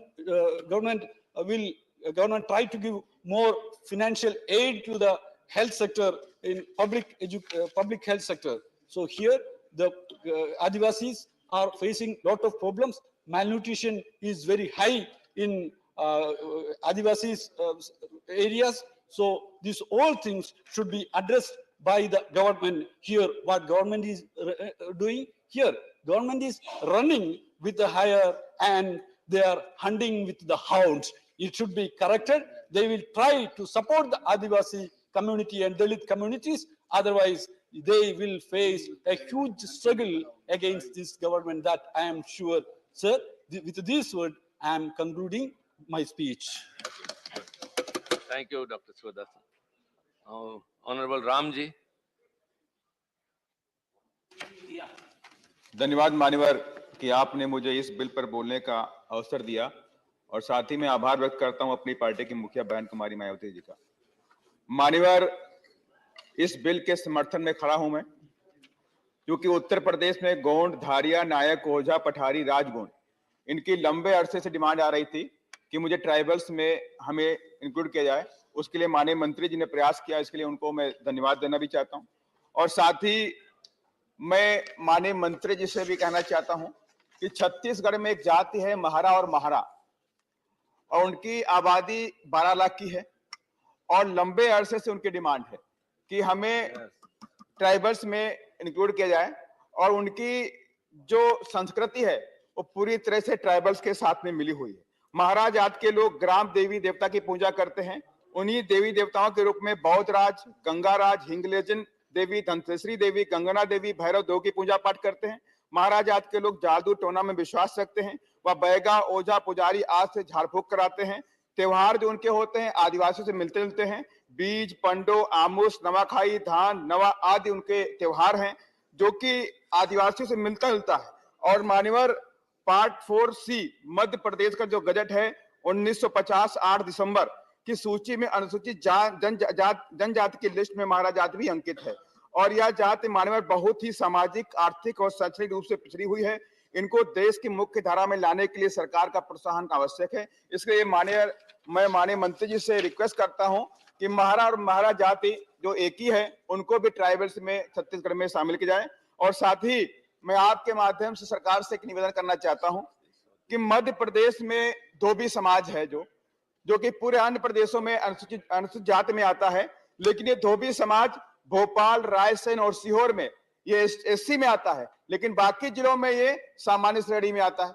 उनकी भी एक लंबे समय से मांग आ रही है कि धोबी समाज कहते हैं कि हम मरने पर और मृत्यु पर और और जब कोई बच्चा पैदा होता है, मवाद के स्कूल और हॉस्पिटल के सारे कपड़े गंदे धुलते हैं, खून के गंदे कपड़े धुलते हैं, तो इसलिए हमारे साथ में जाति का भेदभाव होता है, छुआछूत हमारे साथ में होती है। तो इसलिए हमारी जाति को भी एससी की जाति में शामिल किया जाए मध्य प्रदेश के अन्य जिलों में। ये एक उनके लंबे अरसे से उनकी डिमांड चली आ रही है और ये मैं आपके माध्यम से कहना चाहता हूं कि धोबी समाज को भी एससी की जाति में मध्य प्रदेश के अन्य जिलों में भी शामिल किया जाए और साथ ही उनकी जाति के अनुपात में मध्य प्रदेश में एससी का रिजर्वेशन भी बढ़ाया जाए। और माननीय मंत्री जी यहाँ पे बैठे हैं, ट्राइबल मिनिस्टर जी बैठे हुए हैं, मैं उनसे रिक्वेस्ट करना चाहता हूं। मध्य प्रदेश में स्कूल शिक्षा और जनजाति विभाग की एक भर्ती निकाली गई, संयुक्त काउंसलिंग में 1082 पद निकाले गए, उसमें 9315 लोग ट्राइबल्स के क्वालिफाई कर पाए, लेकिन 767 पद वहां आज भी खाली। और वहीं ईडब्ल्यूएस में जो लोग क्वालिफाई नहीं कर पाए, सरकार ने वहां पे कट ऑफ का जो लिस्ट था उसको कम कर दिया, मार्क्स को कम कर दिया और ईडब्ल्यूएस की पोस्ट को भर लिया गया, लेकिन ट्राइबल्स की पोस्ट को नहीं भरा गया। इसलिए मैं माननीय मंत्री जी से रिक्वेस्ट करूंगा इस पर संज्ञान लेकर के मध्य प्रदेश की 767 जो पोस्ट हैं इनको भरवाने का भी काम करें। और माननीय मंत्री जी से और रिक्वेस्ट भी करूंगा, मध्य प्रदेश की लोक सेवा आयोग द्वारा विज्ञापन क्रम संख्या 3/2022 दिनांक 20 जुलाई 2022 को स्त्री रोग विशेषज्ञ इंटरव्यू में 100 में से प्रदान किए गए अंक जातिगत भेदभाव एससी एसटी और ओबीसी के विरुद्ध है। जातिगत भेदभाव को देख करके उसमें एक जांच की प्रक्रिया अपनाई जाए कि एससी एसटी ओबीसी के जो एप्लीकेंट्स है उनके number 30 number 32 number 40 number 50 number दिए गए। ये एक जातिवादी मानसिकता की सोच दर्शाता है। इस पर भी मैं माननीय ट्राइबल मिनिस्टर जी से भी रिक्वेस्ट करूंगा और आपके माध्यम से सरकार से भी कहूंगा, सामाजिक न्याय अधिकारिता मिनिस्ट्री भी इसमें इन्वॉल्वमेंट लेकर के इसकी प्रॉपर जांच भी कराए। मान्यवर, एक बात और भी करना चाहता हूं, ट्राइबल्स के ऊपर पूरे देश के अंदर आज अत्याचार बढ़ गया है, पूरे देश के अंदर। मैं किसी भी सरकार के खिलाफ बात नहीं कर रहा हूं, लेकिन ट्राइबल्स के साथ में अत्याचार बढ़ा है, चाहे वो मध्य प्रदेश हो, चाहे राजस्थान हो, चाहे वो झारखंड हो, चाहे वो छत्तीसगढ़ हो, हर जगह ट्राइबल्स के ऊपर अत्याचार बढ़ा है। अभी हाल ही में राजस्थान के अंदर कार्तिक भील एक संघर्षशील युवा लड़का था, वो अपने संघर्षों को लेकर के, अपने अधिकारों को लेकर के वो संघर्ष कर रहा था, अपने सामाजिक अधिकारों को लेकर संघर्ष कर रहा था, अपने संवैधानिक अधिकारों को लेकर संघर्ष कर रहा था। लेकिन वहां पर पहले की बात, जिस तरह से जितेंद्र मेघवाल की हत्या मूछ रखने पे की गई, वैसे ही कार्तिक भील की हत्या भी वहां कर दी गई। जातिवादी मानसिकता के लोगों ने हत्या कर दी। मान्यवर, आज उसका परिवार दर दर भटक रहा है अपने बच्चे के इंसाफ के लिए, लेकिन उसे आज तक इंसाफ नहीं मिल पा रहा। ऐसे ही मान्यवर, मध्य प्रदेश की मैं घटनाएं आपके सामने लाना चाहता हूं।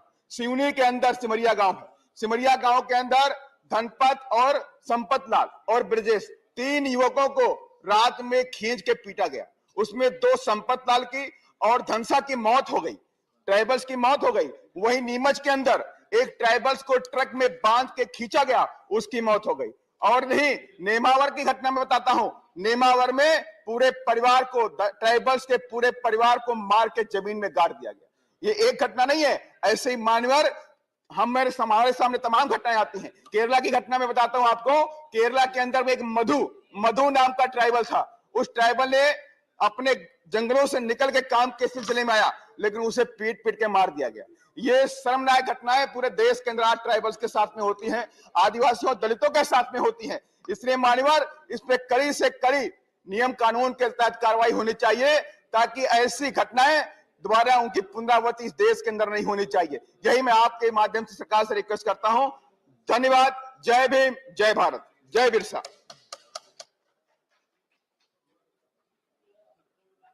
Thank you, Mr. Ramji. Now, Ms. Sumitra Valmiki. धन्यवाद सभापति महोदय। मैं आपको बहुत बहुत धन्यवाद देती हूं कि मुझे इस विधेयक पर बोलने का अवसर प्रदान किया है। माननीय मोदी जी और भारतीय जनता पार्टी का भी धन्यवाद देती हूं कि मुझे सदन में आने का अवसर दिया है। माननीय महोदय, सरकार द्वारा समय समय पर अनुसूचित जाति, अनुसूचित जनजाति की सूची अधिसूचित की जाती है। विभिन्न राज्यों में गहन अनुसंधान और मानक मापदंडों का पालन करते हुए अपनी अपनी सूचियां तैयार करके केंद्र में भेजते हैं और केंद्र द्वारा उनको गहन अध्ययन कर सरकार अपनाती है। इस विधेयक में माध्यम से अनुसूचित जाति और अनुसूचित जनजाति सूची में उत्तर प्रदेश संत कबीरदास नगर, कुशीनगर, चंदौली, संत रविदास नगर जिले में अत्यधिक समुदाय अनुसूचित जाति और अनुसूचित जनजाति का है। इसमें जनजाति की श्रेणी में जो अनुसूचित जाति के लोगों को रखा गया है, जनजाति के, उनको संशोधन करने का प्रस्ताव है। जनजाति दुनिया में सबसे बड़ी आबादी वाली जनजाति है। महोदय, इस जनजाति की बहुत ही पूर्व की दर्दनाक कहानियां रही हैं। इन्होंने जो दंश झेले हैं वह मानव के लिए अभिशाप रहे हैं। इतिहास इसका महत्व बताता है और गवाह है। कई उदाहरण आपको मिल जाएंगे, जैसे कि हमारे बलिदानी लोग माननीय राजा संग्राम सिंह, रानी अवंतीबाई, दुर्गावती, रानी दुर्गावती, दलपत शाह जी, रघुनाथ शाह जी, शंकर सायनाथ जी, जिनको तोप के मुंह से बीच चौराहे पर हमारे मध्य प्रदेश छावनी जिला जबलपुर में आज भी उनकी समाधि बनी हुई है। ब्रिटिश काल में उन्हें उड़ा दिया गया था। इसी तरह मंगू भंगी कलकत्ता की बैरिक छावनी 1856 में इनको बीच चौराहे पर फांसी दी गई थी। इस समुदाय ने बहुत कठिन परिस्थितियों में अपने अस्तित्व को बचाए रखने के लिए 700 वर्ष तक मुगल काल में और 250 साल तक अंग्रेजों के काल में संघर्ष किया है अपने जल, जंगल और जमीन बचाने के लिए। माननीय महोदय, मैं कहना चाहूंगी कि जो आदरणीय प्रधानमंत्री जी के नेतृत्व में आज लगातार हमारे समुदाय के बारे में अध्ययन किया जा रहा है, जिसके आज 9 वर्षों में आप परिणाम देख रहे हैं।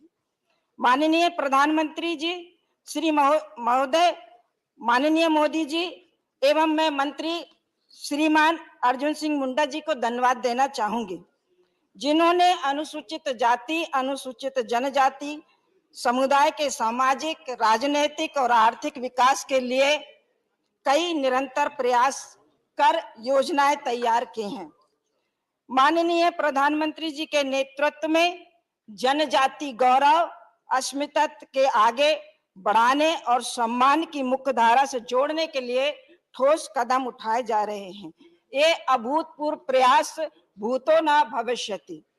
माननीय महोदय, इन्हीं प्रयासों का नतीजा है कि मैं स्वयं अनुसूचित जाति वर्ग की महिला, बाबा साहब अंबेडकर के बाद हिंदुस्तान में पहली ऐसी महिला है जो 75 वर्ष बाद उच्च सदन के दरवाजे तक पहुंची है।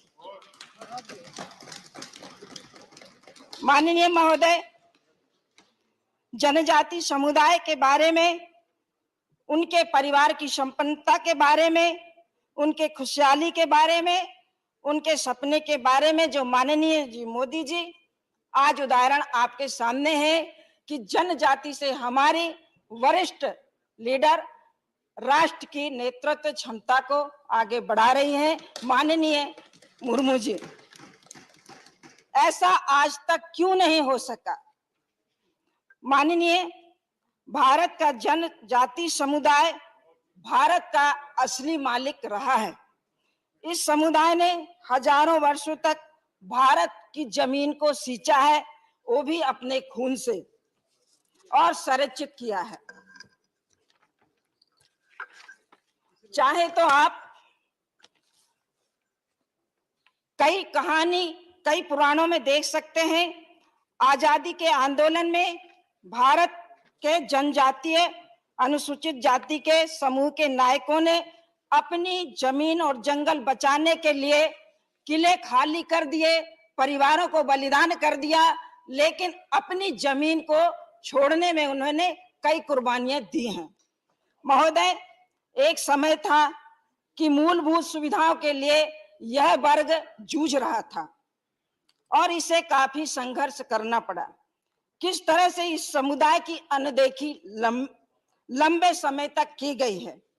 एक लंबे समय तक अनुसूचित जाति, अनुसूचित जनजाति पर घोर अन्याय हुए हैं। लम्हों ने खता की है, सदियों ने सजा पाई है। ऐसी हमारे वर्ग के साथ में कई प्रकार के अत्याचार हुए हैं, लेकिन अब परिस्थितियां बहुत अलग हैं। इन 9 वर्षों में यदि देखा जाए तो आप देख रहे हैं किस तरह से माननीय प्रधानमंत्री जी ने नए भारत में अनुसूचित जाति, अनुसूचित जनजाति समुदाय को आत्मनिर्भर बनाने के लिए अंतिम व्यक्ति तक उनके हक और अधिकारों का संरक्षण करने के लिए, उनकी पहचान को पुनर्स्थापना करने के लिए आगे बढ़ाया जा रहा है। मैं कहना चाहूंगी कि गुरबाणी के 3 शब्द हैं, आदि सच, जुगादि सच और है भी सच। माननीय महोदय, मैं मध्य प्रदेश से आती हूं, इस नाते मैं अपने वर्ग की तरफ से गवाह के रूप में इस पवित्र मंदिर में स्वयं खड़ी हूं, जो भारतीय जनता पार्टी और माननीय मोदी जी के द्वारा आई हूं। माननीय सरकार की विभिन्न योजनाओं में प्रधानमंत्री जी की आदर्श योजना, प्रधानमंत्री की जनजातीय योजना, विकास मिशन, वन उपजों और समर्थन मूल्यों को देना, पोस्ट मैट्रिक उच्च शिक्षा, करोड़ों छात्रवृत्तियां देना, आदर्श एकलव्य आपके सामने इतिहास बनकर और अभी वर्तमान बनकर खड़ा है। विद्यालयों का निर्माण करवाना, ट्राइबल एरिया में सब प्लान अंतर्गत विशेष सहायता पैकेज देना, जनजाति समाज की महिलाओं का सशक्तिकरण और विकास उन्मुखी योजनाओं का क्रियान्वयन करना, उद्योग स्थापित करना इत्यादि, उज्ज्वला योजना, घर घर जल और नल की योजना। हमारे दूर अंचल में आदिवासी जो लोग रहा करते थे, उनको पहाड़ों के पानी पर निर्भर रहना पड़ता था, और जब बारिश का पानी का पहाड़ में पानी आता था तो वो अपना जल जीवन से उसी से चलाते थे। आज प्रधानमंत्री जी ने उन जंगलों पर निर्भर रहने वाले व्यक्तियों के घरों तक, उन झोपड़ियों तक घर घर जल नल योजना पहुंचाई। मैं माननीय मोदी जी को बहुत बहुत धन्यवाद देना चाहूंगी। माननीय महोदय, इसी तरह जनजाति के जो हमारे समुदाय हैं, चौमुखी विकास के आप 9 वर्षों की पट्टकथा आपके सामने प्रस्तुत है। मैं इसकी साक्षी हूं। महोदय, मैं मध्य प्रदेश से आती हूं, जहां 21% से ज्यादा आबादी अनुसूचित जाति और जनजाति की है। मैं सदन में माननीय प्रधानमंत्री जी के नेतृत्व और हमारे मुख्यमंत्री सम्मानीय शिवराज सिंह चौहान जी के कुशल नेतृत्व को नमन करती हूं, क्योंकि मध्य प्रदेश में मेरे अनुसूचित जाति जनजाति के भाई बहन अब तक के पिछले 70 वर्षों में आप देखें तो हाशिए में थे, लेकिन आज उनकी तस्वीर और तकदीर दोनों बदल रही है और मुख्य धारा में वो समाहित हो रहे हैं। जैसे कि पेशा कानून हमारे यहाँ लागू किया गया है, इससे जनजाति के भाई बहनों को एक तरह से उनका सम्मान बढ़ेगा और उनकी जो संपत्तियां हैं वो संरक्षित और सुरक्षित होंगी। माननीय मोदी जी की सरकार दृढ़ इच्छा और शक्ति अनुसूचित जाति जनजाति समाज के उत्थान का इरादा वित्तीय आवंटनों पर यदि सरसरी नजर डालें तो आपको स्पष्ट दिखाई देगा। महोदय, 2013-2014 विभाग के बजट में मात्र 4000 करोड़ थे, जो आज बढ़कर देखेंगे आप कि 9000 करोड़ हो गया है। यानी दुगने से ज्यादा इनके लिए, इनके उत्थान के लिए यह राशि बढ़ाई गई है। वन वधु कल्याण योजना के माध्यम से लगभग 27,000 करोड़ विभिन्न मंत्रालयों द्वारा अनुसूचित जाति अनुसूचित जनजाति विकास हेतु लगभग 80,000 करोड़ व्यय किए जा रहे हैं। सबका साथ, सबका विकास, सबका विश्वास और सबका प्रयास से आगे बढ़कर माननीय प्रधानमंत्री जी ने जनजाति अनुसूचित जाति वर्ग की सेवा में अर्पित करने का मार्ग प्रशस्त किया है। हम भारत के असली मालिकों को माननीय प्रधानमंत्री हक देना चाहते हैं। इसलिए मैं आप आज के सामने अनुसूचित जाति जनजाति के कुछ हल्के दर्द और कुछ उनके उद्धार के बारे में चर्चा करके अपने आप को गौरवान्वित महसूस कर रही हूं और माननीय प्रधानमंत्री मोदी जी का धन्यवाद करती हूं। जय हिंद, जय Bharat. Thank you Sumitra ji. लंगेया Yadav Gaurav.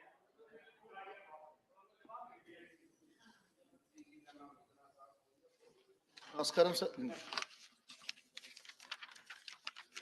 Honourable vice chairman साहब, बात करने का मौका दिए आपको धन्यवाद बोल रहा हूँ। The constitution scheduled caste and scheduled tribes orders second amendment bill 2022. We are supporting this bill, sir, but such piecemeal bills will not do justice, sir, to the SCs, STs communities of the country. Similar requests and demand are coming from different states. Sir, from Telangana, we have passed unanimously reservation in assembly. Each to STs reservation को 6% से 10% बढ़ाना बोल के हमारा CM KCR साहब central government को भेजे साहब, वो नहीं करे। और एससीज पर ABCD insure the weaker sections को एबीसीडी करना बोल के वो लोगों को बेनिफिट होते बोल के सेंट्रल गवर्नमेंट को असेंबली से रिजर्वेशन पास करे तो वो भी नहीं करे साहब। बाद में ये रिजर्वेशंस का इश्यू हमारा स्टेट्स को देना साहब। स्टेट्स को दिए तो वो एसटीज को और एससीज को क्या करना, किधर बढ़ाना, किधर कम करना बोल के देखने को ये स्टेट्स को ये अधिकार देना साहब। और हमारा तेलंगाना में ये हमारा बीआरएस पार्टी से केसीआर और 8 साल से ये एससी लोगों को बहुत काम करे साहब। इसमें दलित बंधु बोल के एक स्कीम लेके आए साहब। 10 लाख एक फैमिली को free, no banks, no repayment, 10 lakh दे रहे साहब। वो 17 लाख फैमिलीज को देना बोल के हमारा गवर्नमेंट प्लान करे। अभी हर एक आउट ऑफ 119 कॉन्स्टिट्यूंसी में एक कॉन्स्टिट्यूंसी में 600 फैमिलीज को अब दे रहे हैं साहब। तो सिमिलरली कंटिन्यू 17 लाख फैमिलीज को देने को तैयार है साहब हमारा गवर्नमेंट। और एसटी लोगों को भी हमारा गवर्नमेंट तांडास को रिजर्वेशन करके हर ग्राम पंचायत को एसटी लोगों को सरपंच बने साहब। हमारा स्टेट में मिशन भगीरथ स्कीम है। अब बोले मैडम बोले हर घर घर को पानी देने का हमारा स्टेट में पहले केसीआर लिखा के मिशन भगीरथ बोल के एक स्कीम ला के हर घर को पानी लेके जाके घर में भी नल्ला भी गवर्नमेंट ये बीआरएस गवर्नमेंट नल्ला पानी दे रहे हैं सब। हर तंडा को, हर दलित वार्ड को भी दे रहे हैं सब। बाद में हमारा स्टेट में ये आसरा पेंशन सर, कौन सा स्टेट भी ऐसा नहीं है। हमारा स्टेट में हर एससी को और एसटी को पूरा गरीब लोगों को हमारा स्टेट में 2116 रुपीस हर महीने दे रहे हैं साहब। ये एससी लोगों को एसटी लोगों को बहुत बढ़ाने को ऐसा। और एग्रीकल्चर के वास्ते हर किसान एससी एसटी किसान को 24 आवर्स फ्री करंट दे रहे हैं साहब। ये फ्री करंट से ये लोग कभी भी 1 मिनट करंट नहीं जा रहे हैं साहब। परसों आप देखे साहब। बाद में ये रईतु बंधु बोल के हर किसान को SC ST किसान नहीं, दूसरा हर किसान को हमारा तेलंगाना स्टेट में 10,000 रुपीस फ्री दे रहे हैं सर, ये किसानों के वास्ते। रैत बीमा एक 5 लाख रुपया वो प्रीमियम तेलंगाना गवर्नमेंट बन के, कोई रैत मर गए तो 5 लाख दे रहे सर। कल्याण लक्ष्मी शादी मुबारक बोल के एक स्कीम रखे सब, हाँ कोई होने दो, शादी का टाइम में 1,16,000 रुपीस ये हर फैमिली को दे रहे हैं सर। मैं ये बिल से मैं पूछ रहा हूँ हमारा बीजेपी गवर्नमेंट को, ये स्कीम्स पूरा देश में रखे तो देश में रहने का SCs और STs लोगों को भी बढ़ाने को अच्छा रहते साहब, ये काम करना बोल के मैं प्राइम मिनिस्टर साहब को बोल रहा हूँ साहब, ये बात करने का मौका दिए, धन्यवाद sir. Thank you, Lingaya Garu. Professor Manoj Kumar Jha.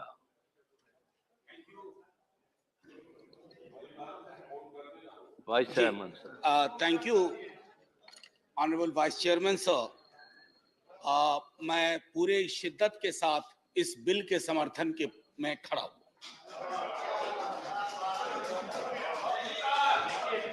नहीं, तीसरी बार मैं मंत्री जी को प्रसन्न भी देखना चाहता था और सजग भी देखना चाहता था। मंत्री जी क्योंकि झारखंड के सबसे मायूस कद्दावर नेता, मासूम सॉरी मासूम नहीं मैं इनकी having supported the bill,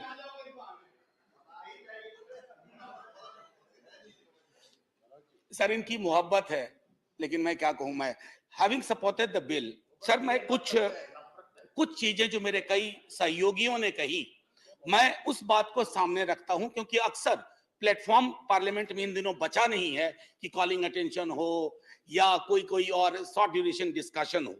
महोदय, अगर आप गौर करें, बीते कुछ वर्षों और कुछ महीनों में कई सारी फेलोशिप खत्म कर दी गई, और उन फेलोशिप के खत्म होने का नतीजा क्या होता है सर?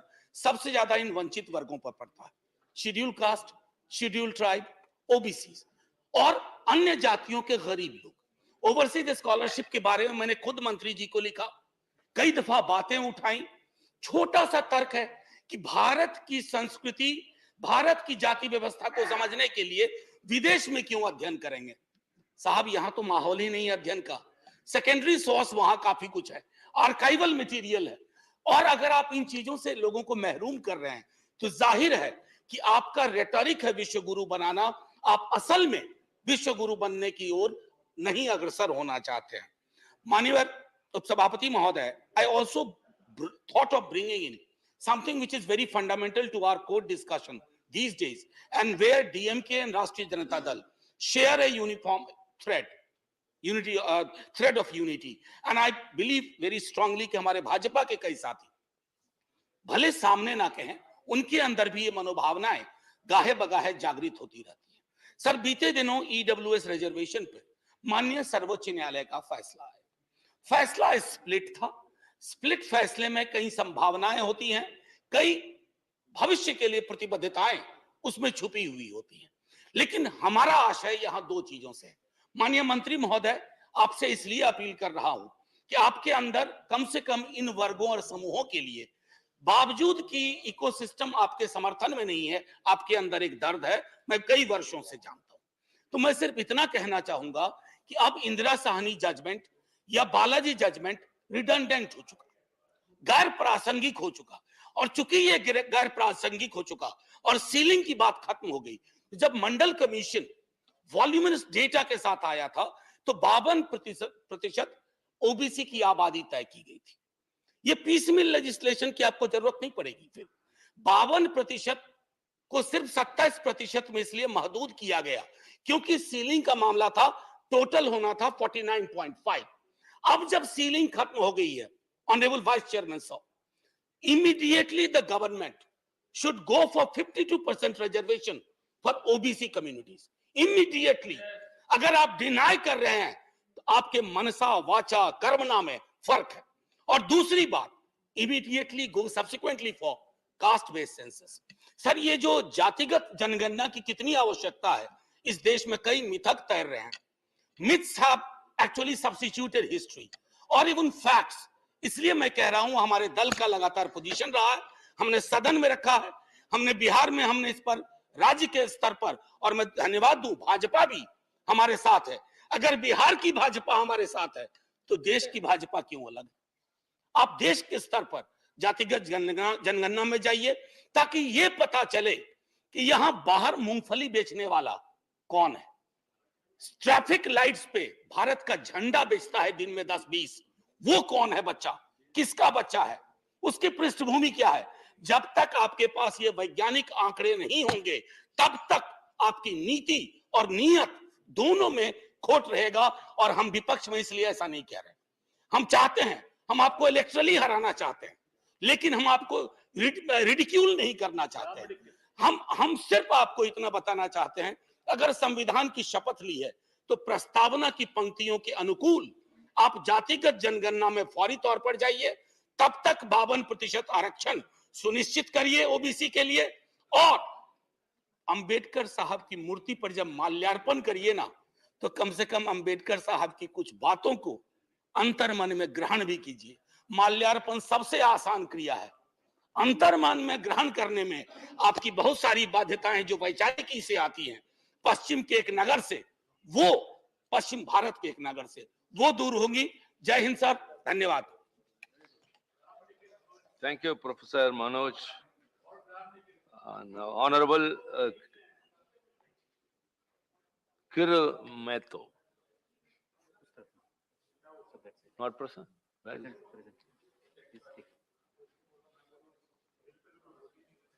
अध्यक्ष महोदय, मुझे बोलने के लिए दिए, इसके लिए आभार व्यक्त करता हूं, और आप अपने माननीय मुख्यमंत्री नीतीश कुमार जी का भी हार्दिक अभिनंदन करता हूं, उन्होंने इस सभा में भेजने का काम किया। और सरकार जो लेकर आई है अनुसूचित जाति, अनुसूचित जनजाति की सूची शामिल करने के लिए, उसमें मैं समर्थन करता हूं। और उसके अलावे मैं कहना चाहता हूं, हमारे जितने भी अभी सदस्यगण अपने विचार को रखे, मैं समर्थन करता हूं। दूसरी तरफ ये कहना चाहता हूं महोदय, आपके माध्यम से माननीय मंत्री जी को, चूंकि ये मामला अभी सामने आया कि उत्तर प्रदेश में कुछ जिलों को अनुसूचित जनजाति में शामिल किया जा रहा है और कुछ जिलों को नहीं शामिल किया जा रहा है। हम तो निवेदन करेंगे माननीय मुख्यमंत्री महोदय से, जब राज्य में ये सब किसी भी जाति का, किसी भी वर्ग को, अनुसूचित जाति, जनजाति, पिछड़ा वर्ग का जहां भी शामिल किया जाए तो सभी पूरे राज्य में किया जाए। महोदय, आपके माध्यम से हम कहना चाहते हैं, हमारे झारखंड में भी बीजेपी की सरकार रही और इसके पहले वहां भी ऐसे एक कमार जाति, कमार और करमाली, करमाली आदिवासी में है, कमार पिछड़ी जाति में है, और वहां भी संथाल परगना एक परमंडल है, 5 परमंडल मेरे झारखंड में है, उसमें संथाल परगना परमंडल है। उस परमंडल के लिए सरकार ने, वहां की सरकार ने आदिवासी सूची में जारी कर दिया। हम माननीय मंत्री से मिले थे और सबसे भाई क्या है, पूरे राज्य में एक शेड्यूल बनना चाहिए, एक सूची बनना चाहिए, एक परमंडल में कैसे सूची जारी कर दी गई है। तो इसको ध्यान में रखकर सरकार को काम करना चाहिए। है क्या, ये लोग दोनों जाति के लोग, कमार और करमाली, दोनों का शादी विवाह सबका होता है एक साथ रहन सहन सब कुछ है, लेकिन खतियान भी हम देखा जाए तो एक गांव का सीमा कटता है, उसके ये साइड दोनों एक ही रैयत का अगर जमीन है तो एक में करमाली है खतियान में, एक में कमार है। कमार जिसमें लिखा हुआ हो गया पिछड़ी जाति और करमाली जिसमें लिखा हुआ आदिवासी। ये स्थिति सरकार बनाती है, तो ये राजनीतिक तौर से अगर करती तो ये भी ठीक नहीं है। इसलिए पूरे राज्य में एक शेड्यूल में एक जात को रखना चाहिए। हम माननीय मंत्री से निवेदन करना चाहते हैं कि कम से कम कहीं भी किसी राज्य में ऐसा हो तो पूरे राज्य का एक शेड्यूल बनना चाहिए, जिससे लोगों को ज्यादा से ज्यादा लोगों आपत्ति नहीं हो, ना थोड़ा तकलीफ हो कि भाई हम एक साथ हैं, एक साथ शादी ब्याह सब कर रहे हैं और उसके बाद वो हो गया आदिवासी, हम हो गए पिछड़ी जाति, इस तरह से नहीं हो। दूसरी चीज कहना चाह रहे हैं, वहां झारखंड में घटवार जाति के लोग रहते हैं, वो भी अनुसूचित जनजाति के लिए बहुत दिनों से लड़ाई संघर्ष कर रहे हैं। वो भी ऐसा चाह रहे हैं घटवार को आदिवासी में शामिल किया जाए अनुसूचित जनजाति में। आसन के माध्यम से मंत्री जी से निवेदन करना चाहते हैं कि वहां के भी लोगों को घटवार को अनुसूचित जाति में शामिल किया जाए। तीसरा मेरा एक सवाल था माननीय अध्यक्ष महोदय के माध्यम से माननीय मंत्री जी को, कुर्मी जाति वहां 22% है और कुर्मी को वेस्ट बंगाल, झारखंड और उड़ीसा राज्य के तीनों स्टेट के कुर्मी आदिवासी में पहले से थे और उनको 1931 तक थे वो लोग आदिवासी, और उनको आदिवासी सूची से बाहर कर दिया गया है। पटना हाई कोर्ट ने भी ऑर्डर में दिया कि ऐसे कुर्मी आदिवासी हैं। कलकत्ता हाई कोर्ट ने भी आदेश दिया कुर्मी आदिवासी में है, और उसके बाद उड़ीसा हाई कोर्ट का भी आदेश है आदिवासी में है। लेकिन उसके बाद सरकार भी, झारखंड की सरकार ने वहां से अनुशंसा करके भी यहाँ भेजा गया था, लेकिन किस कारण से अभी तक नहीं हुआ। अगर कुछ भूल सुधार है तो उसको सुधार कर आदिवासी के श्रेणी में उन लोगों को भी शामिल करना चाहिए। और अभी कल कुर्मी लोग आदिवासी में सूची में शामिल करने के लिए महोदय, ये लोग है सो वेस्ट बंगाल के सांसद, उड़ीसा के और है सो आपका झारखंड के लोग सांसद, विधायक और मंत्री सभी लोग है सो जंतर मंतर में धरना पर कल बैठे हुए थे। इसलिए आसन के माध्यम से माननीय मंत्री जी, हम लोग का झारखंड के रहने वाले हैं, अब माननीय मंत्री जी से हम निवेदन करेंगे, ये हम लोग को बहुत सीनियर रहे हैं, मित्र रहे हैं, बड़े भाई हैं, हम कहेंगे कि कुर्मी को भी है सो वेस्ट बंगाल और झारखंड और उड़ीसा के कुर्मियों को आदिवासी श्रेणी में शामिल करने की कृपा की जाए। माननीय नरेंद्र मोदी जी इसके लिए है सो उनको बताया जाए। लोकप्रिय माननीय है सो नरेंद्र मोदी जी प्रधानमंत्री हैं, उनके पास अगर जाएगा रिपोर्ट जानकारी होगी तो जरूर वो शामिल करेंगे। इन्हीं शब्दों के साथ आपने आसन के माध्यम से बोलने का मौका दिया, हम अपने विचार पे बयान देते हैं। Thank you, Mehtaji. Yours is a maiden speech. You could have spoken for a longer time. Now, Mr. Santosh Kumar. Thank you, Vice Chairman, sir. Sir, I had a chance to take part in a similar kind of discussion soon after my entry to this August House. That was the 256th session of the Rajya Sabha, and the issue was almost same: the inclusion of a particular community to the list of STs. And as you know, there are demands from various communities throughout the country for the inclusion of this particular list. But I think this August House and especially the government should seriously think about the status of Adivasis and Dalits in this country. I mean the plight of Adivasis and Dalits in this country. Whether this inclusion, changing, shifting, exclusion alone will help the upliftment of Adivasis. This is the most important in a $1 million question. So why I am raising this question once again? For example, kindly think about the nomadic tribes. You must be aware of the term, this denotified tribes.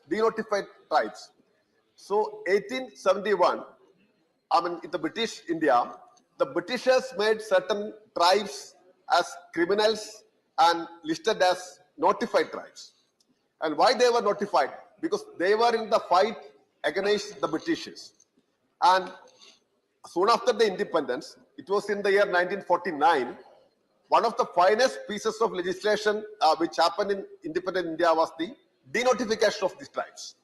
And now we have 11 codes of nomadic tribes, this denotified class of tribes in this country. And to substantiate my point, this is the data of 2011 census. So do you have anything related to the status of nomadic tribes in this country? What about the rate of unemployment? Leave all other things, education, unemployment, employment, everything. Do you have anything related to the fundamental rights of these nomadic tribes, which are more than 11 codes in this country? That the government should seriously think of it. Secondly, as most of my fellow speakers have pointed out, unemployment, lack of educational facilities are also haunting the tribes in this country. So what we need, apart from other things, the reservation in private sector. So do you have any plan to introduce reservation in private sector? I think the government, आप बहुत सारे बोल रहे हैं, सबके साथ है, विकास है, सब कुछ बोल रहे हैं, लेकिन do you have any real plan to get it implemented in the private sector? I think you don't have any plan to get it implemented. And thirdly, the question of untouchability. Even in this country, even the Dalit Panchayat president, Sarpanch are facing the grave threat of untouchability. It is happening in almost all parts of the country, except some states like Kerala, especially in North India. This is not to blame my friends in North India, but you have to seriously think about this issue and try to change this issue. Fourthly, as Professor Manoj had already demanded, we need a caste census in this country because hundreds of castes in this country with the different, their own codes and everything. There must be a caste census in this country, and your move to introduce UCC will endanger the prospects of all these tribes and Dalits in this country. So what I demand, and it's a demand of my party also, that we need caste census. And finally, I would like to tell you this, in Kerala, we have an institution called Kirtats to study the details, make a scientific study about the status of Dalits and tribes. So only after the scientific study, we include a particular caste to that of tribes. Without scientific study, yes, of course, in Uttar Pradesh, there were long pending demands, movements, everything was there. But you should conduct a scientific study. Without proper study, you cannot converse a particular, this group into another group. No, this must be anthropological study. So have you conducted any kind of anthropological study before changing this? It should not be a political slogan alone. There are demands from various parts of the country, as I told you. But in Kerala, the practice is that, of course, this happened in many parts of the country. Dalits were converted to the listed in the tribes list, and that happened. It's nothing new in it. For example, the Mavilan community in Kerala was part of Dalits, and they were transferred to the list of tribes. It happened. It may happen in future also. But that was based on a scientific study. So do you have any kind of institution in Uttar Pradesh and other parts of the country to study into detail? It should not be just because of the political movement. So these are the points which I want to make. And with these cosmetic change, this is not going to help the Adivasis and tribes. I don't want to further elaborate other points because almost all my fellow speakers have spoken about these issues. So kindly think about the Dalits and Adivasis very seriously. This should not be an election manifesto. This should not be just for cosmetic changes. That's what I request. Thank you, Mr. Santosh Kumar. And now, Honorable Samir Oran.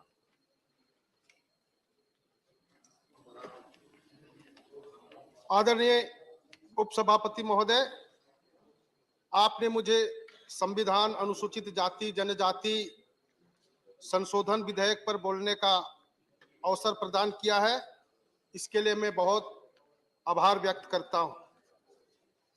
महोदय, जब देश के प्रधानमंत्री अपने उद्बोधन को शुरू करते हुए भगवान बिरसा मुंडा की जय घोष करते हो, देश के आदिवासी समाज को भारत की आस्था, सभ्यता, संस्कृति और आजादी का बड़ा संरक्षक कहते हुए तथा भगवान बिरसा मुंडा के जन्मदिन को जनजातीय गौरव दिवस मनाने का निर्णय लेते हुए तब आदिवासी समाज के लिए सरकार की नीयत और नीति सभी के लिए स्पष्ट हो जाती है। उपसभापति महोदय, स्वतंत्रता के बाद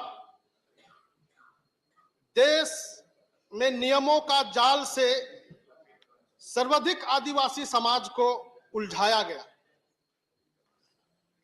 प्रत्येक राज्य में आदिवासी समाज की अलग अलग समस्याएं हैं। पहले की सरकारों ने आदिवासी समाज को गंभीरता से लिया नहीं, उनकी समस्याओं को भी सुना नहीं, बल्कि देखा जाए तो उनकी मानसिकता को कुंठित करने का ही काम पिछले सरकार ने किया है। महोदय, हमारे माननीय कांग्रेस के एक माननीय सदस्य ने अभी कह रहे थे कि भारतीय जनता पार्टी के नेता 5 स्टार होटल से खाना लेकर के 7 स्टार होटल से जो है खाना लेकर के वो आदिवासी परिवार में जाकर के सिर्फ उनका बर्तन को उपयोग करते हैं। लेकिन मैं बताना चाहता हूं कि कांग्रेस के जो नेता हैं 5 स्टार होटल में रहते हैं और जो है एक गरीब की झोपड़ी में जो है रात्रि विश्राम करके एक ढोंग रचने का काम कांग्रेस के नेता ही करते हैं। उपसभापति महोदय, हमारे भारतीय जनता पार्टी के नेता सबका साथ, सबका विकास, सबका विश्वास और सबका प्रयास के साथ आदिवासी परिवार में अगर भोजन करने जाते हैं तो उनके जो है पारंपरिक तरीके से उनके व्यंजन को वो ग्रहण करते हैं। हमारे भारतीय जनता पार्टी के तत्कालीन अध्यक्ष आदरणीय अमित शाह जी ने झारखंड के एक आदिवासी परिवार में भोजन करने के लिए गए थे। माननीय अर्जुन मुंडा जी और मैं भी साथ में गया था और वहां के जो है पारंपरिक जो भोजन है वो जमीन में बैठ करके करने का काम किया है। ये मैं उसका साक्षी। परंतु आज आदिवासी जिसने आदिवासी समाज की सभी समस्याओं को गंभीरता से लेते हुए समाधान करने की ओर हमारा जो है सरकार आगे बढ़ रहे हैं।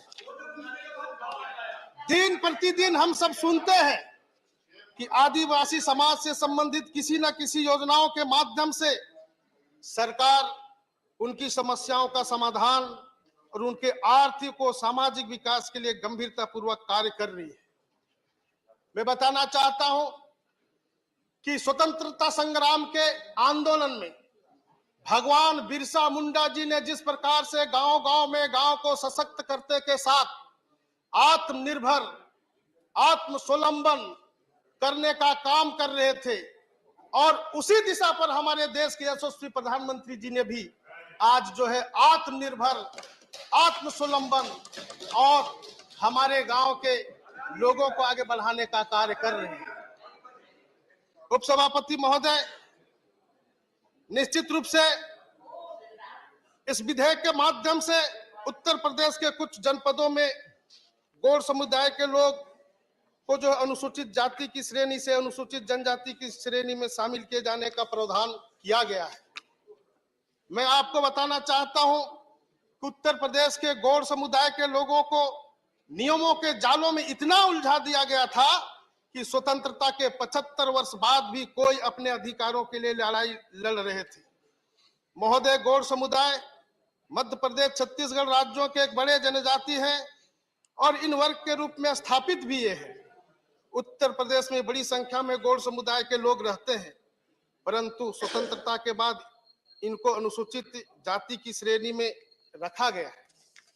सबसे पहले वर्ष 2002 में हमारे श्रद्धेय अटल बिहारी वाजपेयी जी ने गौड़ समुदाय की इस समस्याओं को गंभीरता से लेते हुए समाधान करने का एक रास्ता बढ़ाया, समाधान करने का प्रयास किया।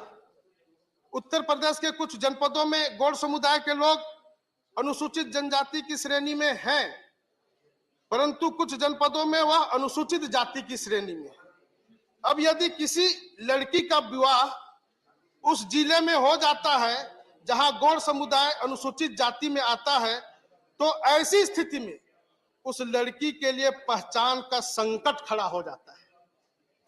महोदय, ऐसे में अनेकों समस्याएं उस समुदाय के अंदर उत्तर प्रदेश में झेल रहा है। अब माननीय प्रधानमंत्री जी ने गौड़ समुदाय की समस्या को समझते हुए इस विधेयक के माध्यम से पिछले दिनों 13 जनपदों में जो अनुसूचित जाति था उसको अनुसूचित जनजाति में लाने का कार्य किया है। उसी में जो अभी कुछ जातियां जो है वो और इसमें शामिल हो, उसके लिए गौड़ समुदाय के जो 5 उपजातियां धुरिया, नायक, ओझा, पठारी, राजगौड़ इत्यादि है, इन जाति को इसमें शामिल करने का यह इस विधेयक में प्रावधान किया गया है। मैं इसके लिए अपने देश के यशस्वी प्रधानमंत्री आदरणीय नरेंद्र भाई मोदी जी और हमारे जो है जनजाति कार्य मंत्रालय के मंत्री आदरणीय अर्जुन मुंडा जी को मैं आभार व्यक्त करता हूं। महोदय, आज सरकार द्वारा किए जा रहे प्रयासों से देश का जनजाति समाज दिन प्रतिदिन आर्थिक, शैक्षणिक, सामाजिक उन्नति की ओर बढ़ रहा है। आदिवासी समाज के युवा आज शिक्षित हो रहे हैं, प्रशिक्षित हो रहे हैं और देश के निर्माण में अपना योगदान भी दे रहे हैं। महोदय, देश के इतने बड़े वर्ग को पिछली सरकारों ने हमेशा शोषित, वंचित रहने के लिए छोड़ दिया था, परंतु आज एक बार जनजाति समाज की समस्याओं का समाधान हो रहा है और मुझे विश्वास है कि इसी प्रकार से सरकार जनजातीय समाज के हितों की रक्षा हेतु कार्य करती रहेगी और आदिवासी समाज के हितों की रक्षा होता रहेगा। इसलिए मैं इस विधेयक का मैं समर्थन करता हूं। महोदय, मैं कहना चाहता हूं कि कांग्रेस के हमारे साथियों ने कहे कि अभी तो 8 ही मिनट हुआ है, कितना मिनट है? There are 7 more members from your party. 7 more members from your party. महोदय, मैं बताना चाहता हूं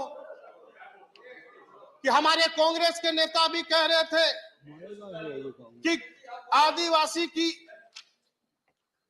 हिमायती तो हम ही थे, सब चीज हमने ही किया है। लेकिन मैं बताना चाहता हूं कि सब चीज ये किए तो ये अभी करने की आवश्यकता क्यों हो रही है? ये अभी तक जो है आदिवासियों के जहां जहां क्षेत्र है वहां पर जो है खनिज संपदाएं हैं, वहां के लिए भी इन लोगों ने कुछ नहीं किया। और तो और ये जनता के लिए तो नहीं किया, उनके साथ रहने वाले आदिवासियों का भी इन लोगों ने किस प्रकार से किया है। अध्यक्ष सभापति महोदय, मैं झारखंड को उदाहरण देता हूं कि एक मुख्यमंत्री बनाया गया और उसका इतना दोहन और शोषण किया कि जेल के सलाखों में भेज दिया। और अभी भी झारखंड में एक ऐसे आदिवासी नेता को मुख्यमंत्री बनाया है कि वहां के खनिज संपदाओं को अब जो है दोहन करने का काम कर रहा है। तो ये कांग्रेस के लोग आदिवासियों के साथ व्यवहार करने का काम ये लोगों ने किया। Samir ji, thank you very much. Please don't drag up controversy. आज आदिवासी समाज Thank you, Samir ji. Please conclude. कि देश के लिए You have spoken enough. एक ऐसे प्रधानमंत्री मिले हैं आदरणीय नरेंद्र भाई Modi ji. The discussion is going on very well. जनजातियों का Please. सम्मान Very important discussion going on very well. Don't drag up controversy. Please sit down. ये जो है Please. मैं प्रधानमंत्री और Please, Samir ji, thank you very much. करते हुए अपनी वाणी को विराम करता हूं। धन्यवाद। Thank you.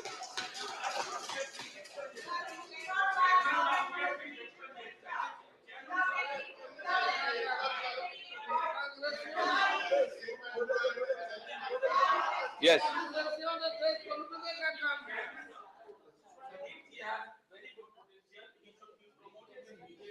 In Jharkhand. Come on, no suggestions. No suggestions. Honorable Shanmugam. Honorable Shanmugam. Thank you, Vice Chairman, sir.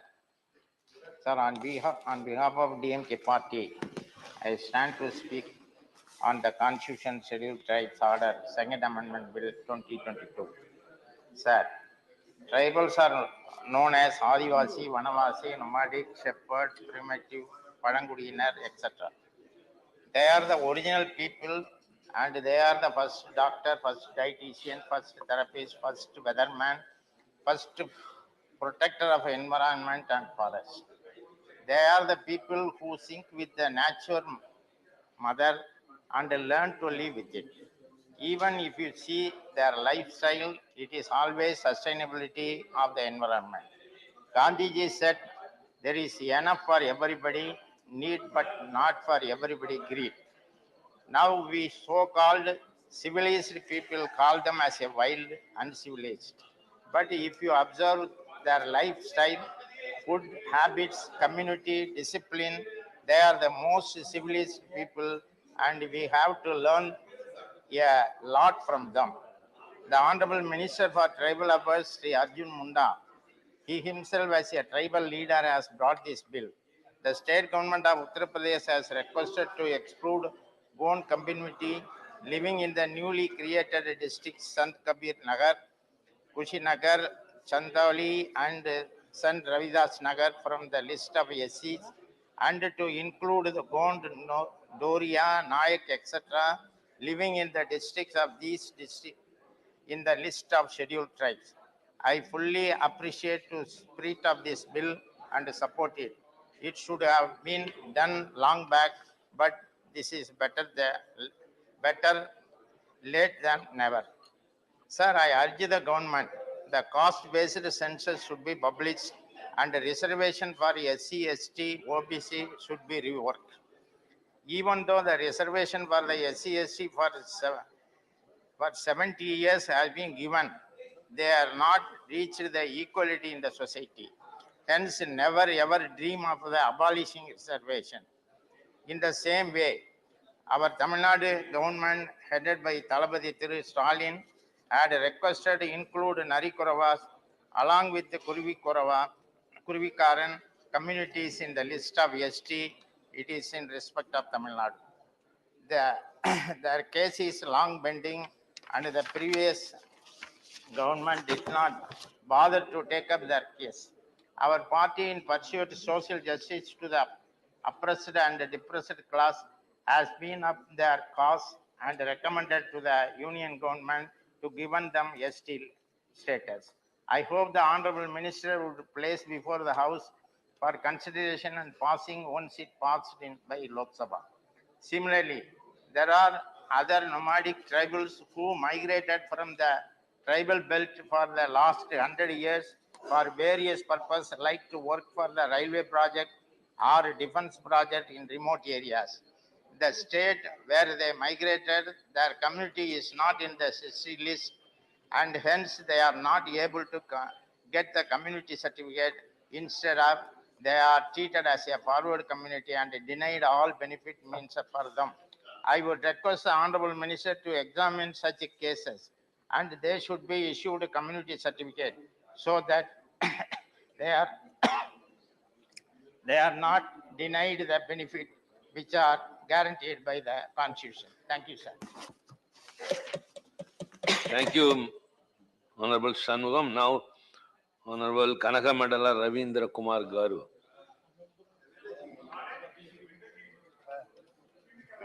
YSR के बारे में बोले। You are interrupting my speech without starting. Honorable Deputy Chairman, sir, I am very thankful to you for giving this opportunity to participate in the discussion on this important bill. Sir, I raised to support this bill, but I wanted to bring it certain facts to the notice of the Honorable Minister. Sir, this bill seeks to remove certain scheduled castes from the list pertaining to the state of Uttar Pradesh and paves way including those castes in the list of scheduled tribes. I welcome the move of the government and also support the bill.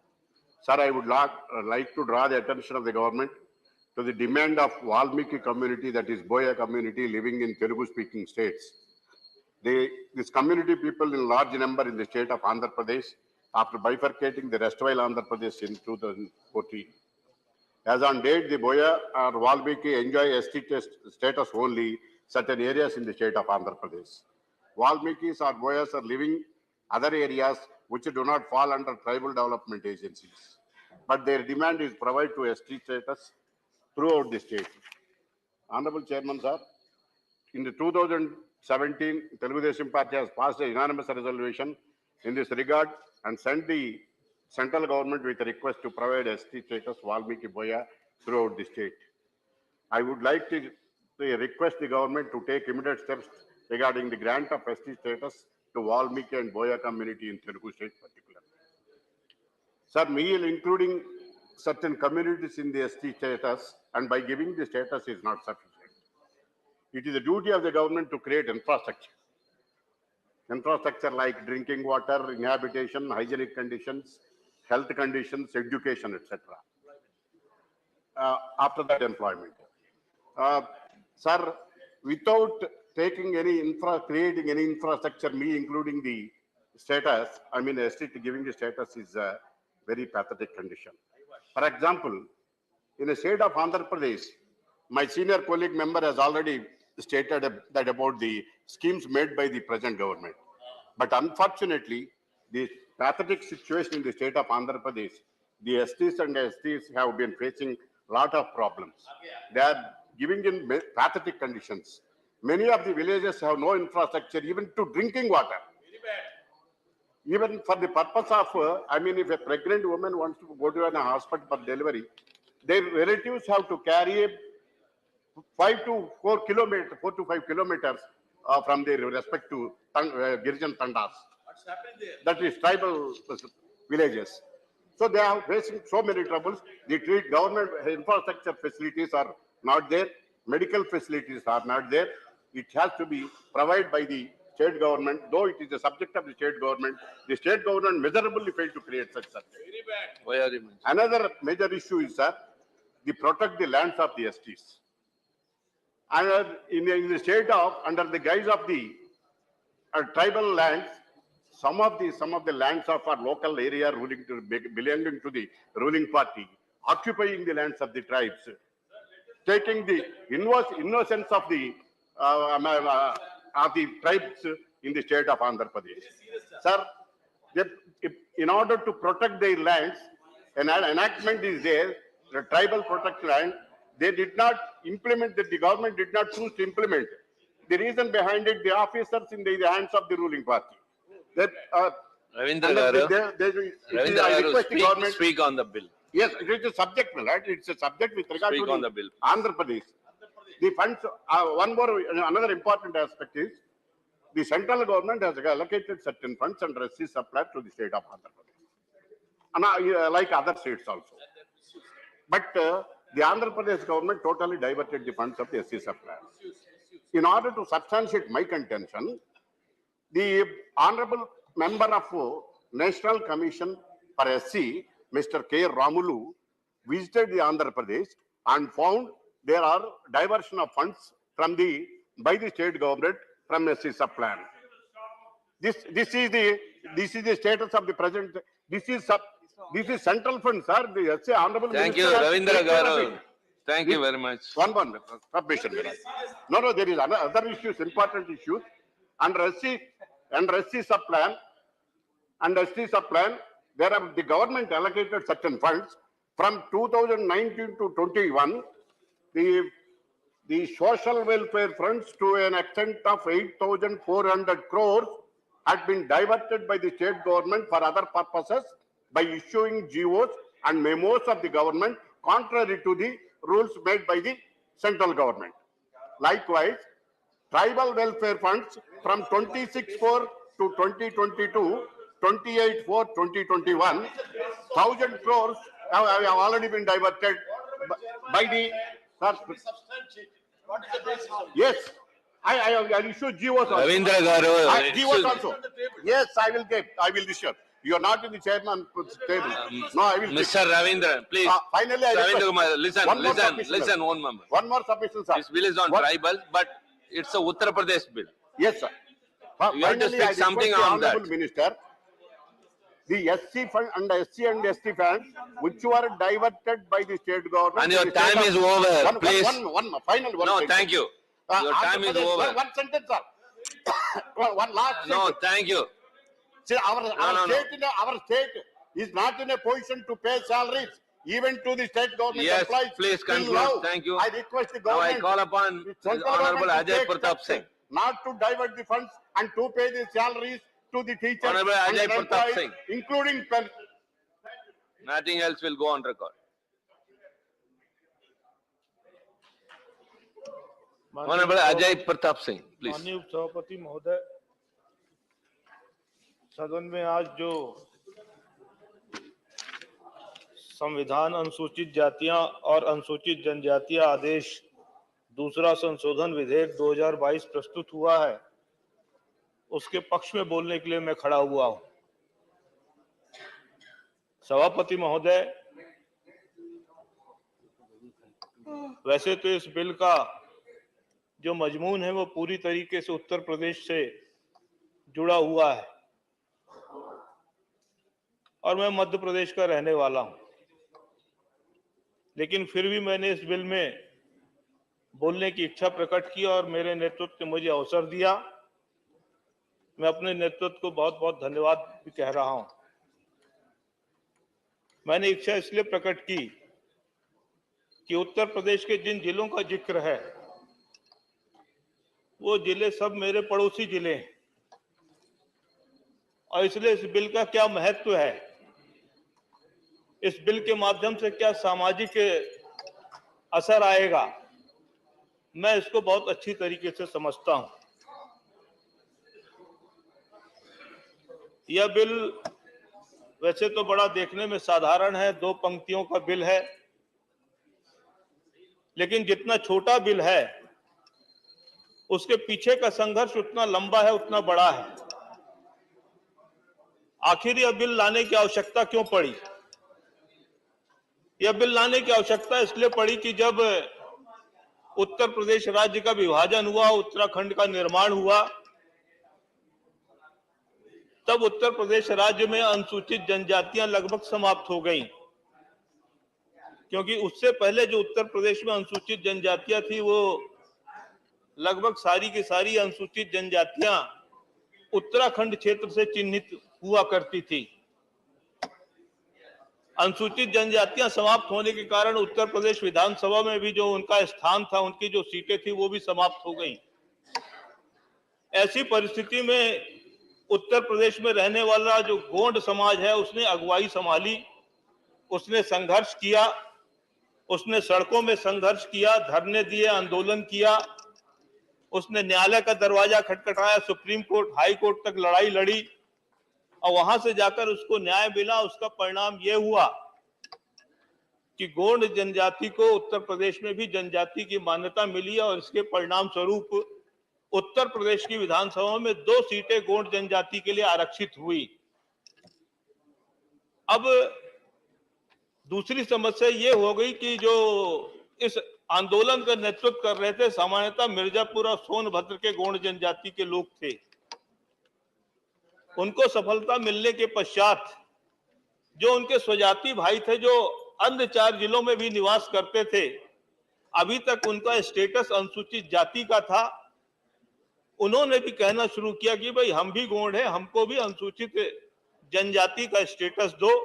इसके लिए bill की आवश्यकता पड़ी और इस bill में इसी का प्रावधान किया गया है कि गोंड जनजाति का जो रहवास क्षेत्र है उसका विस्तार किया गया है। केवल 2 जिलों में गोंड नहीं रहते, 6 जिलों में गोंड रहते हैं, इसलिए 6 जिलों को शामिल किया जाए उस अनुसूची के तहत। साथ ही साथ जो अन्य जातियां थी जो वास्तव में जनजाति हैं, उनके अंदर भी जागृति आई और उन्होंने भी कहा कि हमको भी अनुसूचित जाति वर्ग से निकालकर अनुसूचित जनजाति वर्ग में सम्मिलित किया जाए। और उसके लिए ये दूसरा जो प्रावधान किया गया कि 5 जातियां जिसका उल्लेख इस बिल में है कि प्रधान है, भूरिया है, पठारी है और 1-2 जातियां और हैं, उन जातियों को भी अनुसूचित जाति वर्ग से निकालकर जनजाति वर्ग में शामिल किया गया और उनका भी विस्तार इन सभी 6 जिलों में स्वीकार किया गया। ये बिल का प्रमुख रूप से मजमून है, लेकिन केवल इतना भर ही नहीं हो रहा। इस बिल का प्रभाव राजनीति के साथ साथ समाज पर भी पड़ रहा है। अभी 2 विधानसभा आरक्षित हैं। हो सकता है कि सारी जातियों के सम्मिलित होने के पश्चात उनका विधानसभा क्षेत्र, विधानसभा में और प्रतिनिधित्व बढ़े। हो सकता है आने वाले दिनों में एकाध लोकसभा भी अनुसूचित जनजाति वर्ग के लिए उत्तर प्रदेश में आरक्षित हो जाए। और जिस दिन ये परिस्थिति निर्मित होगी तो कुछ और जनजातियां हैं जो मेरी नजर में हैं, जिसका मैं उल्लेख भी कर सकता हूं, जैसे खैरवाड़ जाति है, गरिया जाति है। ये भी वास्तव में जनजाति वर्ग के हैं, लेकिन अभी अनुसूचित जाति वर्ग में है। हो सकता है भविष्य में ये भी क्लेम करें कि हमको अनुसूचित जाति वर्ग से निकालकर अनुसूचित जनजाति वर्ग में सम्मिलित करो, तो उनको भी न्याय मिलेगा, क्योंकि मोदी सरकार न्याय के लिए ही प्रसिद्ध है। और इसका दूसरा असर ये पड़ेगा कि जो वनाधिकार अधिनियम है, वनाधिकार अधिनियम के तहत ये प्रावधान है कि 2005 से पहले जो जनजातियां वन क्षेत्र में निवास करती हैं, उनको वनाधिकार अधिनियम के तहत पट्टा पाने का अधिकार है, जमीन का जो स्वामित्व है वो पाने का अधिकार है। अभी तक ये अनुसूचित जाति वर्ग में थे, इसलिए वनाधिकार के दायरे में नहीं आते थे। लेकिन अब जब अनुसूचित जनजाति वर्ग की श्रेणी में सम्मिलित हो गए हैं कि सारी की सारी जातियां जो हैं, जो वन क्षेत्र में निवास करती हैं, वहां पर काबिज कास्ट हैं, उसके कारण इनको वनाधिकार अधिनियम का लाभ मिलेगा। और उसके माध्यम से जिन जमीनों पर एक लंबे समय से अपना स्वामित्व रखे हुए थी, उसको उसका वैधानिक रूप से अधिकार उनको प्राप्त हो जाएगा।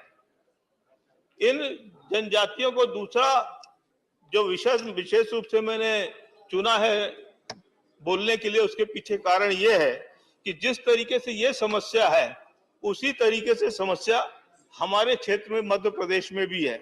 हमारे समीर उरांव जी बहुत सही बात कह रहे थे कि ये जो समाज का वर्ग है बहुत सेंसिटिव वर्ग है। यद्यपि हमारे भारत में एक छुआछूत और ऐसा दुराव एक बुराई के रूप में है, और ये सभी वर्गों में है, और इसके कारण बड़ा लोग बाग इसको बड़ा नाप तोल कर और व्यवहार करते हैं, और इसका असर समाज पे पड़ता है। इसलिए हमारे मध्य प्रदेश में भी कई जातियां ऐसी हैं कि नदी के इस पार उनका स्टेटस दूसरा है, नदी के इस पार स्टेटस दूसरा है।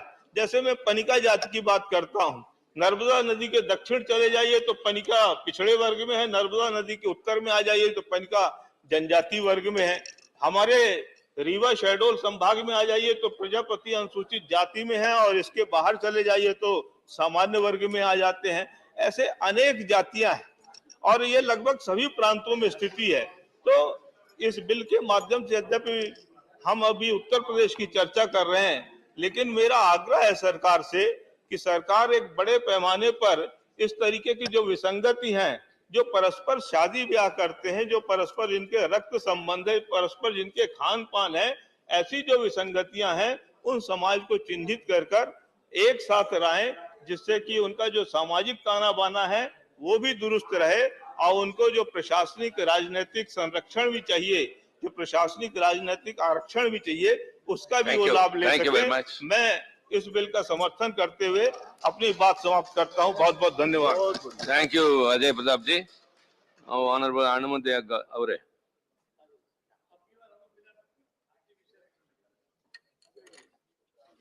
Thank you, Chairman sir. Sir, this bill is pertaining to Uttar Pradesh, and the important thing which I wanted to ask the minister is, why are you removing from the scheduled caste list and putting it to scheduled tribe list? What are the reasons? Sir, if there are reasons that this fit in scheduled tribe list better than scheduled caste, then there are so many communities in the list of scheduled caste across the country and in the list of scheduled tribe across the country, which has to be looked into. That is what my request is. You have to do that, sir, during your period. Sir, number two, this government wanted to strengthen the scheduled caste and scheduled tribes. I've been hearing from a lot of members that lot of measures have been taken by this government that they wanted to be strengthened and they should be given more facilities as not been given all these years. Sir, my first question is, if that is a fact, there is a provision in the government. In the year 1975, the Planning Commission has suggested the budgetary allocation for scheduled caste and scheduled tribe has to be given, has to be made available as per their population. And why the government of India is not making up their mind to bring a law to make provisions of the budgetary allocations as per the population of scheduled caste and scheduled tribe. If that is done, sir, I wanted to tell you, the budgetary allocation which is now being given to them will be 3 times more than what you are giving now. I think that is the major step one government can take to strengthen the scheduled caste and scheduled tribe. It is not just making them into the list of scheduled caste or in the list of scheduled tribe. If a community comes into that, they will not be strengthened. Their problems will not be solved. You cannot solve their problem. Please allow the budgetary allocations to those people. Then only you can strengthen them. That is what my first demand is. Sir, in the whole country, there are only 2 states who have made this law. One is Andhra Pradesh and the second is Karnataka. That is SCP TSP, Special Component Program for Scheduled Caste and Special Component Program for Scheduled Tribes. These 2 provisions have made in this Andhra Pradesh and Karnataka, and an account of that, the budgetary allocation in Karnataka per year has been increased from 20,000 crores to 29,000 crores. During Congress period, sir, between 2013 and 2018, total amount spent on scheduled caste and scheduled tribes is 89,000 crores, which was not happened in the past, and no other state in the country, including the government of India, is spending so much of money according to their population as per the provisions of the law. And I request the government, and through you, sir, I demand the government that this special component program can be brought, and you should initiate this so that you can make the provisions of the budgetary allocations to these communities. Sir, that is one part. The second part is, I wanted to know, the central government recently in their decision to stop pre-metric scholarship to the marginalized communities, SC, ST, OBC and minorities. Sir, what are the reasons? Sir, education is the basic thing where you can strengthen them. Unless you make provisions for education, no other initiatives will help them. Education will make them a self-respected man. Then only he will become a real citizen of this country. Unless you make them strengthen educationally, all other facilities what you are going to give will not help them much unless he becomes a self-respected citizen of this country. This is another important issue. Sir, however, Despite free education, scholarships are essential because they are the real incentives. In many states, I am telling you, sir, the incentives are given for education, that is for primary education, where the scheduled caste and scheduled tribe boys and girls are going to schools. Sir, even today, in spite of all these initiatives, 25% of the scheduled caste and scheduled tribe boys and girls are away from the schools. They are not attending the schools. What are the reasons? The government has to take care and they have to initiate these kind of initiatives. Then only we can strengthen them. Sir, the other important issue which the government has to take up, try to stop the atrocities on scheduled caste and scheduled tribes. Sir, during your regime, after this government, the government report says, the National Crime Bureau says, the atrocities on scheduled caste, scheduled tribe is increased. It is increased about 7%. Earlier, the atrocities on Dalits in 2017, it was 47,911 cases. See, now 2019 and 20, it has become 30.7%. It was 25%. It was 30.7%. Sir, the National Crime Bureau again says the pending cases on Dalits atrocities, pending cases is 96.5%. Sir, what are we going to do? Please answer, sir.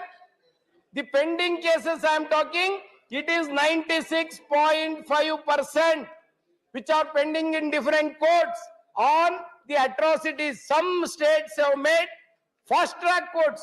In spite of that, it is not being solved and the atrocities have not been reduced.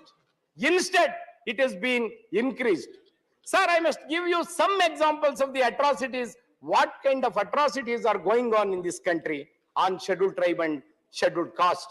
Sir, in Uttar Pradesh alone, I must tell you, in 2017, a Dalit woman, her unborn child in Bulandshahr district was killed by an upper caste woman just because she is defilling in a bucket. This is the reason. This is the reason. Sir, a Dalit youth was assaulted by an upper caste man and forced to abuse Dr. B.R. Ambedkar in Meerut in July 2018. Sir, coming to the next point, in 2021, 2 minor Dalit boys were tied to a tree, thrashed mercilessly in Lakhimpur Kheri by an upper caste man as punishment for plucking some fruits from his property. Sir, what is the problem? Go ahead. आप बोलिए. Are, sir, I think you are not in a position to understand what is the effect of this into that. You are not in a position to understand. What can I do for that? No, I'm sorry. I am sorry. I am sorry. It is your problem. It is your problem. You wanted to bring a law for a scheduled tribe man, and their community has to be punished, has to be do like this, and you will enjoy it. That is the problem. We bring law in the parliament, and in the ground level, in the states, they have been thrashed, they have been killed, they have been raped, and the government is silent on that. Is it not a shame on our part? Is it not a shame on our part? That is what I am talking now. That is what the sense I am talking. Sir, for which the government has to take some measures. Unless they take the measures, just making a law, just passing a law will not solve the problem. So, I am also demanding, sir, a caste census has to be done by the government of India. Right. You have to take the situation. Sir, everybody is quoting Ambedkar was telling only 10 years the reservation has to be there. It is a wrong notion. It is a wrong notion. What Ambedkar said then, you have to review the reservation implementation after 10 years. And you have to find out whether they have come to the mainstream of the society at par with other communities.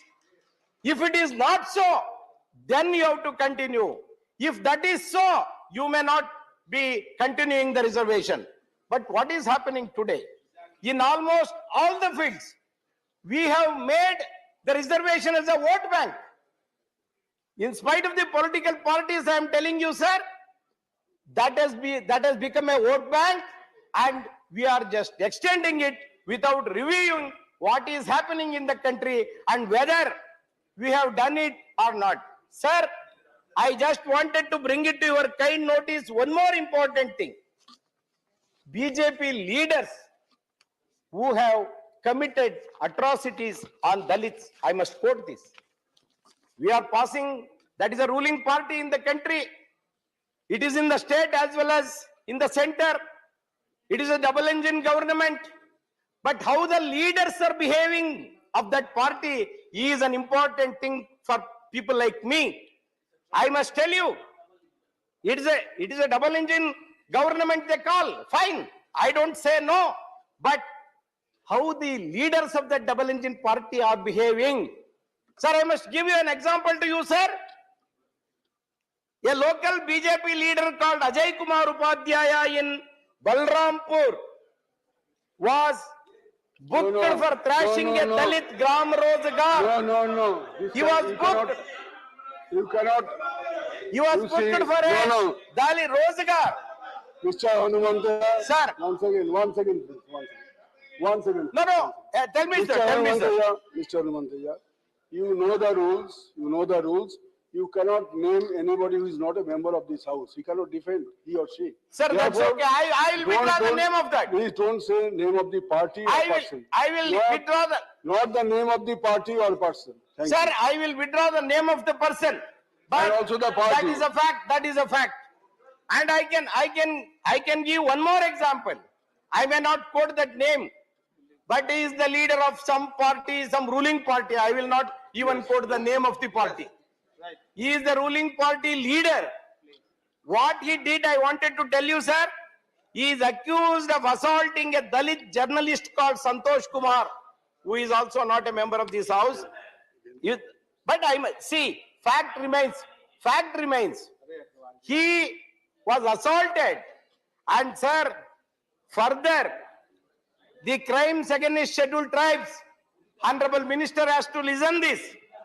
The crimes against scheduled tribes was 8,272 in 2020. Sir, please listen to me. One second. The crimes against scheduled tribes. One second. Sir. आपको अगर point of order उठाना है तो आपको rule के मुताबिक उठाने वाले तो आपको rule one second. Okay, let him rise on the rule and let me complete, sir. Afterwards, you can examine, sir. I am on the chair. I know. Sir, let him come. I am on the chair. No. I will have to please. Honorable member, लेना मुझे किसी महिला का नाम नहीं लिया जा सकता है। ये ठीक है। बस we will verify the records. All right. Sir, let me complete and afterwards you can raise his point of order. You can raise your point of order later, sir. We shall.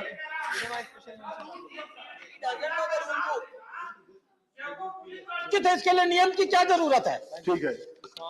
मेरा कहना है सुनिए No, I have not taken the no question of any debate. Please, no question of any debate. We shall verify the records, and if it is found, then that will be expunged. Go ahead, sir. Sir, these atrocities on scheduled tribes, I must request the minister, sir. It is increased from 9.3% to 14%. It is increased. There were only 8,272 cases in 2020. and in 2021 increased to 8,802. These are all the cases which are increasing in year by year. And sir, we are including many communities into the list of scheduled tribes, increasing their facilities. We are all happy for that. We are definitely supporting such bill, but also take the measures of reducing their atrocities on these unfortunate communities.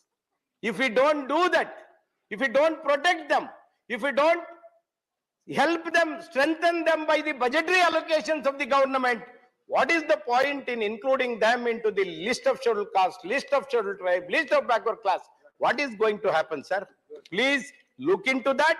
Then only this law will have some meaning, and for us, for passing this bill, will have some decorum and decency. Thank you very much. Thank you. Dr. M. Thamiduraiji. Respected Honorable Vice Chairman, thank you very much for giving the opportunity to speak on the bill introduced by our Honorable Minister that seeks to include Kondas and other tribals in ST category in certain UP districts, sir. First of all, I want to make it very clear, the reservation, the policy, is the first done by in Tamil Nadu. Tamil Nadu is the example and pioneer and example to other states in India and also union government.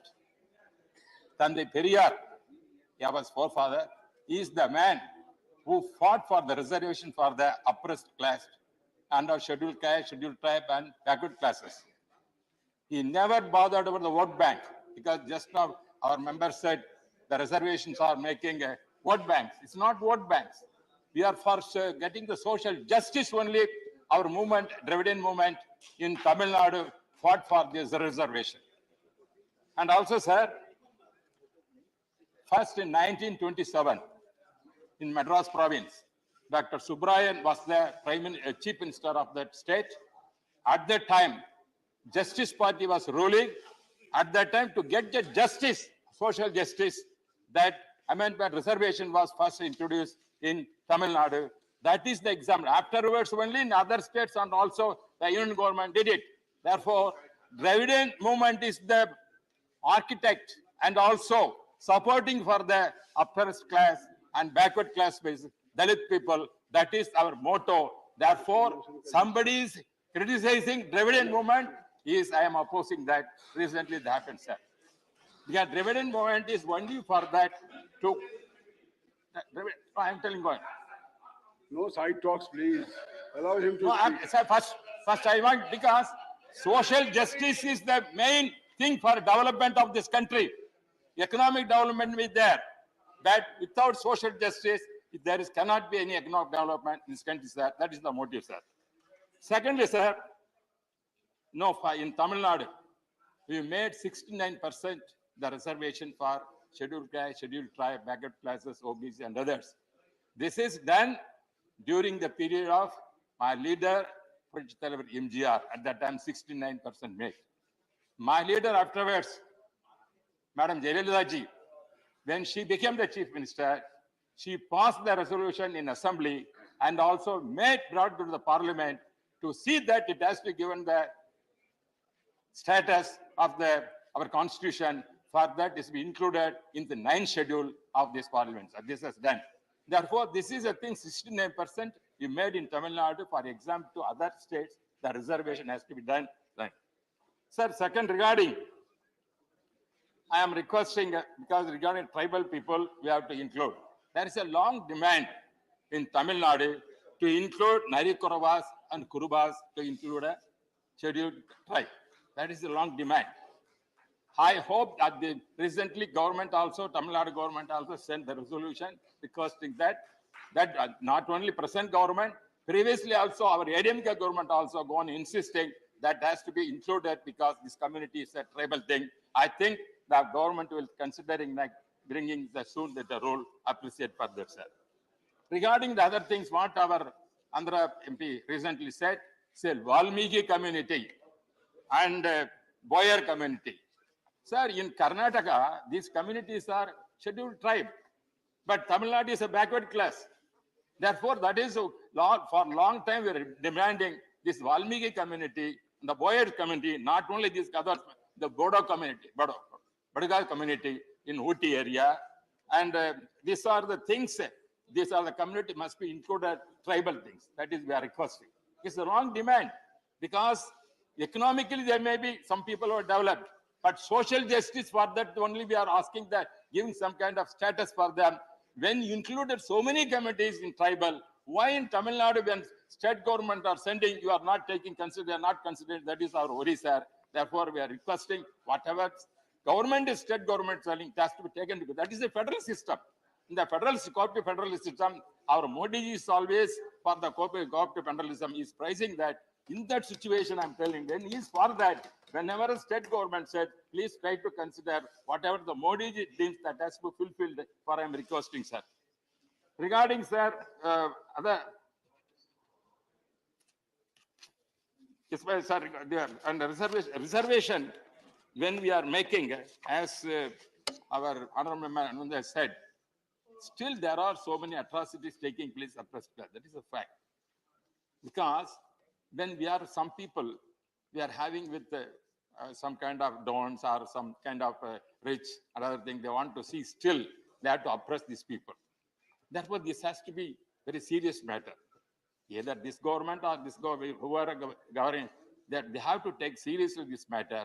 When the people are oppressed, people are giving such kind of treatment, that it has to be the duty of the parliamentarians to see that not only making laws, and has to implement and see that social justice given to the people.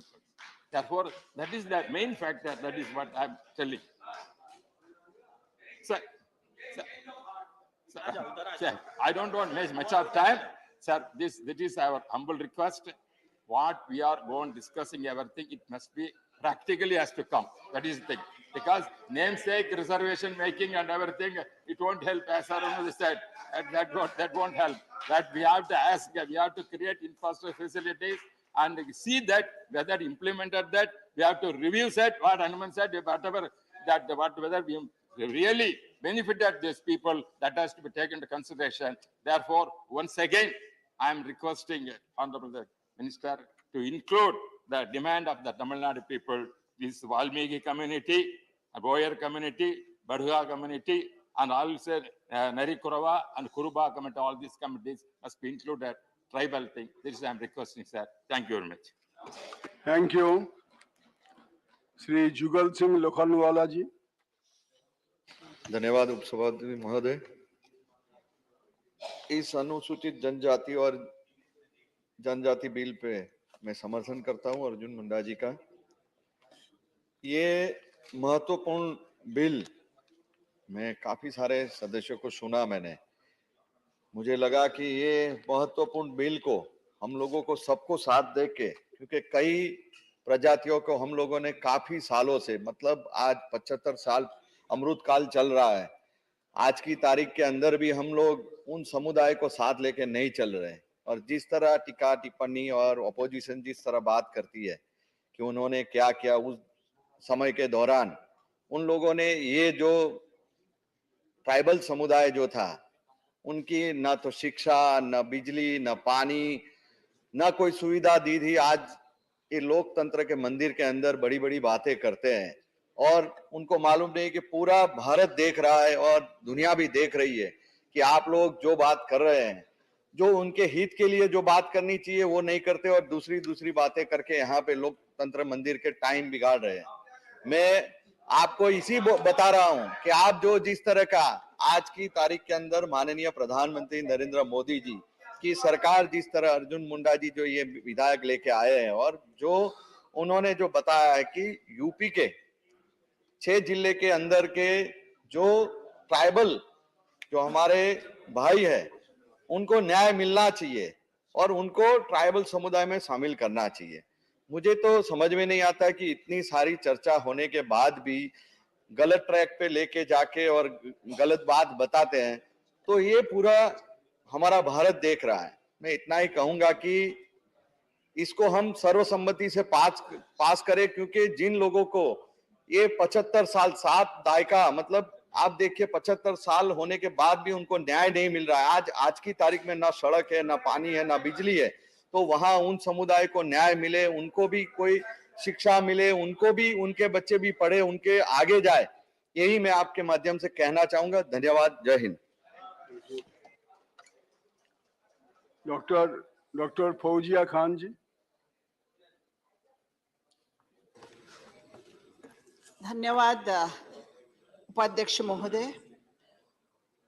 Uttar Pradesh के पिछड़े समाजों को न्याय देने के लिए लाया गया इस विधेयक का मैं स्वागत करती हूं।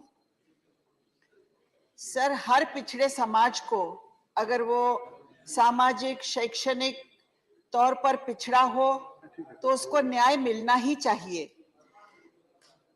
यहाँ पर बात की जा रही थी बार बार, सबका साथ सबका विकास होना ही चाहिए, सबका साथ सबका विकास।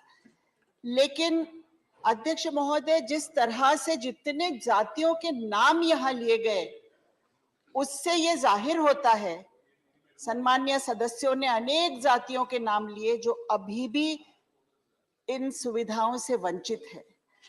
इससे ये दिखता है कि आज भी दूर दराज में ऐसे समाज मौजूद हैं जिनको न्याय मिलने की आवश्यकता है।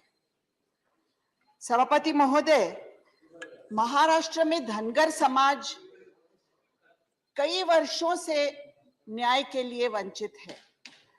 धनगर समाज, जो कहा जाता है कि धनगढ़ और धनगर ये दोनों एक ही समाज है। महाराष्ट्र में इनको धनगर कहा जाता है और जगहों पर उनको धनगढ़ कहा जाता है।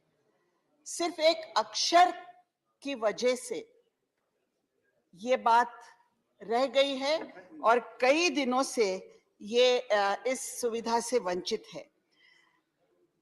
सभापति महोदय, एक सम्मानीय सदस्य ने यहां कहा कि नियमों के जालों में अटका हुआ विषय, ये विषय उसी तरह नियमों के जालों में अटका हुआ है सभापति महोदय, क्योंकि अगर सिर्फ एक अक्षर का सवाल है तो ये एक इतना बड़ा वंचित समाज जो है महाराष्ट्र में, इसको न्याय क्यों नहीं मिल रहा है।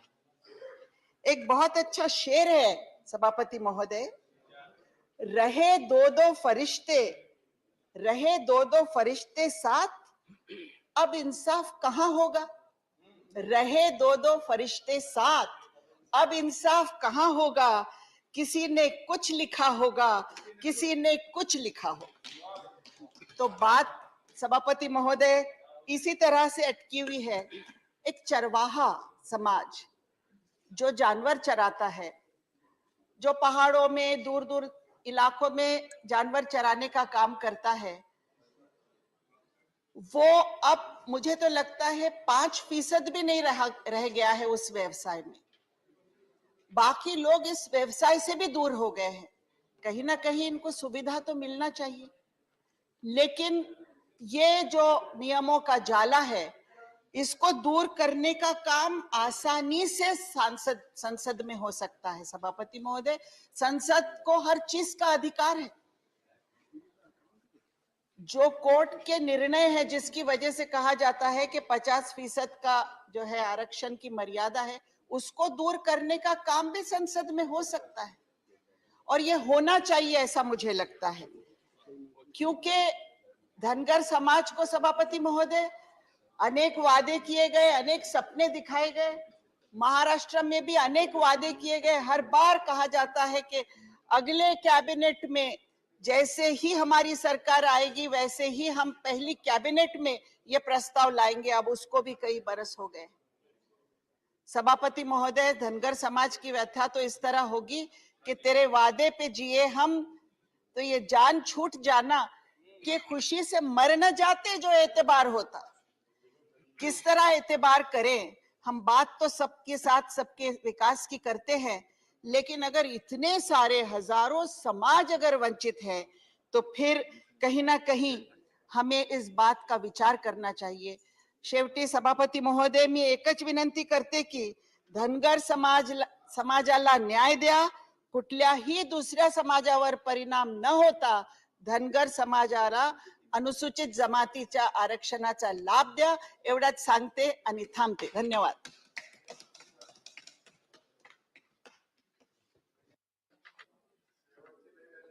श्री जयंत चौधरी जी। धन्यवाद उपाध्यक्ष जी। ये जो आज सभी दल के नेताओं ने इस बिल पे अपनी भावना व्यक्त की, ये चीज काफी रेयर है कि सब लोग इस कानून में आपके सहयोग के लिए खड़े हुए हैं। मैं भी इस बिल का पूरा समर्थन करता हूं, लेकिन मैं आपको चेताना भी चाहता हूं, क्योंकि आप खुद मंत्री जी बहुत संवेदनशील हैं, सामाजिक न्याय के विषय को लेकर गंभीर हैं, इन बारीकियों को अच्छी तरह समझते हैं। जो कई सांसदों ने ये चिंता जाहिर की, अपने प्रदेश की बात की, उस तरफ से माननीय वरिष्ठ सांसद ने बताया कि नदी पार एक जाति का दर्जा बदल जाता है, दूसरी नदी के दूसरे छोर पे वो जाति का दर्जा दूसरा होता है। अभी वरिष्ठ सांसद फौजिया जी ने धनगर समाज की बात की। यही समाज उत्तर प्रदेश में भी उनकी मांगे हैं। र और ड के चक्कर में, एक अक्षर के चक्कर में पूरे जाति को, समाज को रोका गया है। धनगर, आप दूसरी जाति की बात कर रहे हैं। तो सवाल, ये तो बिल तो बहुत सरल है। अब ये नौबत क्यों आई कि 4 जिले में एक जाति को अनुसूचित जाति से हटा करके अनुसूचित जनजाति में जोड़ना पड़ा। मैं चाहता हूं कि मंत्री जी और बड़ा दिल दिखाएं और हिम्मत से काम लें। ये मौके बार बार नहीं आएंगे कि पूरा सदन आपके सहयोग में खड़ा होगा। कितनी ऐसी जातियां हैं, कितने ऐसे विषय हैं जो सरकारी जाल में फंसे हुए हैं। आप आकलन कीजिए, सर्वेक्षण कीजिए। मैं कोल जाति की बात करना चाहता हूं। लगभग 7.5 लाख कोल समाज के लोग उत्तर प्रदेश में विराजमान हैं। पूर्वांचल के कई जिलों में विराजमान है, मिर्जापुर, सोनभद्र और कौशाम्बी। बुंदेलखंड के कई जिलों में कोल समाज है और उनकी भी यही मांग है कि हम आदिवासी लोग हैं, हमारे पूर्वज सबरी जी थे, हम जंगल में रहते हैं, भूमिहीन हैं, हमें वंचित रखा जा रहा है और हम जनजाति के इस श्रेणी में आना चाहते हैं। ये 2002 में सरकार ने चिट्ठी लिखी थी, प्रदेश की सरकार ने केंद्र सरकार को। 2013 में कोल समाज के आर्थिक और सामाजिक स्थितियों पर दोबारा अध्ययन हुआ, विचार हुआ। 2014 में फिर चिट्ठी लिखी गई। तो प्रस्ताव आपको सरकार जब भेजती है, तमाम कई राज्यों में से आपको प्रस्ताव भेजे गए हैं, कई जातियों के विषय यहाँ सांसदों ने उठाए हैं। मैं चाहता हूं कि थोड़ा बड़ा दिल करके, हौसले के साथ मंत्री जी आप फैसला लें और एक बड़ा मसौदा तैयार करें जिस पे हम लोग सही रूप से अपनी बात रख पाए। जो हमारे वरिष्ठ सांसदों ने बात रखी कि आज तो हमें पता ही नहीं है क्या स्थिति क्या है। 4 बच्चे हैं और 3 को भोजन दे के संतुष्ट हैं। जब तक हम आकलन ही नहीं करेंगे, जो आंखों पे पट्टी हमने बांधी उसे उतारेंगे नहीं और देखेंगे नहीं क्या स्थिति है। जो सरकार से पूछो कितने किसानों ने आत्महत्या की, सरकार कहती है डेटा नहीं। अनएम्प्लॉयमेंट में सवाल होता है सदन में, सरकार कहती है डेटा नहीं। जो किसान शहीद हो गए किसान मोर्चे पे, उसका कोई डेटा, कोई जानकारी सरकार पे नहीं है। कम से कम इस मसौदे पे जो जानकारी आप इकट्ठा कर सकते हो उसे तैयार कीजिए। जाति गणना के समर्थन में मैं आज सदन में खड़ा हूं। इस अवसर पर कहना चाहता हूं बहुत मजबूती के साथ कि जब तक हम गिनती नहीं करेंगे तो किस आधार पे हम फैसले ले पाए। और बाकी ये बिल बहुत सरल है जैसे मैंने कहा, लेकिन ये ऊंट के मुंह में जीरा है। वास्तव स्थिति ये है कि जमीन पे लोग ये सोचते हैं, आदिवासी लोग, वंचित समाज के लोग जो आज भी मुख्य धारा में नहीं है, उन्हें ऐसा लगता है कि जब हम लोग चुनाव लड़ने जाते हैं तो उनके लिए मीठी मीठी बात करते हैं, उनको गुड़ दिखाते हैं, और जब सरकार में आते हैं तो सरकारी तंत्र उनको डला मारता है। तो उनके साथ न्याय होना चाहिए। मैं पुनः मंत्री जी को धन्यवाद देता हूं कि आपने मसौदा इस संदर्भ में रखा, हमें मौका दिया। धन्यवाद। Thank you. श्रीमती रमीला बेन बेचाड़बाही बड़ा।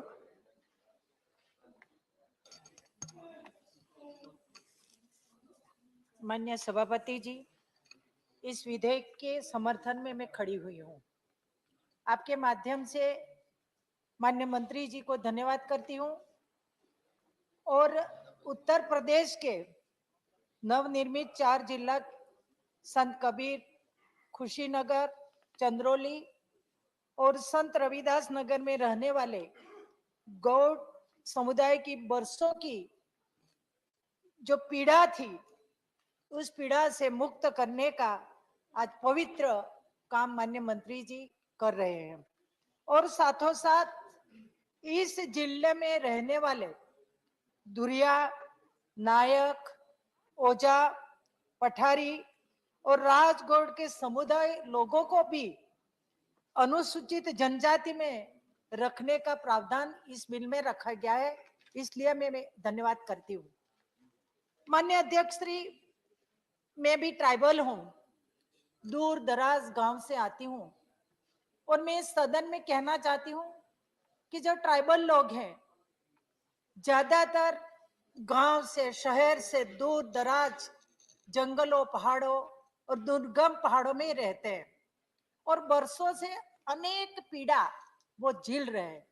लेकिन माननीय अध्यक्ष श्री, जो ट्राइबल की समस्या, पीड़ा का जो अंत की शुरुआत स्वर्गस्थ अटल जी की सरकार आई, तब से उनका श्री गणेश हुआ।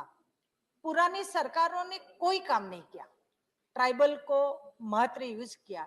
लेकिन आज मैं कहना चाहती हूँ कि स्वर्गस्थ अटल जी की सरकार आई, तब हम नया मंत्रालय ट्राइबल लोगों को मिला, मंत्री मिला, बजट मिला, तरफ से विकास की वंजार शुरू हुई।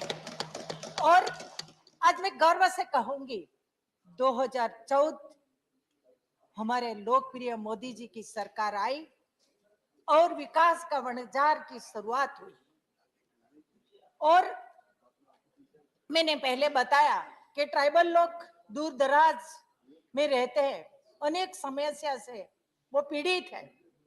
तो मोदी जी की सरकार के और हमारा अर्जुन मुंडा जी की सरकार को जो योजनाओं बनाई, उन लोगों को ध्यान में रखते हुए बनाई और योजनाओं का आज अमल हुआ और आज विकास के माध्यम से ट्राइबल लोगों की काया पलट हो रही है, यानी कि विकास का सूर्योदय आज ट्राइबल समाज में हो रहा है। और मैं साथों साथ ये भी कहना चाहती हूँ, भगवान बिरसा मुंडा जैसे हमारे आदिवासी कई क्रांतिवीर हुए, लेकिन पुरानी सरकारों ने हमारे आदिवासी क्रांतिवीरों की गणना नहीं की। उन लोगों की एक कोने में धकेल दिया गया। लेकिन हमारी मोदी जी की सरकार आई, हमारे क्रांतिवीर आदिवासी समाजों को, उनको गौरव को हमें आने वाली पीढ़ी के लिए अमर करने का काम कर दिया। इतना ही नहीं, ज्यादातर आदिवासी समुदाय स्थलांतर होते थे, वो स्थलांतर क्यों होते थे? उनका बच्चों का क्या होता था, माता पिता का क्या होता था, उनका रोजगार का क्या होता था? किसी ने नहीं सोचा।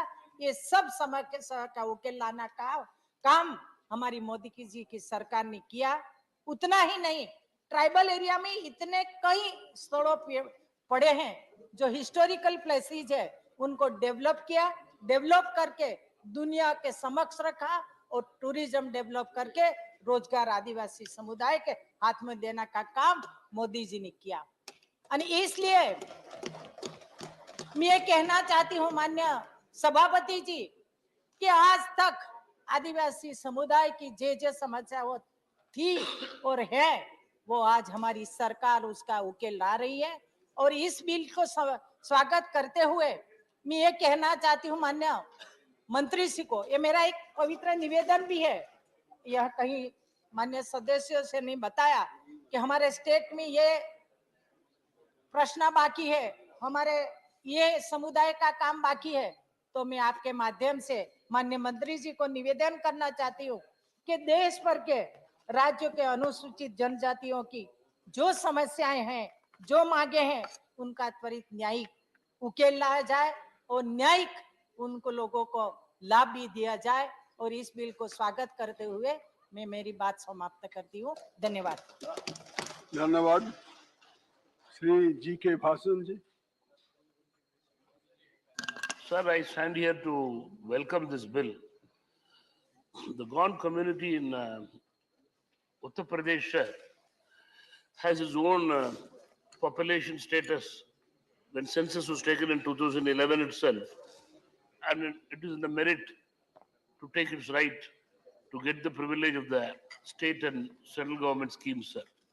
At the same time, sir, it is to be noted that there are a lot of other communities which are on merit, not only in Uttar Pradesh, also in many states in our country are in pending to get this status, which has to be looked by the Honorable Minister, sir. Sir, the process to include tribes in the ST list begins with the recommendation from the respective state governments. In that case, sir, the Tamil Nadu government has recommended, the previous government has recommended, the opposition parties today are together so that the union government has approved the proposal of the Ministry of Tribal Affairs for inclusion of Nari Kuravan along with the Kurivikaran community in respect of the state of Tamil Nadu through the introduction of Constitution Scheduled Tribe Third Amendment Bill 2022 in Parliament to amend Constitution Scheduled Tribe Order 1950. Sir, I only request the government, sir, and the Honorable Minister for Tribal, sir, that this bill is a very important bill. The Nari Kurava community is waiting for a very long time and they are on merit, sir. They are very poor.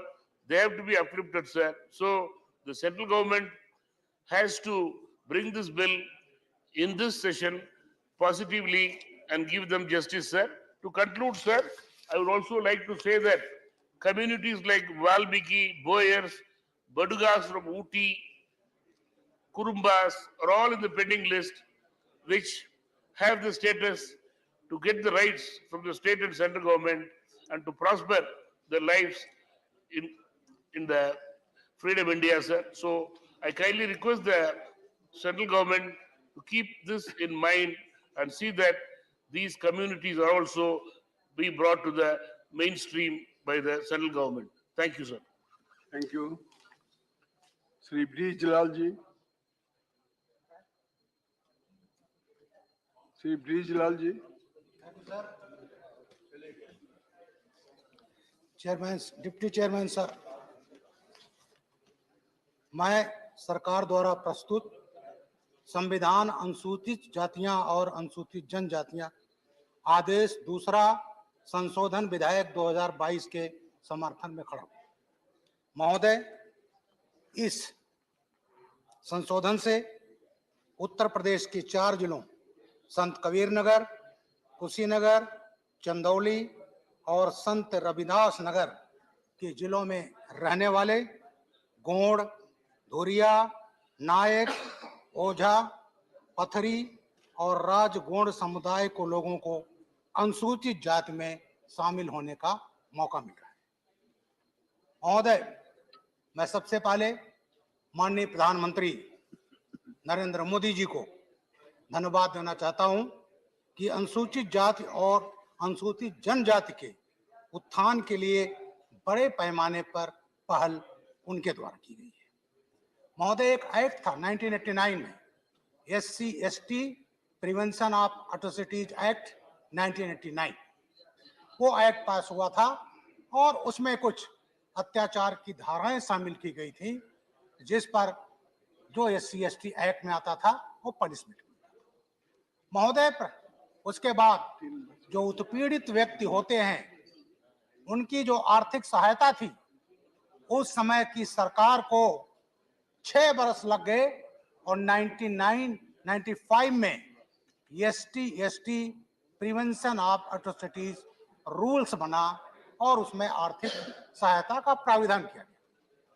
महोदय, उस प्राविधान में आर्थिक सहायता तब मिलती थी पहले मुकदमा कायम हो, मुकदमा करने के बाद चार्जशीट हो, इन्वेस्टिगेशन के बाद तब आर्थिक सहायता पीड़ित व्यक्ति को मिलती थी और वो आर्थिक सहायता भी बहुत कम होती थी।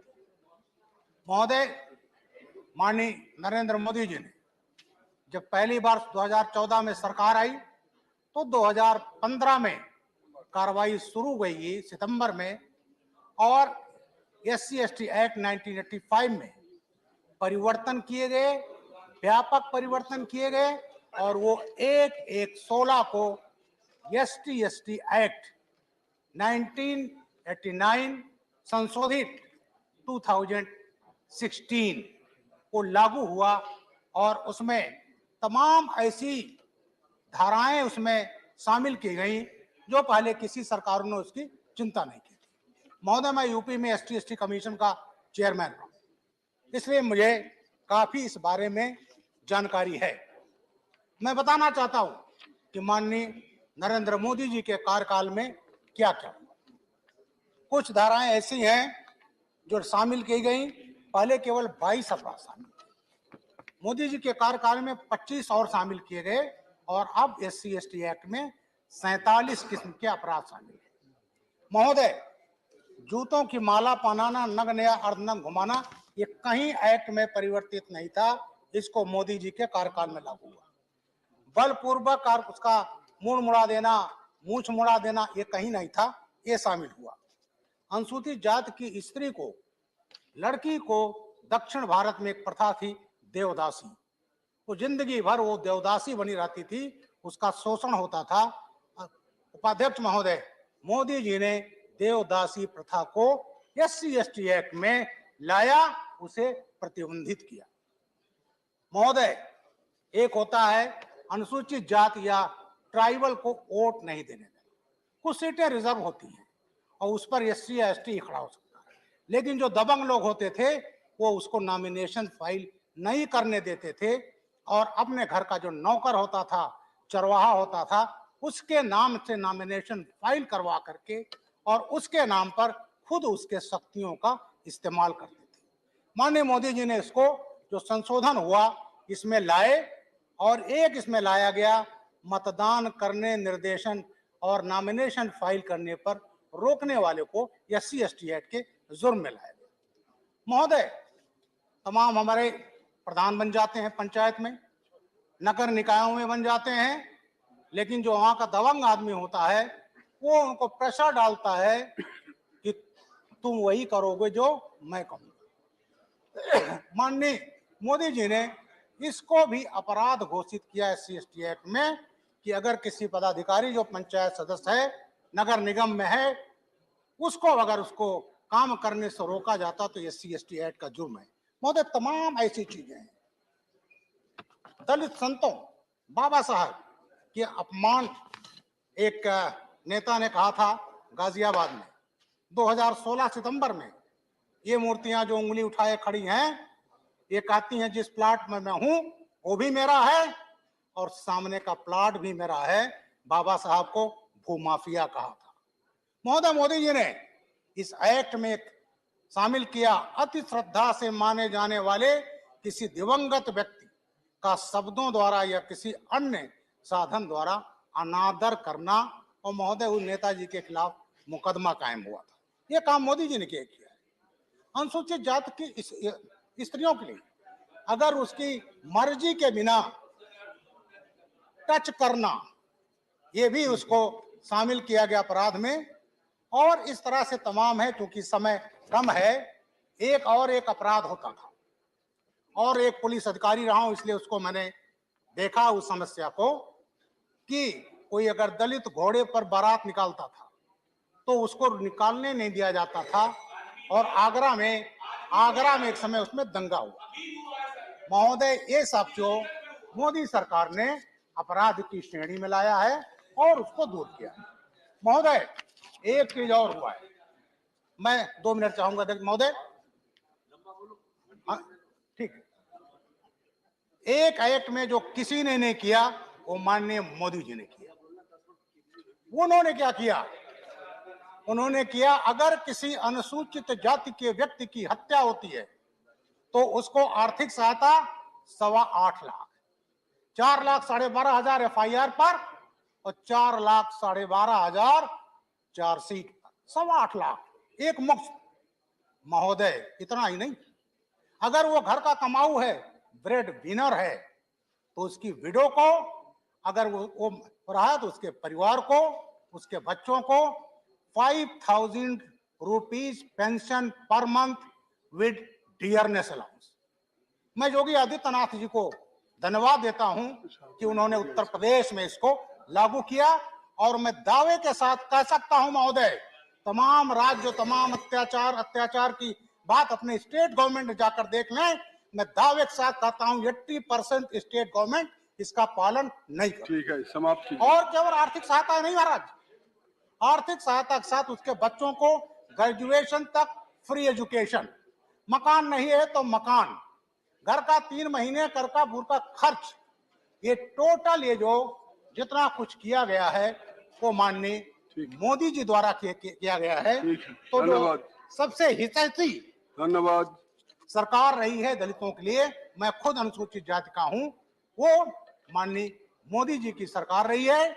अब जहां तक बिल की बात है, मैं वो जो 3 जिले, 7 मिनट आप बोल चुके, 8 मिनट। उत्तर प्रदेश में जो ट्राइबल ज्यादा हैं, चंदौली, मिर्जापुर, सोनभद्र, मुझे सौभाग्य रहा है कि जब मैं प्रदेश का एडीजी और special DG law and order था, तो उनके बीच में 3 महीने में 2 दिन बिताता था। महोदय, वहां पर जो जातियां हैं उनको ये सहायता मिल रही है, लेकिन कुछ जातियां ऐसी हैं जो आज इनको मिल रहा है, बड़े उसके बाद है क्योंकि ये छूट गए थे। धन्यवाद। गौड़ राजगौड़ ये छूट गए थे, सकलदीप राजभर कुछ जी, जातियां ऐसी हैं। श्री सकलदीप राजभर जी जी, गौड़ और खरवार के सर्टिफिकेट लेकर के ले रही है। श्री सकलदीप जी आप बोलिए, आप बोलिए। श्री सकलदीप राजभर जी का नाम, मैंने राजभर जी को बुलाया। आप बैठ जाइए।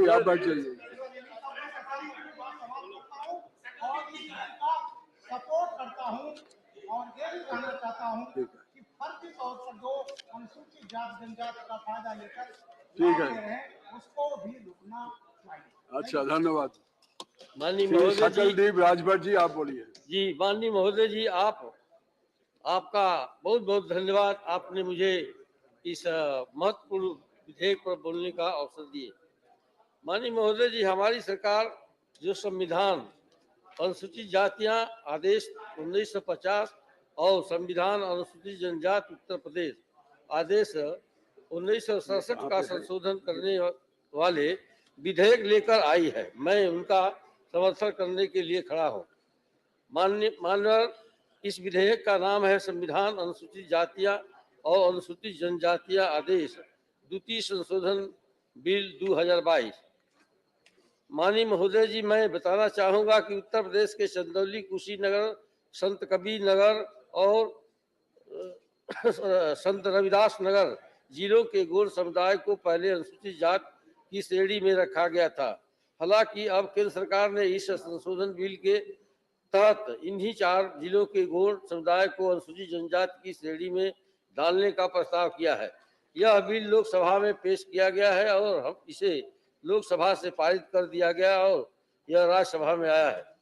माननीय महोदय जी, उत्तर प्रदेश सरकार की काफी समय से मांग थी कि नए जिलों संत कबीर नगर, कुशीनगर, चंदौली और संत रविदास नगर के गौड़ समुदाय को अनुसूचित जाति की श्रेणी से हटाया जाना चाहिए, और इसके साथ ही उत्तर प्रदेश सरकार ने ये भी मांग रखी थी कि इन जिलों के गौड़ धुरिया नायक,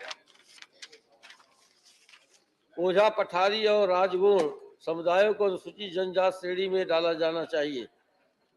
अब उत्तर प्रदेश सरकार की मांग को पूरी करने के लिए केंद्र सरकार राज्यसभा में ये विधेयक लेकर आई है। माननीय महोदय जी, ये सभी समुदाय सदियों से अपेक्षा का शिकार रहे हैं, लेकिन मुझे खुशी है कि अब हमारी सरकार इस कल्याणकारी विधेयक को लेकर आई है, जिसका भरपूर लाभ इन समुदायों को अवश्य मिलेगा। मैं यहाँ बताना चाहूँगा कि हमारे आदरणीय प्रधानमंत्री नरेंद्र मोदी जी के नेतृत्व में अनुसूचित जनजातियों के विकास एवं कल्याण का कार्य बड़ी तेजी से और प्रतिबद्धता के साथ किया जा रहा है, और इन्हीं प्रयासों के तहत बहुत सी विसंगतियों को दूर भी किया जा रहा है। जैसा कि हम सभी जानते हैं कि देश आज़ादी का अमृत महोत्सव धूमधाम से मना रहा है, जो हमारी सरकार का बस यही संकल्प है कि जब देश 100 साल पूरे करे तो देश के आदिवासी मुख्य धारा का एक महत्वपूर्ण हिस्सा बनकर उभरे और देश के विकास में अपना भरपूर योगदान दें और सभी क्षेत्रों में आगे बढ़े। हमारा अनुसूचित जनजाति समाज हमेशा से ही पिछड़ा रहा है, शिक्षा और सुविधाओं से दूर रहा, लेकिन जब से आदरणीय नरेंद्र मोदी जी की सरकार आई, इस समय इस समाज पर ध्यान दिए जाने लगा और इस समाज को देश के मुख्य धारा में लाने का काम हमारी सरकार द्वारा किया जा रहा है और मैं इसके लिए अपने आदरणीय प्रधानमंत्री और माननीय मंत्री जी से के दिल से आभार व्यक्त करता हूं। माननीय महोदय जी, हमारी सरकार ने सबका साथ, सबका विकास, सबका प्रयास और सबके विश्वास का जो नारा दिया है, यह विधेयक उसको पूरी तरह से सार्थक करता है। इसके अलावा माननीय मंत्री जी से सुझाव है कि उक्त 4 जिलों के अलावा भी उत्तर प्रदेश के अनेक जिलों में उक्त जातियां हैं तथा इस स्तर के बहुत कई जातियां भर, राजभर, तुरहा, तुरैया, केवट, बीन, मल्लाह, पटवा, कोल, धागर आदि जातियों को अनुसूचित जनजाति में शामिल किया जाए ताकि इनके बच्चों के भविष्य उज्जवल हो तथा अच्छे दिन आ सके। माननीय महोदय जी, इसी के साथ मैं इस विधेयक का समर्थन करता हूं और अपनी बात समाप्त करता हूं। बहुत बहुत धन्यवाद। धन्यवाद। श्री बिनय दिनू तेंदुलकर जी।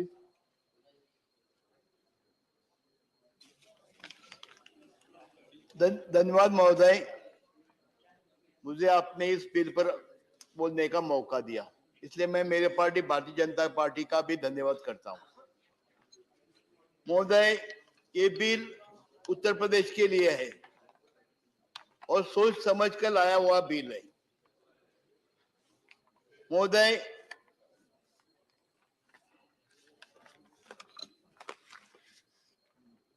बाईस साल पहले गोवा में गोवा के शेड्यूल ट्राइब बांधवों ने आंदोलन किया था कि उनको शेड्यूल ट्राइब का स्टेटस मिले और जब 2003 में जब गोवा के मुख्यमंत्री, पूर्व मुख्यमंत्री स्वर्गवासी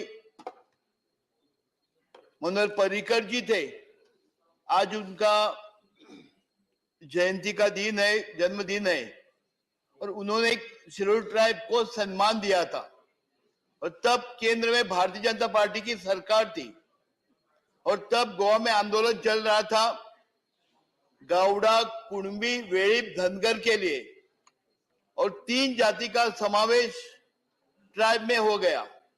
बची हुई धनगर कम्युनिटी है, एक टेक्निकल वर्ड के लिए बच गई और उनको ट्राइब का स्टेटस नहीं मिल गया।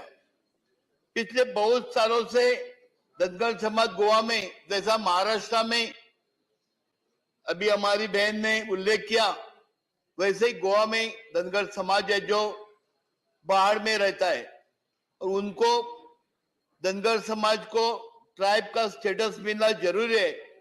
पिछले 20 सालों से वो लोग आंदोलन कर रहे हैं। मैं सरकार से विनती करता, मंत्री से विनती करता हूं कि गोवा और महाराष्ट्र के धनगर समाज को न्याय मिले। बहुत बहुत धन्यवाद। धन्यवाद। श्री বিপ্লব দেব জি, এখন আপনি বলুন।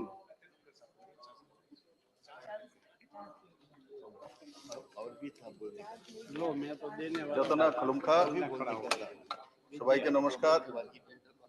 मैंने जो शब्द बोला अभी जतना खुलुमखा, वो हमारे यहाँ के ट्राइबल लोग इस भाषा में बात करता है, तो इसलिए मैंने उसी से शुरू किया, आपको नमस्कार किया मैंने। और निश्चित ये जो बिल आया हुआ है ये उत्तर प्रदेश के संबंधित है।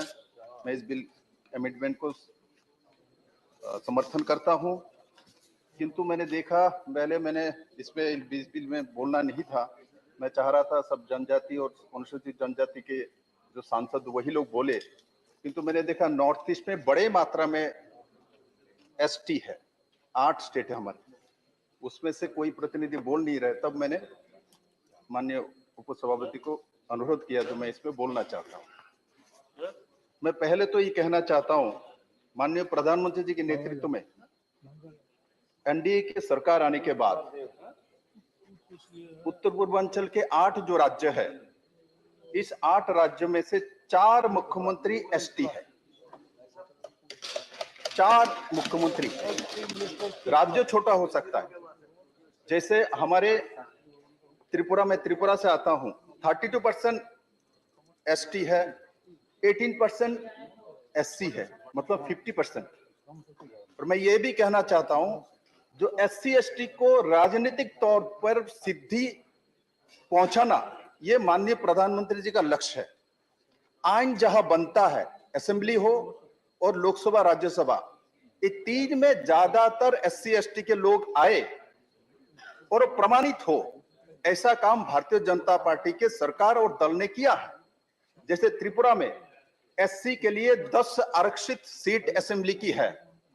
2018 में जब इलेक्शन हुई थी, तो भारतीय जनता पार्टी ने जो 10 एससी के लिए संरक्षित सीट है, उसमें तो दिया ही है, 2 जनरल सीट से एससी कैंडिडेट दिया और दोनों जीत के विधायक बने हुए, और इनमें से एक को एससी कॉर्पोरेशन के चेयरमैन भी बना हुआ है।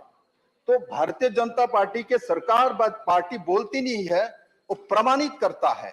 माननीय प्रधानमंत्री जी को आप लोग देखिएगा, जो हमारे जनजातियों के जो मूल, जो हमारे अनुसूचित जनजाति का सम्मान क्या है, उनको क्या चाहिए? प्रतिष्ठा चाहिए और सम्मान चाहिए, आदर चाहिए।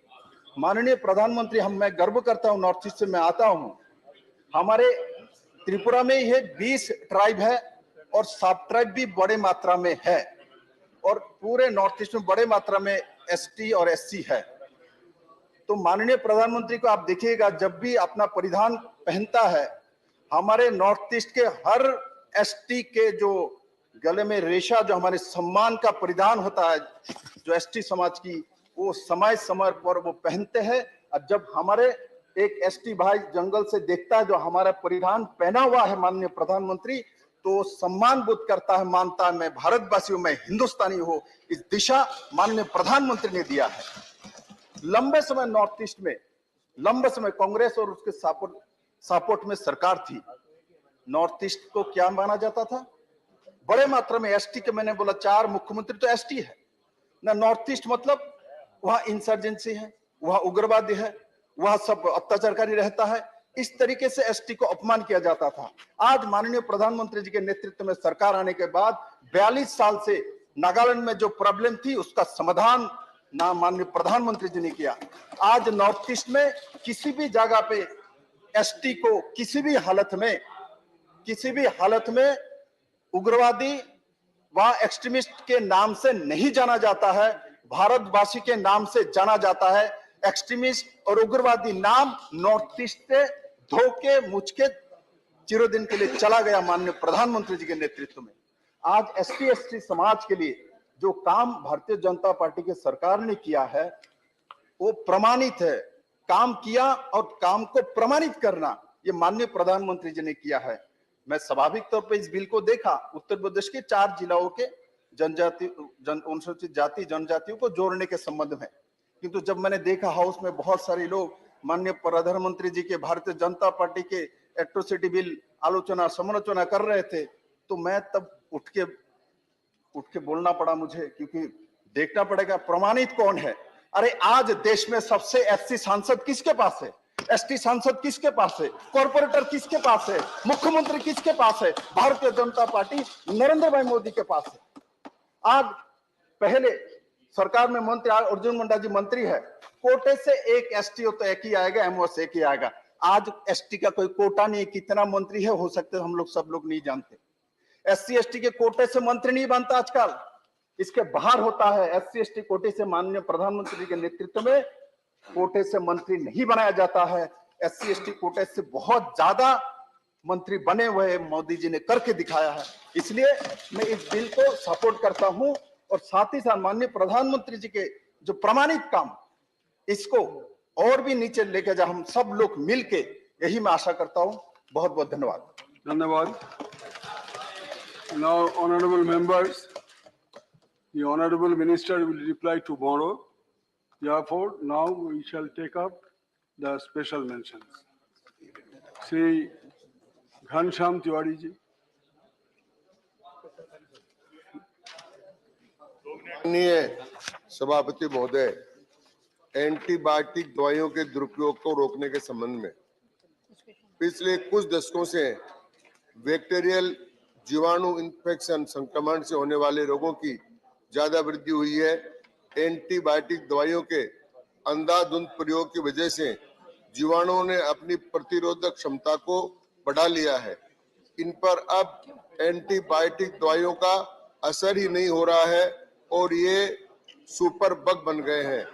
भारत में एंटीबायोटिक दवाइयों का धड़ल्ले से इस्तेमाल किया जा रहा है और इसके नतीजे बेहद गंभीर हैं।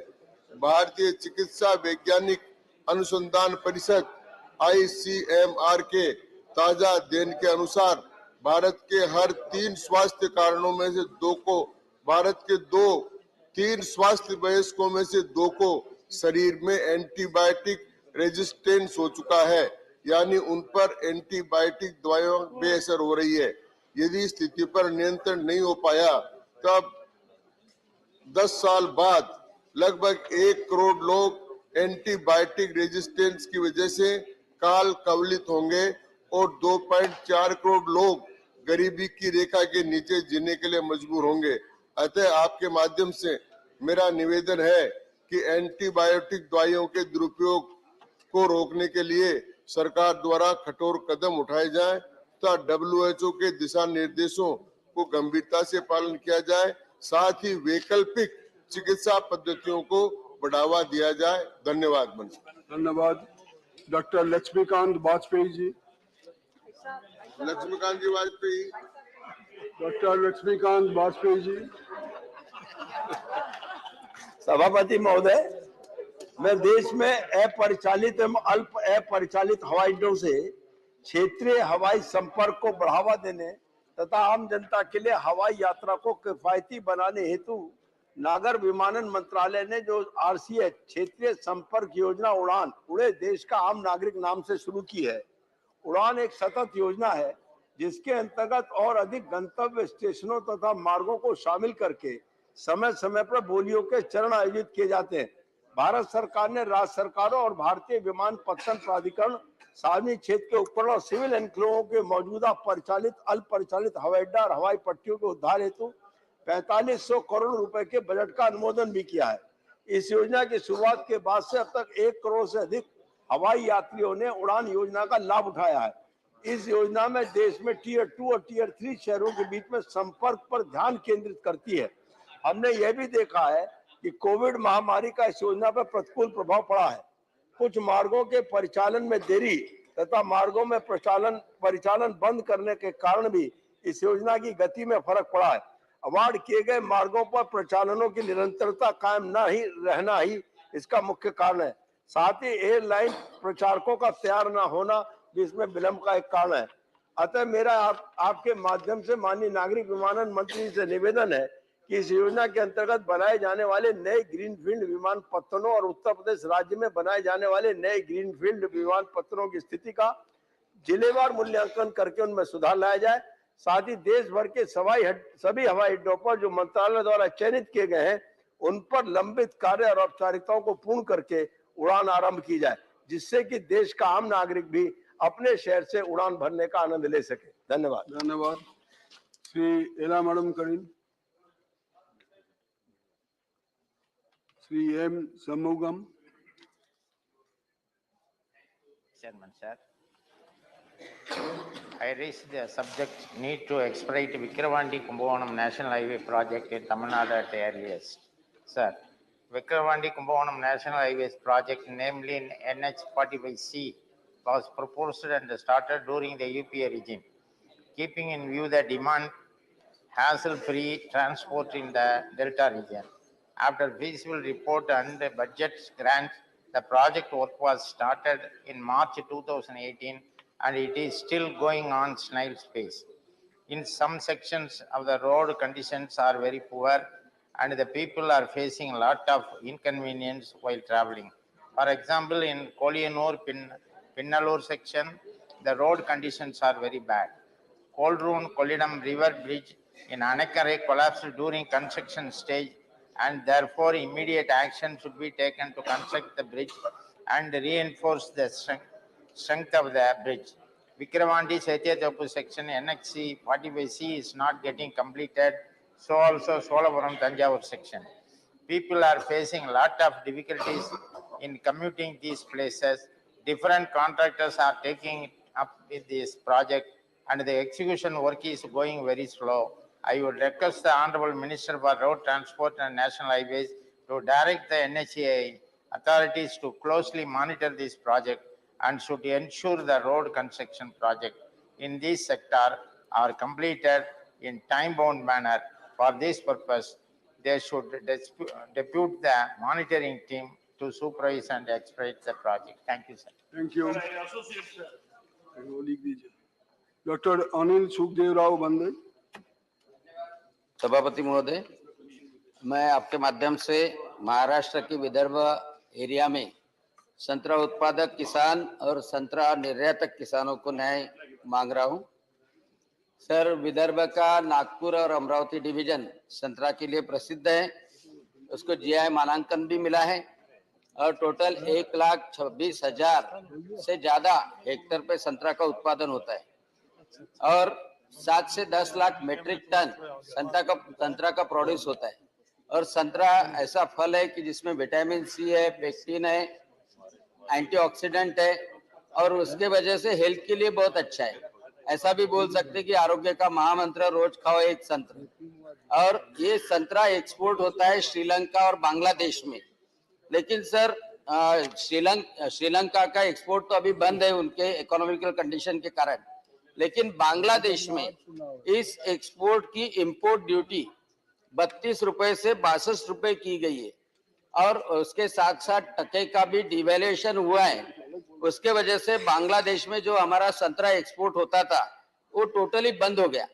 उसके वजह से संतरा उत्पादक किसान और संतरा के एक्सपोर्टर बड़े प्रॉब्लम में आ गए। मेरी सरकार से विनती है कि बांग्लादेश सरकार से बात करके इंपोर्ट ड्यूटी या तो कम करे या एक्सपोर्ट ड्यूटी में 25%, 30% सब्सिडी संतरा उत्पादक किसानों को दे। सुनिए, स्पेशल मेंशन में जो स्क्रिप्ट आपने जमा किया ऑफिस में, हाँ, वही पाठ करना है। आप इम्प्रॉम्प्टू नहीं बोल सकते। अच्छा, नहीं दे सकते। हाँ, वही तो 25 to 30% सब्सिडी। नहीं, आप देख के बोलिए, वहाँ पे जो लिखा है वो देख के बोलिए। अच्छा, yes, I urge government to interfere in this matter to reduce the import duty hiked by the Bangladesh or support to orange exporter by providing 25% to 30% subsidy to continue orange export to Bangladesh. Thank you. Thank you. Shrimati फूलो देवी नेतन। अध्यक्ष सभापति महोदय, धन्यवाद देती हूँ, आपने महत्वपूर्ण विषय पे रखने का अवसर दिया।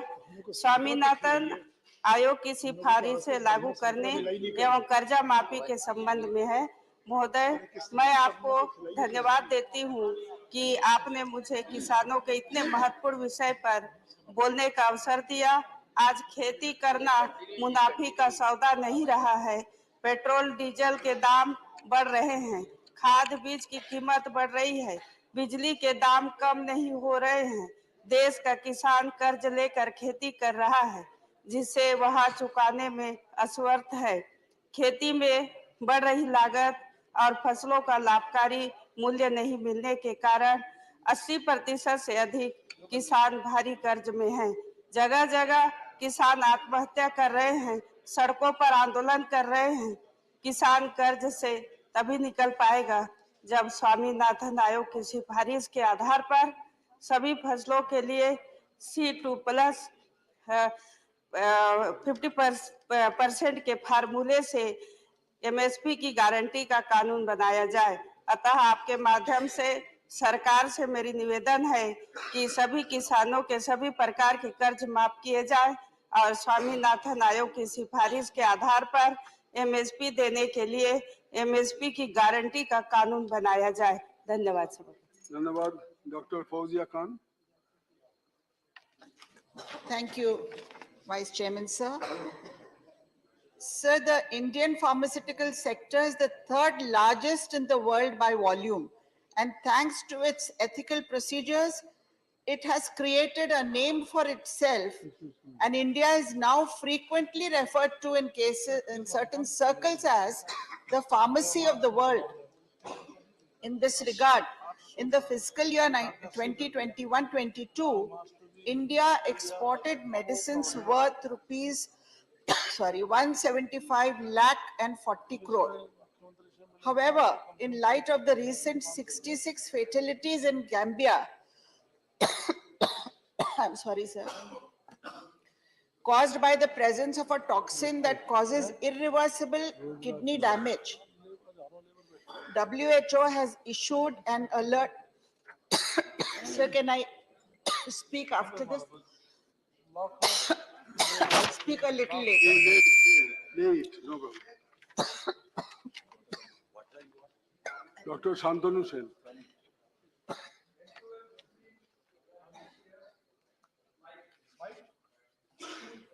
My special mention is on need to regulate advertisement related to high fat, sugar and salt products.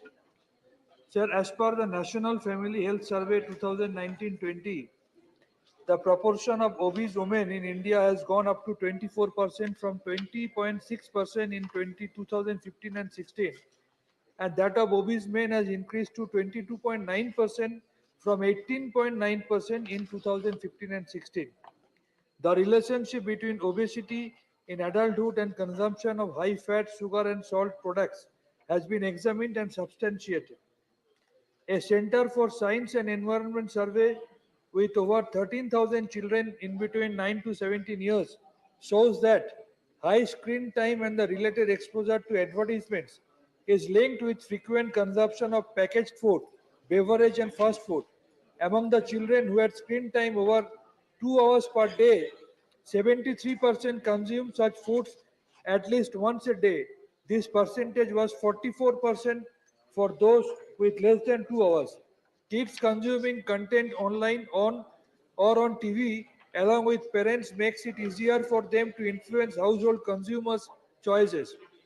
The health cost of obesity is the long term in terms of cardiovascular disease, diabetes, etc. can be mitigated to a great extent by regulating these high fat, salt and sugar ads. In the short term, there should be a comprehensive legally binding framework for regulations of these high fat, salt and sugar ads. These advertising of high fat, salt and sugar products needs to be regulated across various media, TV, radio, online and even outdoors. A time slot in the evening when children viewership is small should be reserved for these high fat, salt and sugar advertisements, and these advertisements should not be permitted to air during children's program like cartoons and games. Thank you so much. Thank you. Sri Vijay Sai Reddy ji.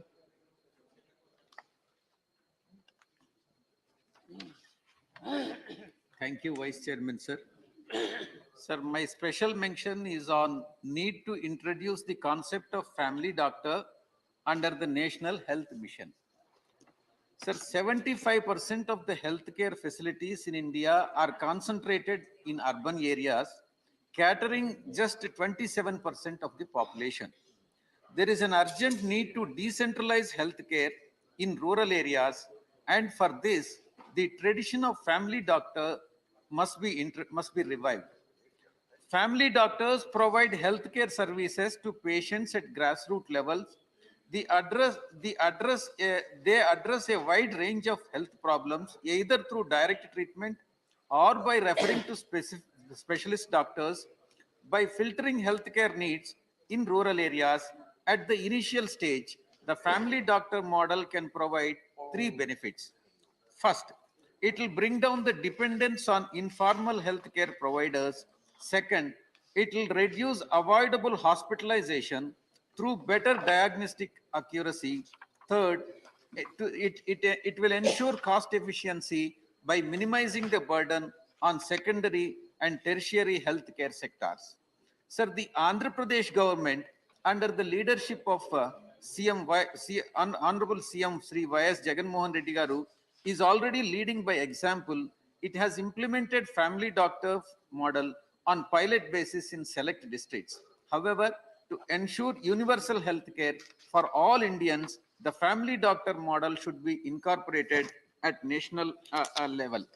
Thank Sir, you. for this, I urge the government to adopt a family doctor system within the National Health Mission. This will ensure accessibility, affordability, and adequacy of quality health care to all Indians. Thank you. Very much. Sri Ajay Pratap Singh.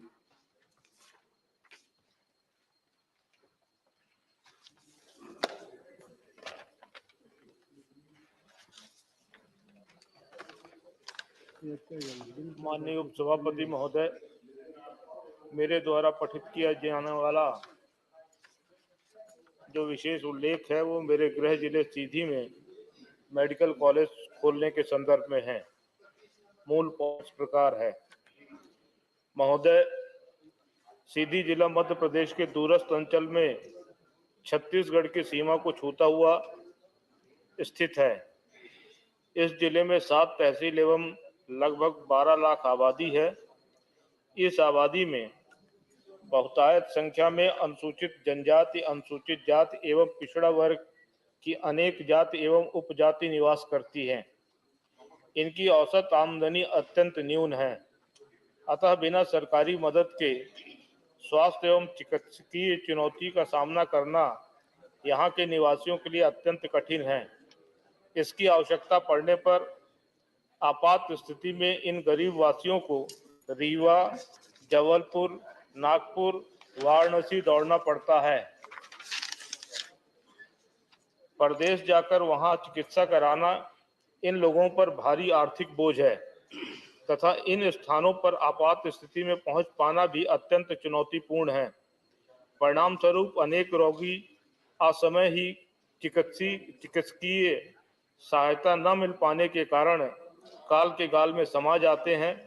वर्तमान समय में सीधी जिला मुख्यालय में जिला अस्पताल स्थित है। इसके आधार पर वहां एक मेडिकल कॉलेज निर्मित किया जा सकता है, जिसकी सीधी जिले को अत्यंत आवश्यकता भी है। महोदय, केंद्र सरकार एवं राज्य सरकार की दृढ़ इच्छा है कि मेडिकल सुविधाओं का विस्तार हो। इसलिए विगत वर्षों में केंद्र सरकार ने मध्य प्रदेश में 16 मेडिकल कॉलेज दिए थे। मैं केंद्र सरकार से मांग करता हूं कि अगले चरण में जब आप और नए मेडिकल कॉलेज खोलने का निर्णय करें, तब हमारे गृह जिले सीधी को भी स्थान दें और वहां नवीन मेडिकल कॉलेज स्थापित करें। धन्यवाद। धन्यवाद। श्री कैलाश सोनी जी। माननीय उपसभापति जी, आपके माध्यम से वरिष्ठ नागरिकों को कोविड पूर्व दी जाने वाली रियायतें पुनः प्रारंभ करने का विषय रखना चाहता हूं। मान्यवर, कोविड में पूर्व में सभी वरिष्ठ नागरिक जनों को रेल में 40% की छूट 60 वर्ष से अधिक आयु के लोगों को प्रदान की जाती थी, जो अब बंद हो गई है, जिससे देश भर में वरिष्ठ जनों को असुविधा का एवं कष्ट का सामना करना पड़ रहा है। सरकार सभी तरह की चिंता न केवल वरिष्ठ जनों की वरन सकल समाज की कर रही है। आपके माध्यम से सरकार के ध्यान को इस महत्वपूर्ण विषय पर आकृष्ट करना चाहता हूं, जिससे शीघ्र वरिष्ठ जनों को पूर्ववत सुविधा प्राप्त हो सके। धन्यवाद। श्री एम मोहम्मद अब्दुल्ला जी।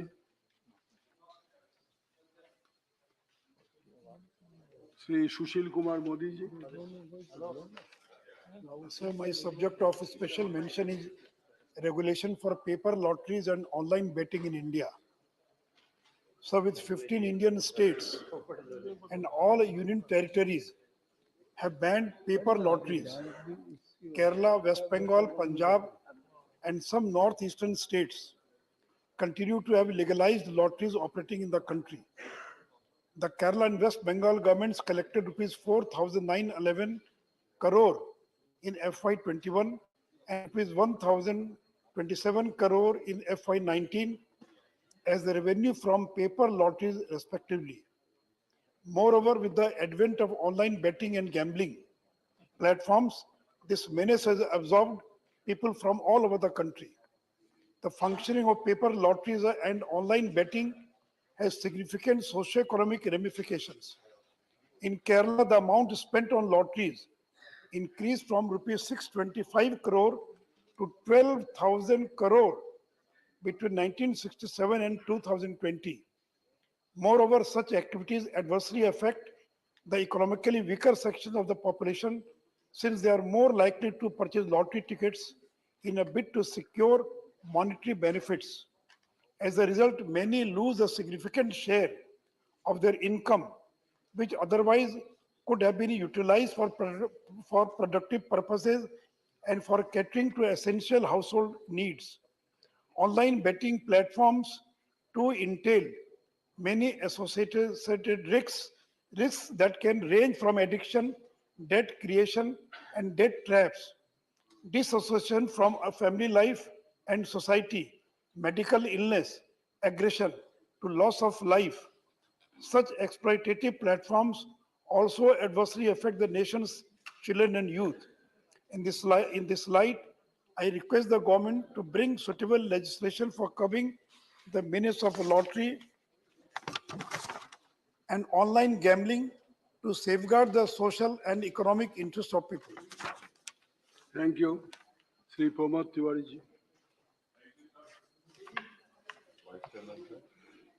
पूर्वी राजस्थान नहर परियोजना को राष्ट्रीय परियोजना घोषित करने के संबंध में महोदय, पूर्वी राजस्थान नहर परियोजना राजस्थान की एक महत्वाकांक्षी परियोजना है जिसमें मानसून के दौरान आपकी हिंदी बहुत अच्छी है भाई साहब, लेकिन आप हिंदी में पार्वती, काली संधि, मेज नदी के अधिशेष पानी को बनास, मोरल, बाणगंगा, गंभीर, पार्वती और कालसिंध नदियों में पहुंचाने की परिकल्पना की गई है।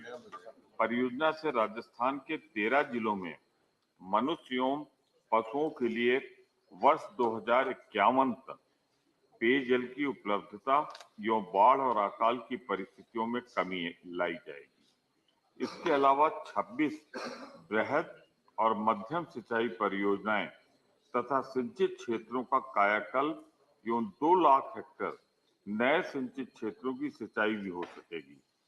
इसके साथ ही 67,615 हेक्टेयर भूमि का अधिग्रहण भी किया जाना है। इस महत्वाकांक्षी परियोजना की कुल लागत 37,247 करोड़ आंकी गई है। महोदय, राज्य सरकार द्वारा भारत सरकार से पूर्वी राजस्थान नहर परियोजना को राष्ट्रीय परियोजना का दर्जा दिए जाने के लिए लगातार निवेदन किया जा रहा है, लेकिन इस संबंध में कोई सकारात्मक निर्णय नहीं लिया गया है।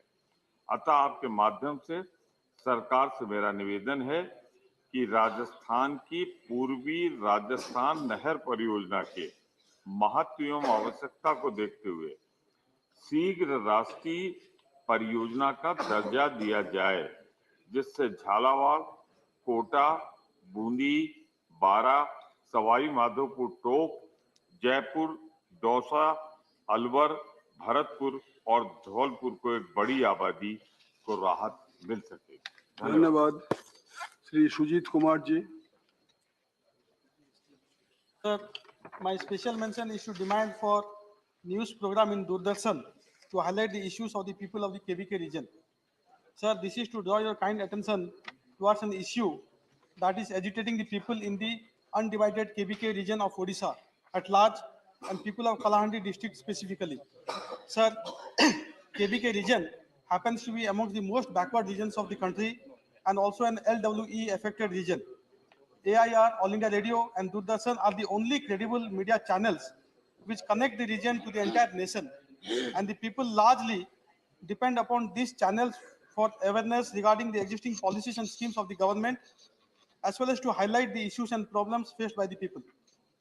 Sir, in the region, Doordarshan Kendra at the district headquarters of Bhawanipatna has been functioning since 3rd of September 2000 and has been telecasting programs on various socio-economic aspects of the people of the region via the Doordarshan Kendra at Bhubaneswar.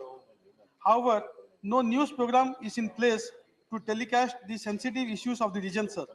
Further, no repeated broadcast of the local program is being done via the Doordarshan Kendra Bhubaneswar since the last 2 months, which also included the two main celebrations of the district, Ma Manikeshwari's Chhatar Yatra and the Buddha Raja Dasara festival, two of the most prominent events and festival of the locality. This has caused deep anguish to lakhs of devotees and people of the region. Sir, it is therefore requested that a program for the new slot be permitted to Doordarshan Kendra at Bhavani Patna by Prasar Bharati, so that the problems of the people of the KBK region at large and Kalahandi district in particular can be brought to the limelight for redressal, and also the rebroadcast of the local programs be resumed. Thank you. Thank you. Sri G.K. Bhasan.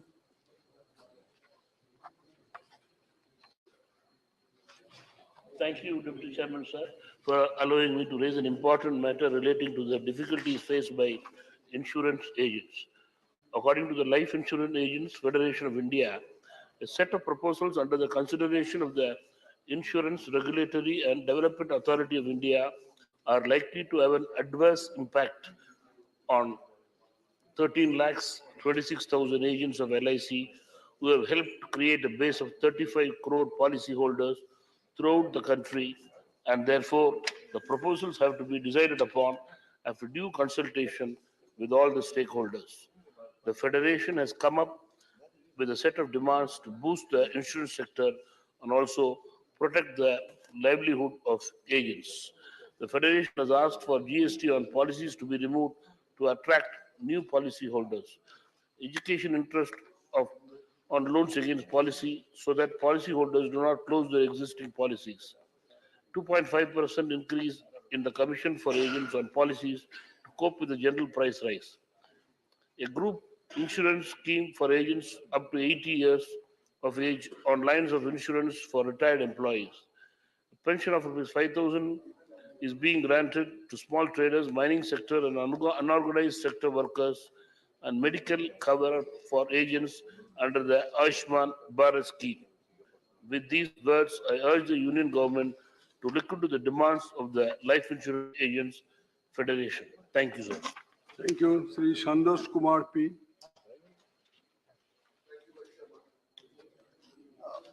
Need for caste census. Understanding castes is necessary to understand disparity in South Asia, especially in India, where society still operates by the rules of the caste system. Caste plays a particularly significant role in politics. Caste manifests in social, economic, political, and educational inequalities among various classes of the Indian society. Yet, there is no official caste census available except of Dalits and Adivasis, which is collected through the Census of India. In fact, a full caste census was last carried out about 90 years ago in 1931. Although an attempt was made in June 2011 to conduct socio-economic and caste census with an aim to understand the socio-economic status of rural and urban households. The complete report is yet to be published. The SECC data, excluding caste data, was finalized and published by the two ministries in 2016. Nothing has happened thereafter. Enumeration of castes and their populations and collection of data regarding their social backwardness and educational and economic status would provide a concrete basis for the formulation of social and economic policies. Even the reservation policies can be redefined on the basis of the latest caste census. If we are seriously concerned about the social hierarchy, caste-based discriminations, and underrepresentation of various castes and communities, there is a critical need to conduct a comprehensive caste census. Concrete policies cannot be formulated in the absence of a concrete data. Hence, the government should take serious effort to conduct comprehensive caste census in the country. Sri Kishan Lal Pawar. धन्यवाद सभापति महोदय, मैं आपके माध्यम से बताना चाहता हूं कि CAQM के निर्देशों के तहत राष्ट्रीय राजधानी क्षेत्र में 31/12/2022 के पश्चात कोयला ईंधन को जलाना बैन कर दिया है। बायोमास ईंधन को मजदूर ईंधन घोषित कर दिया है, जिस पर एसपीएम की लिमिट को 800 से घटाकर 80 कर दिया है। पानीपत हरियाणा विश्व भर में टेक्सटाइल के नाम से हब है। इस पानीपत उद्योगपतियों को पर्यावरण सुधार के लिए सजग है एवं पानीपत उद्योगपतियों द्वारा अपने बॉयलरों को कोयला ईंधन को जलाना बंद कर दिया है। वे अपने बॉयलरों को बायोमास पर शिफ्ट कर लिया है, परंतु पानीपत अधिकतर उद्योगपति CAQM के निर्धारित SPM 800 से घटाकर जो 80 पर लाने में असमर्थ है, जिसके कारण पानीपत में लगभग 500 से ज्यादा लघु उद्योग बंद हो गए हैं। अतः मैं आपके माध्यम से भारत सरकार से निवेदन करता हूं कि राष्ट्रीय राजधानी क्षेत्र में पानीपत टेक्सटाइल उद्योगों को बचाने के लिए SPM की जो लिमिट है उसको बदलकर 80 से कम 300 कर दिया जाए। धन्यवाद। धन्यवाद। श्री ईराना कराड़ी। उपसभापति महोदय, बेलगाम से मुंबई और हैदराबाद तक प्रतिदिन रेल सेवा प्रारंभ करने के विषय में। बेलगाम ऐतिहासिक, औद्योगिक और सांस्कृतिक दृष्टि से महत्वपूर्ण है और प्रतिदिन हजारों की संख्या में यात्री मुंबई और हैदराबाद तक की यात्रा शैक्षणिक, पर्यटन और उद्योग के उद्देश्य से करते हैं, जिसके लिए उन्हें घंटे का समय लगता है। मुंबई और हैदराबाद तक यात्रा करने के लिए अभी बस सेवा और राजमार्ग उपलब्ध है, लेकिन यातायात के कारण उसमें समय का नुकसान होता है। वर्तमान में बेलगाम से मुंबई, हैदराबाद तक कोई भी सीधी ट्रेन नहीं है और त्योहारों के समय बस से यात्रा करने के लिए लोगों को 2 गुना या 3 गुना किराया देना पड़ता है। पिछले कई वर्षों से जनता की मांग है कि इन शहरों के बीच रेलवे सेवा प्रतिदिन शुरू की जाए, जिससे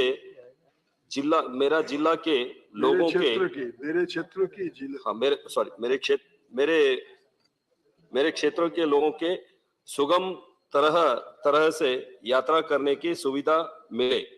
मेरा आपके माध्यम से सरकार से निवेदन है कि रेल मंत्रालय तत्काल इस पर विचार करे और बेलगाम से मुंबई, हैदराबाद जैसे महत्वपूर्ण शहरों को जोड़ने के लिए रेल सेवा शुरू करे, जिससे पर्यावरण प्रदूषण भी कम होगा और यात्रियों के संख्या ज्यादा होने से रेलवे को राजस्व भी मिलेगा। धन्यवाद। धन्यवाद। डॉक्टर किरोड़ीलाल मीना।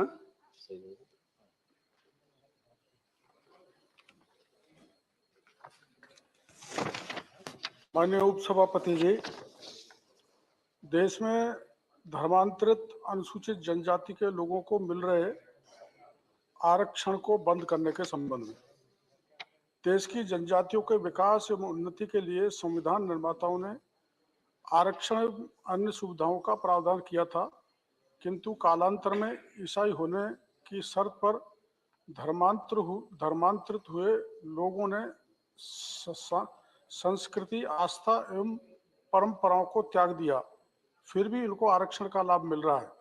17 नवंबर 1969 को एक संयुक्त संसदीय समिति ने लोकसभा में इसको लेकर संशोधन प्रस्तुत किया था, जिसमें कहा गया था कि जिन लोगों ने धर्म परिवर्तन कर लिया है उन्हें अनुसूचित जनजाति का सदस्य नहीं समझा जाएगा, किंतु ये लोग आरक्षण का बड़े पैमाने पर फायदा उठा रहे हैं और मूल जनजाति के लोग आरक्षण की सुविधाओं से वंचित हो रहे हैं। अपना धर्म त्याग कर ईसाई बने जाने वाले अनुसूचित जनजाति के आरक्षित स्थानों पर अधिकार जमाते जा रहे हैं। भारत में सुप्रीम कोर्ट ने केरल सरकार बनाम चंद्रमोहन AIR 2004 SC 1672 एवं एवना लांकेई रिम्बई बनाम जयंतिया हिल्स डिस्ट्रिक्ट काउंसिल एवं अन्य 2006 में अपने निर्णय में कहा है कि धर्मांतरण के बाद ऐसे लोगों को अनुसूचित जनजाति का नहीं माना जा सकता।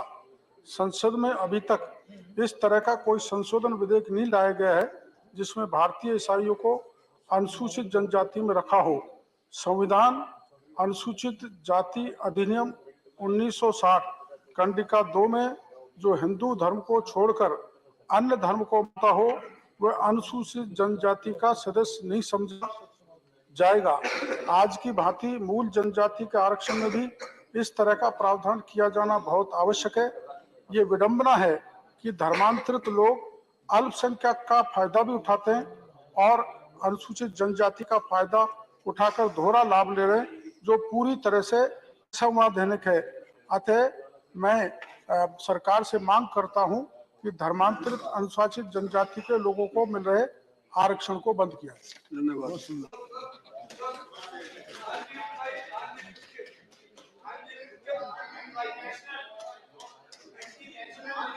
On the question, on the national also. Sir, 1 minute. Sir, 1 minute. Sir, on the question.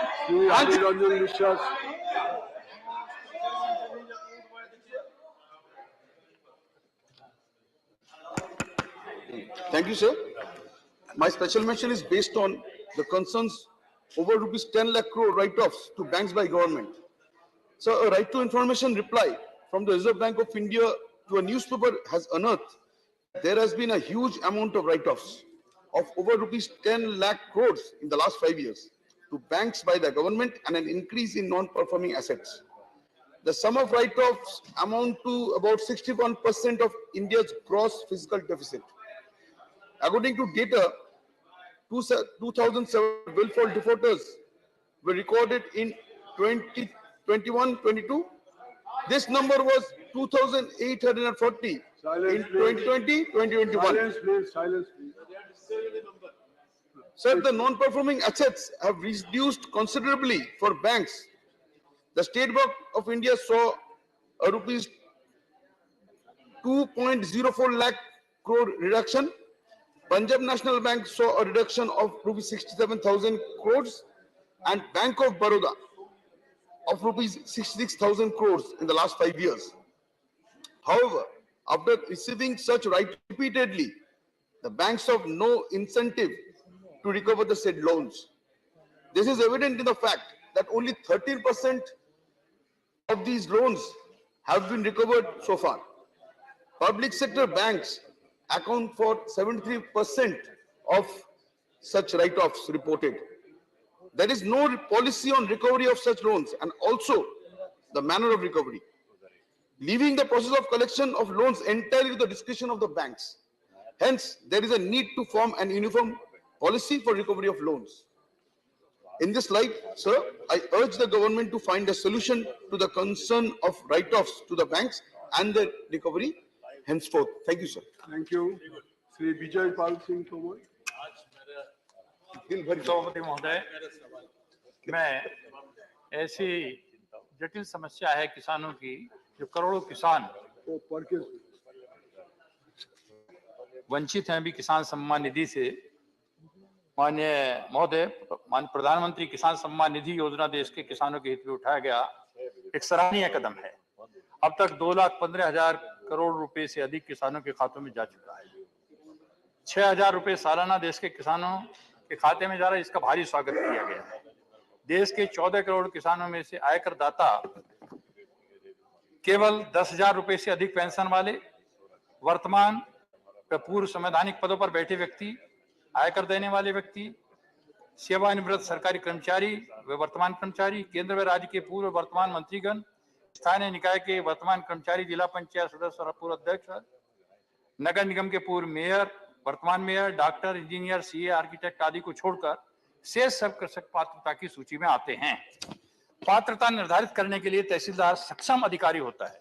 देश के करोड़ों किसान जो पात्र हैं, उन्हें किसान सम्मान निधि इसलिए नहीं मिल पा रही क्योंकि उनकी पात्रता निर्धारित नहीं हो रही। कई देश में 10 करोड़ से अधिक किसानों को निधि मिल रही है। कुछ प्रदेशों ने इसलिए इस योजना को वर्षों तक लटकाए रखा, नहीं लागू किया, क्योंकि इस योजना में यशस्वी प्रधानमंत्री का नाम जुड़ा है। लेकिन लागू किया है तो रिवेन्यू रिकॉर्ड ठीक नहीं कर रहे हैं। कई प्रदेशों में किसान तहसील और ब्लॉक के बीच चक्कर काटता रहता है, लेकिन पात्र होने के बाद भी उसकी पात्रता निर्धारित नहीं की जाती, जिससे देश के करोड़ों किसान अभी भी वंचित हैं। मैं आपके माध्यम से सरकार से मांग करता हूं कि पात्रता निर्धारण के लिए तहसीलदार के साथ संबंधित बैंक प्रबंधक, कृषि अधिकारी की एक कमेटी बनाई जाए, उनकी जवाबदेही हो और निश्चित समय में सभी पात्र किसानों को सम्मान निधि ताकि दी जा सके, पात्रता निर्धारित की जा सके और किसानों को उत्पीड़न से बचाया जाए। धन्यवाद। श्री विप्लव कुमार देव।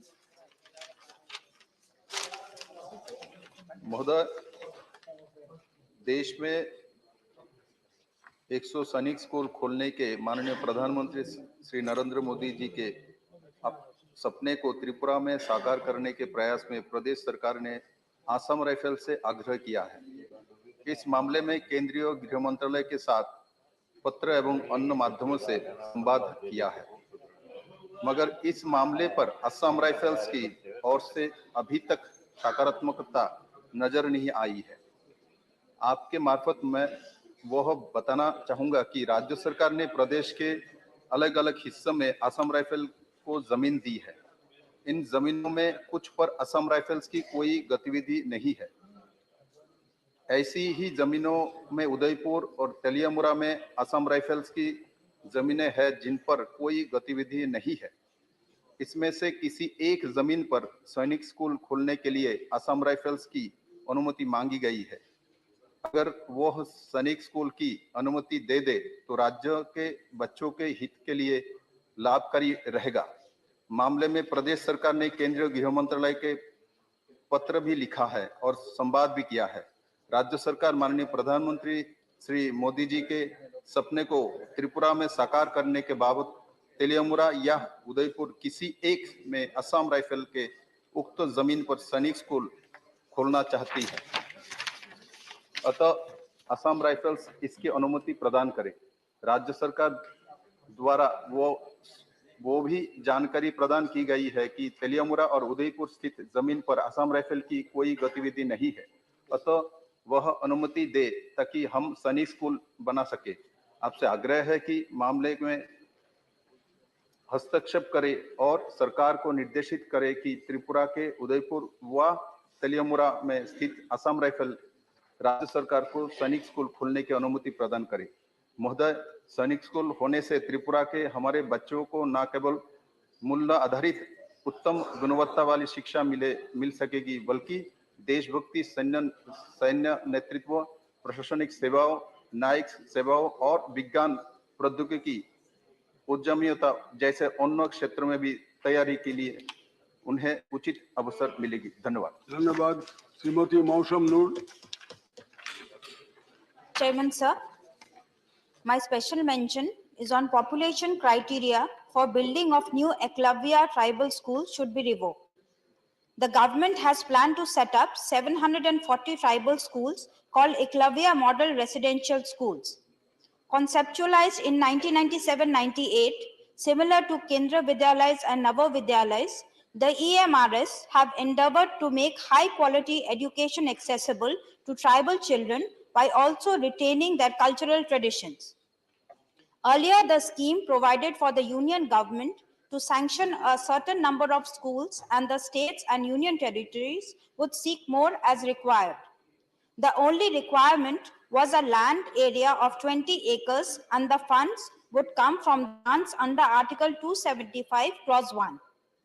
We have 384 of these schools across the country presently. The new guidelines require 15 acres and for the school to be set up in sub-districts where more than 20,000 scheduled tribe people reside, comprising at least 50% of the population. However, this is likely to significantly disadvantage scattered populations of tribal people who will have to travel far distances to access education. The Parliamentary Standing Committee on Social Justice and Empowerment has also recommended that the criteria be reviewed, pointing out that many forest and hill districts would have trouble finding 15 contiguous acres of land for setting up of the school. I urge the Tribal Affairs Ministry and the National Education Society for Tribal Students to review the guidelines urgently. Thank you, sir. Thank you. Shri GBL Narasimha Rao ji.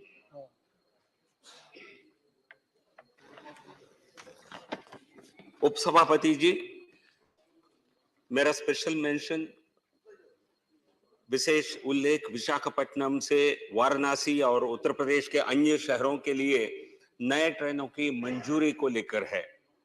Visakhapatnam में उत्तर प्रदेश और बिहार के 2 लाख से अधिक लोगों की एक बड़ी आबादी है, जिन्होंने विशाखापट्टनम को अपना स्थायी घर बना लिया है।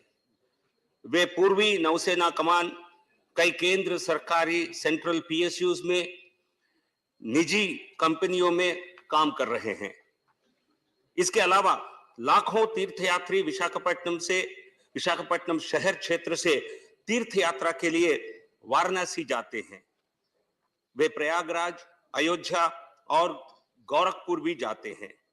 विशाखापट्टनम से वाराणसी, प्रयागराज, गोरखपुर और लखनऊ तक ट्रेन कनेक्टिविटी की सख्त जरूरत है।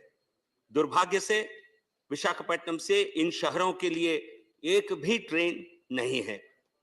वाराणसी और उत्तर प्रदेश के अन्य प्रमुख शहरों के लिए सीधी ट्रेन कनेक्टिविटी का अभाव उत्तर प्रदेश के प्रवासियों और स्थानीय तीर्थयात्रियों दोनों को बड़ी कठिनाई में डालता है। 5 साल पहले विशाखापट्टनम से वाराणसी के लिए शुरू होने वाली सुपरफास्ट एक्सप्रेस ट्रेन शुरू करने का फैसला लिया गया था, लेकिन इसे कभी लागू नहीं किया गया। द्विसाप्ताहिक Sambalpur Varanasi SBP BSB express train संख्या 18311 को वापस विशाखापट्टनम तक विस्तारित करने के लिए East Coast Railway zonal railway मुख्यालय ने भुवनेश्वर द्वारा एक प्रस्ताव भेजा गया है। यह फैसला भी रेलवे बोर्ड के पास लंबित है। सर, विशाखापट्टनम से वाराणसी और उत्तर प्रदेश के अन्य महत्वपूर्ण शहरों के लिए ट्रेनों की संचालन में देरी और तत्काल आवश्यकता को देखते हुए मैं रेल मंत्रालय और रेलवे बोर्ड से एसबीपी बीएसबी एक्सप्रेस को तुरंत विशाखापट्टनम तक विस्तारित करने और उत्तर प्रदेश के अन्य शहरों के लिए नए ट्रेनों की शुरुआत को मंजूरी देने की अनुरोध करता हूं। धन्यवाद। धन्यवाद। श्री इमरान प्रतापगढ़ी। महोदय, मेरा जो आज का विषय है वो है demand to constitute committee to examine the side effect of covid vaccines in the light of sudden deaths of people in the country. सभापति महोदय, मैं आज एक ऐसे जरूरी विषय के लिए खड़ा हुआ हूं जिसका ताल्लुक सियासत से नहीं है बल्कि हमारी आपकी जिंदगियों से है। इन दिनों ऐसे ऐसे विजुअल हमारे सामने आ रहे हैं जिन्हें देखकर हम सबको एक ऐसी तबाही के बारे में सोचना शुरू करना होगा जिस पर कोई बात ही नहीं कर रहा है। इस उच्च सदन की जिम्मेदारी है कि ऐसे गंभीर विषय पर यहां बात रखी जाए। हम देख रहे हैं कि जिम में वर्कआउट करते हुए लोग गिर रहे हैं और दम तोड़ दे रहे हैं। क्रिकेट खेलते हुए एक बच्चा गिर के दम तोड़ दे रहा है। डांस करते करते लोग मर रहे हैं और खुशियां मातम में बदल जा रही हैं।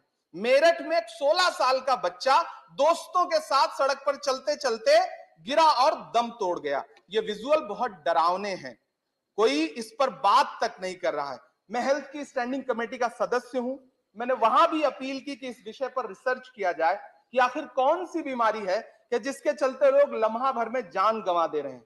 मैं आपके माध्यम से देश को बताना चाहता हूं कि लोगों में डर का माहौल है। कोई इसे कोविड का साइड इफेक्ट कह रहा है, कोई वैक्सीन का। मेरा अनुरोध है कि स्वास्थ्य मंत्रालय अर्जेंट एक कमेटी गठित करे और जांच करे कि इन मौतों का कारण क्या है। धन्यवाद। धन्यवाद। The House stands adjourned to meet at 11 hours on Wednesday, the 14th December 2022.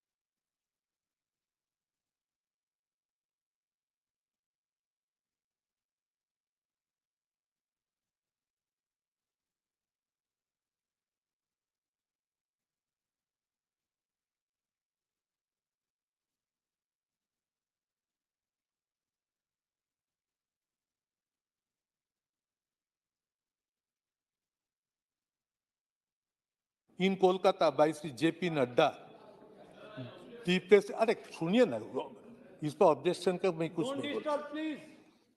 The president of BJP that the funds have not been released to the state government, he admitted, on account of non-submission of utilization certificate for the funds received under Mahatma Gandhi Narega in the last 3 years. It is a complaint he made publicly. But what Chief Minister is writing to the Prime Minister, that this is nothing but a blatant lie intended to gain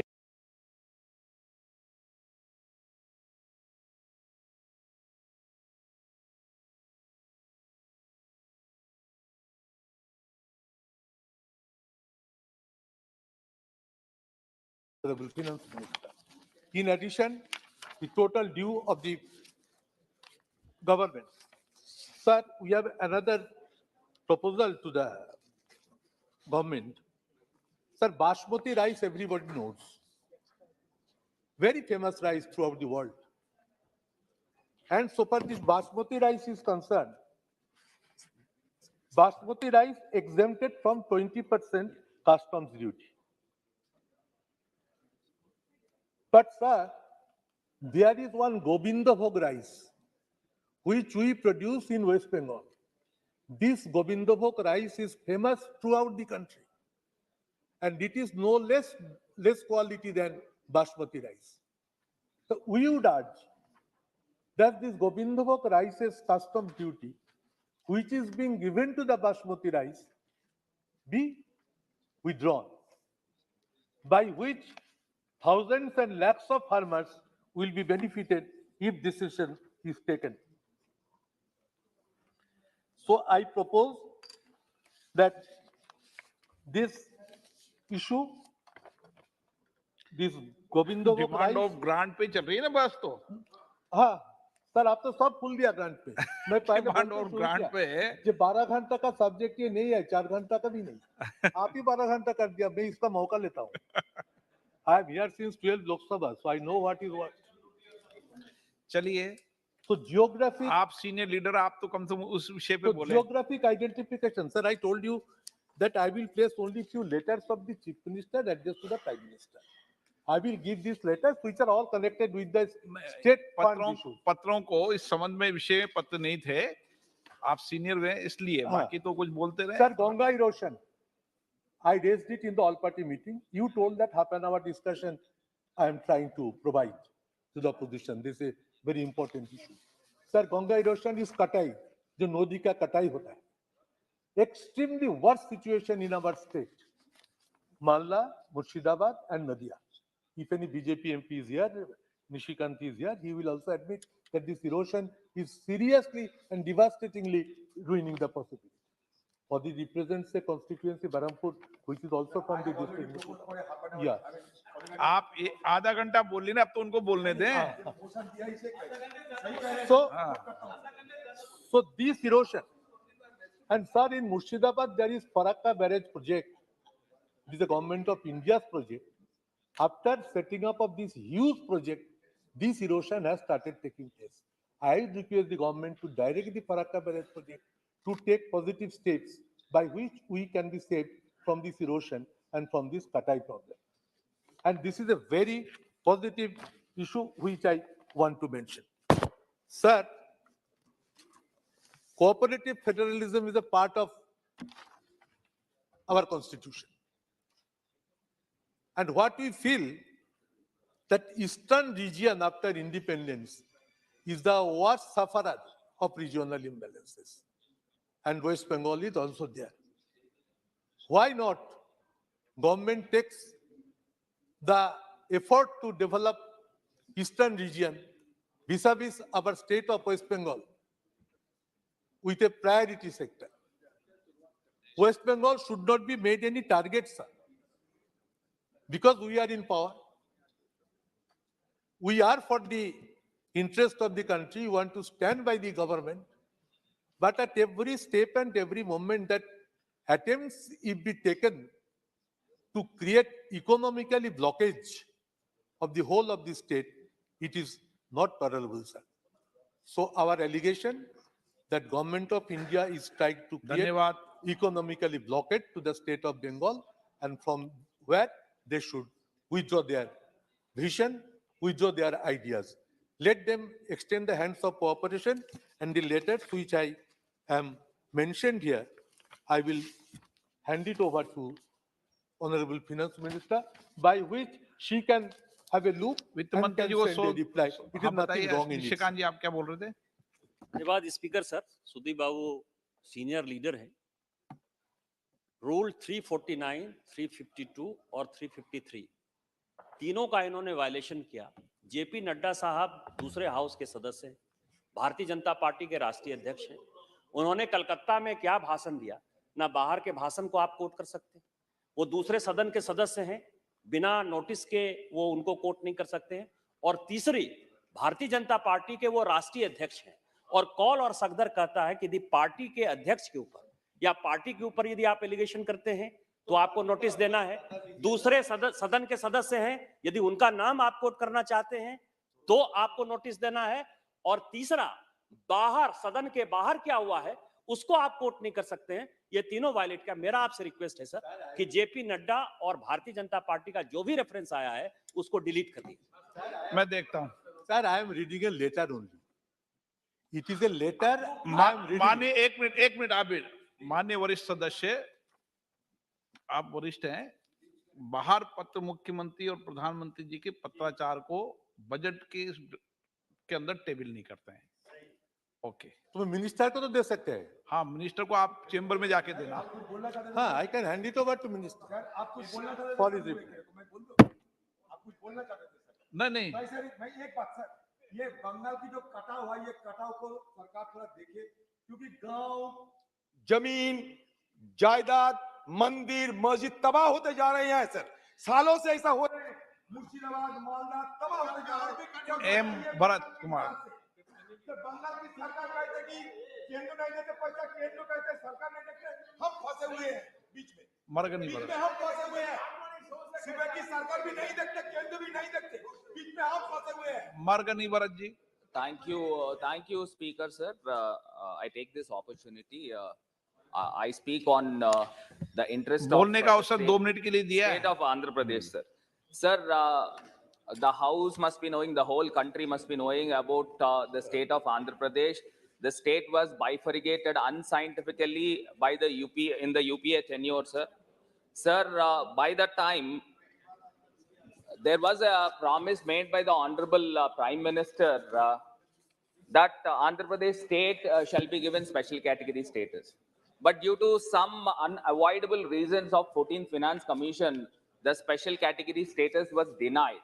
But later stage, what happened, sir, in the 15th Finance Commission has mentioned that union government can take an appropriate क्या सदन में decision. किसने वादा किया था इस विषय पर? ये हमेशा उठाते रहते हो Sir, इसका this विषय is निकाल the के demand रखना। for grants, sir. We need a grant for the Andhra Pradesh state, sir. Once the Andhra Pradesh state got unscientifically bifurcated, sir, this is not the voice of Andhra Pradesh. It should be a voice of the country, sir.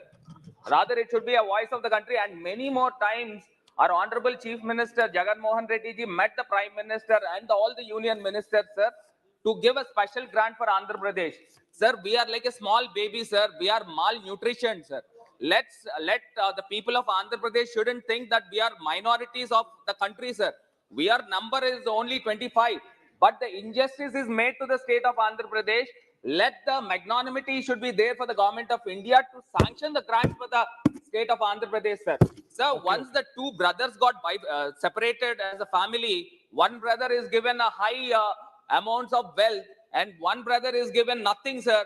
Then the government of India, being a father role, they have to take the justice for the Andhra Pradesh, sir. बंटवारा कब हुआ था ये? 14 में हुआ था। 9 years done, sir. But up till now, nothing has been happened, sir. Yes, sir. But then the minister, Venkaiah Naidu ji, has mentioned, sir, in the house itself, that Andhra Pradesh state shall be given 10 years of, not 5 years, 10 years of special category. फिर निशिकांत जी आपको कानून बता देंगे नाम लोगे। But these and the minister in this house, sir, not the other house, in this house only. Sir, one more thing, sir. It is one of the members from. जब ये division हुआ सर 2014 में, वेंकैया जी इस सदन के सदस्य नहीं थे। उन्होंने वहां राज्यसभा में क्या कहा क्या नहीं कहा ये यहाँ थोड़े डिस्कस हो सकता है। He has And he was mentioned not in this minister. Lok Sabha He House, was I not guess. minister. And he was But- not in Lok Sabha. But he was mentioned in Lok Sabha, sir. By that time, and also the Honorable Prime Minister, then the Prime Minister, sir. Manmohan Singh was the Prime Minister, assured the House that Andhra Pradesh will be given special category status at the Not time for of the 5 division. years, 10 years. Dr. Manmohan Singh as Prime Minister. Sir, assured. we are seeking a different parts, sir, different ways to go with a private member bill, sir, for AP Reorganization Act of Private Member Bill of 2022. In that, we wanted to include special category status, sir. Okay, so why धन्यवाद. such kind of situation has to happen, sir? Sir, one more point, sir. Finally, I wanted to make one more point, sir. One of the members of TDP, sir, who is fabricating lies and voicing false statements right now, sir. Sir, I wanted to quote, sir, we are not that poor enough to pay salaries, sir. We are abundant enough to pay salaries. But one more thing, sir, the Minister of Finance has informed the state that 17,923 crores has been reduced against the NBC for 2021 to 22 due to the over borrowing of fiscal irresponsible by TDP government, sir, during 14th Finance Commission, sir. But that is being readjusted, that is being adjusted now what central government is giving to the state, that is being adjusted, sir. But the TDP tenure, they did all the mistakes and now what the funds is being given to the state, that is being reduced, sir. How can it be possible, sir? Is any action has to be taken by the central government to that past government, let it be, sir.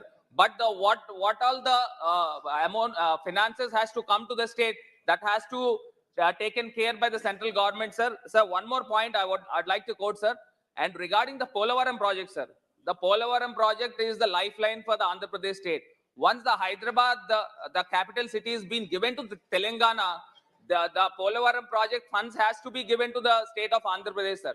Sir, first time in the history of the country, sir, any national project, once the state is investing money and the central government is reimbursing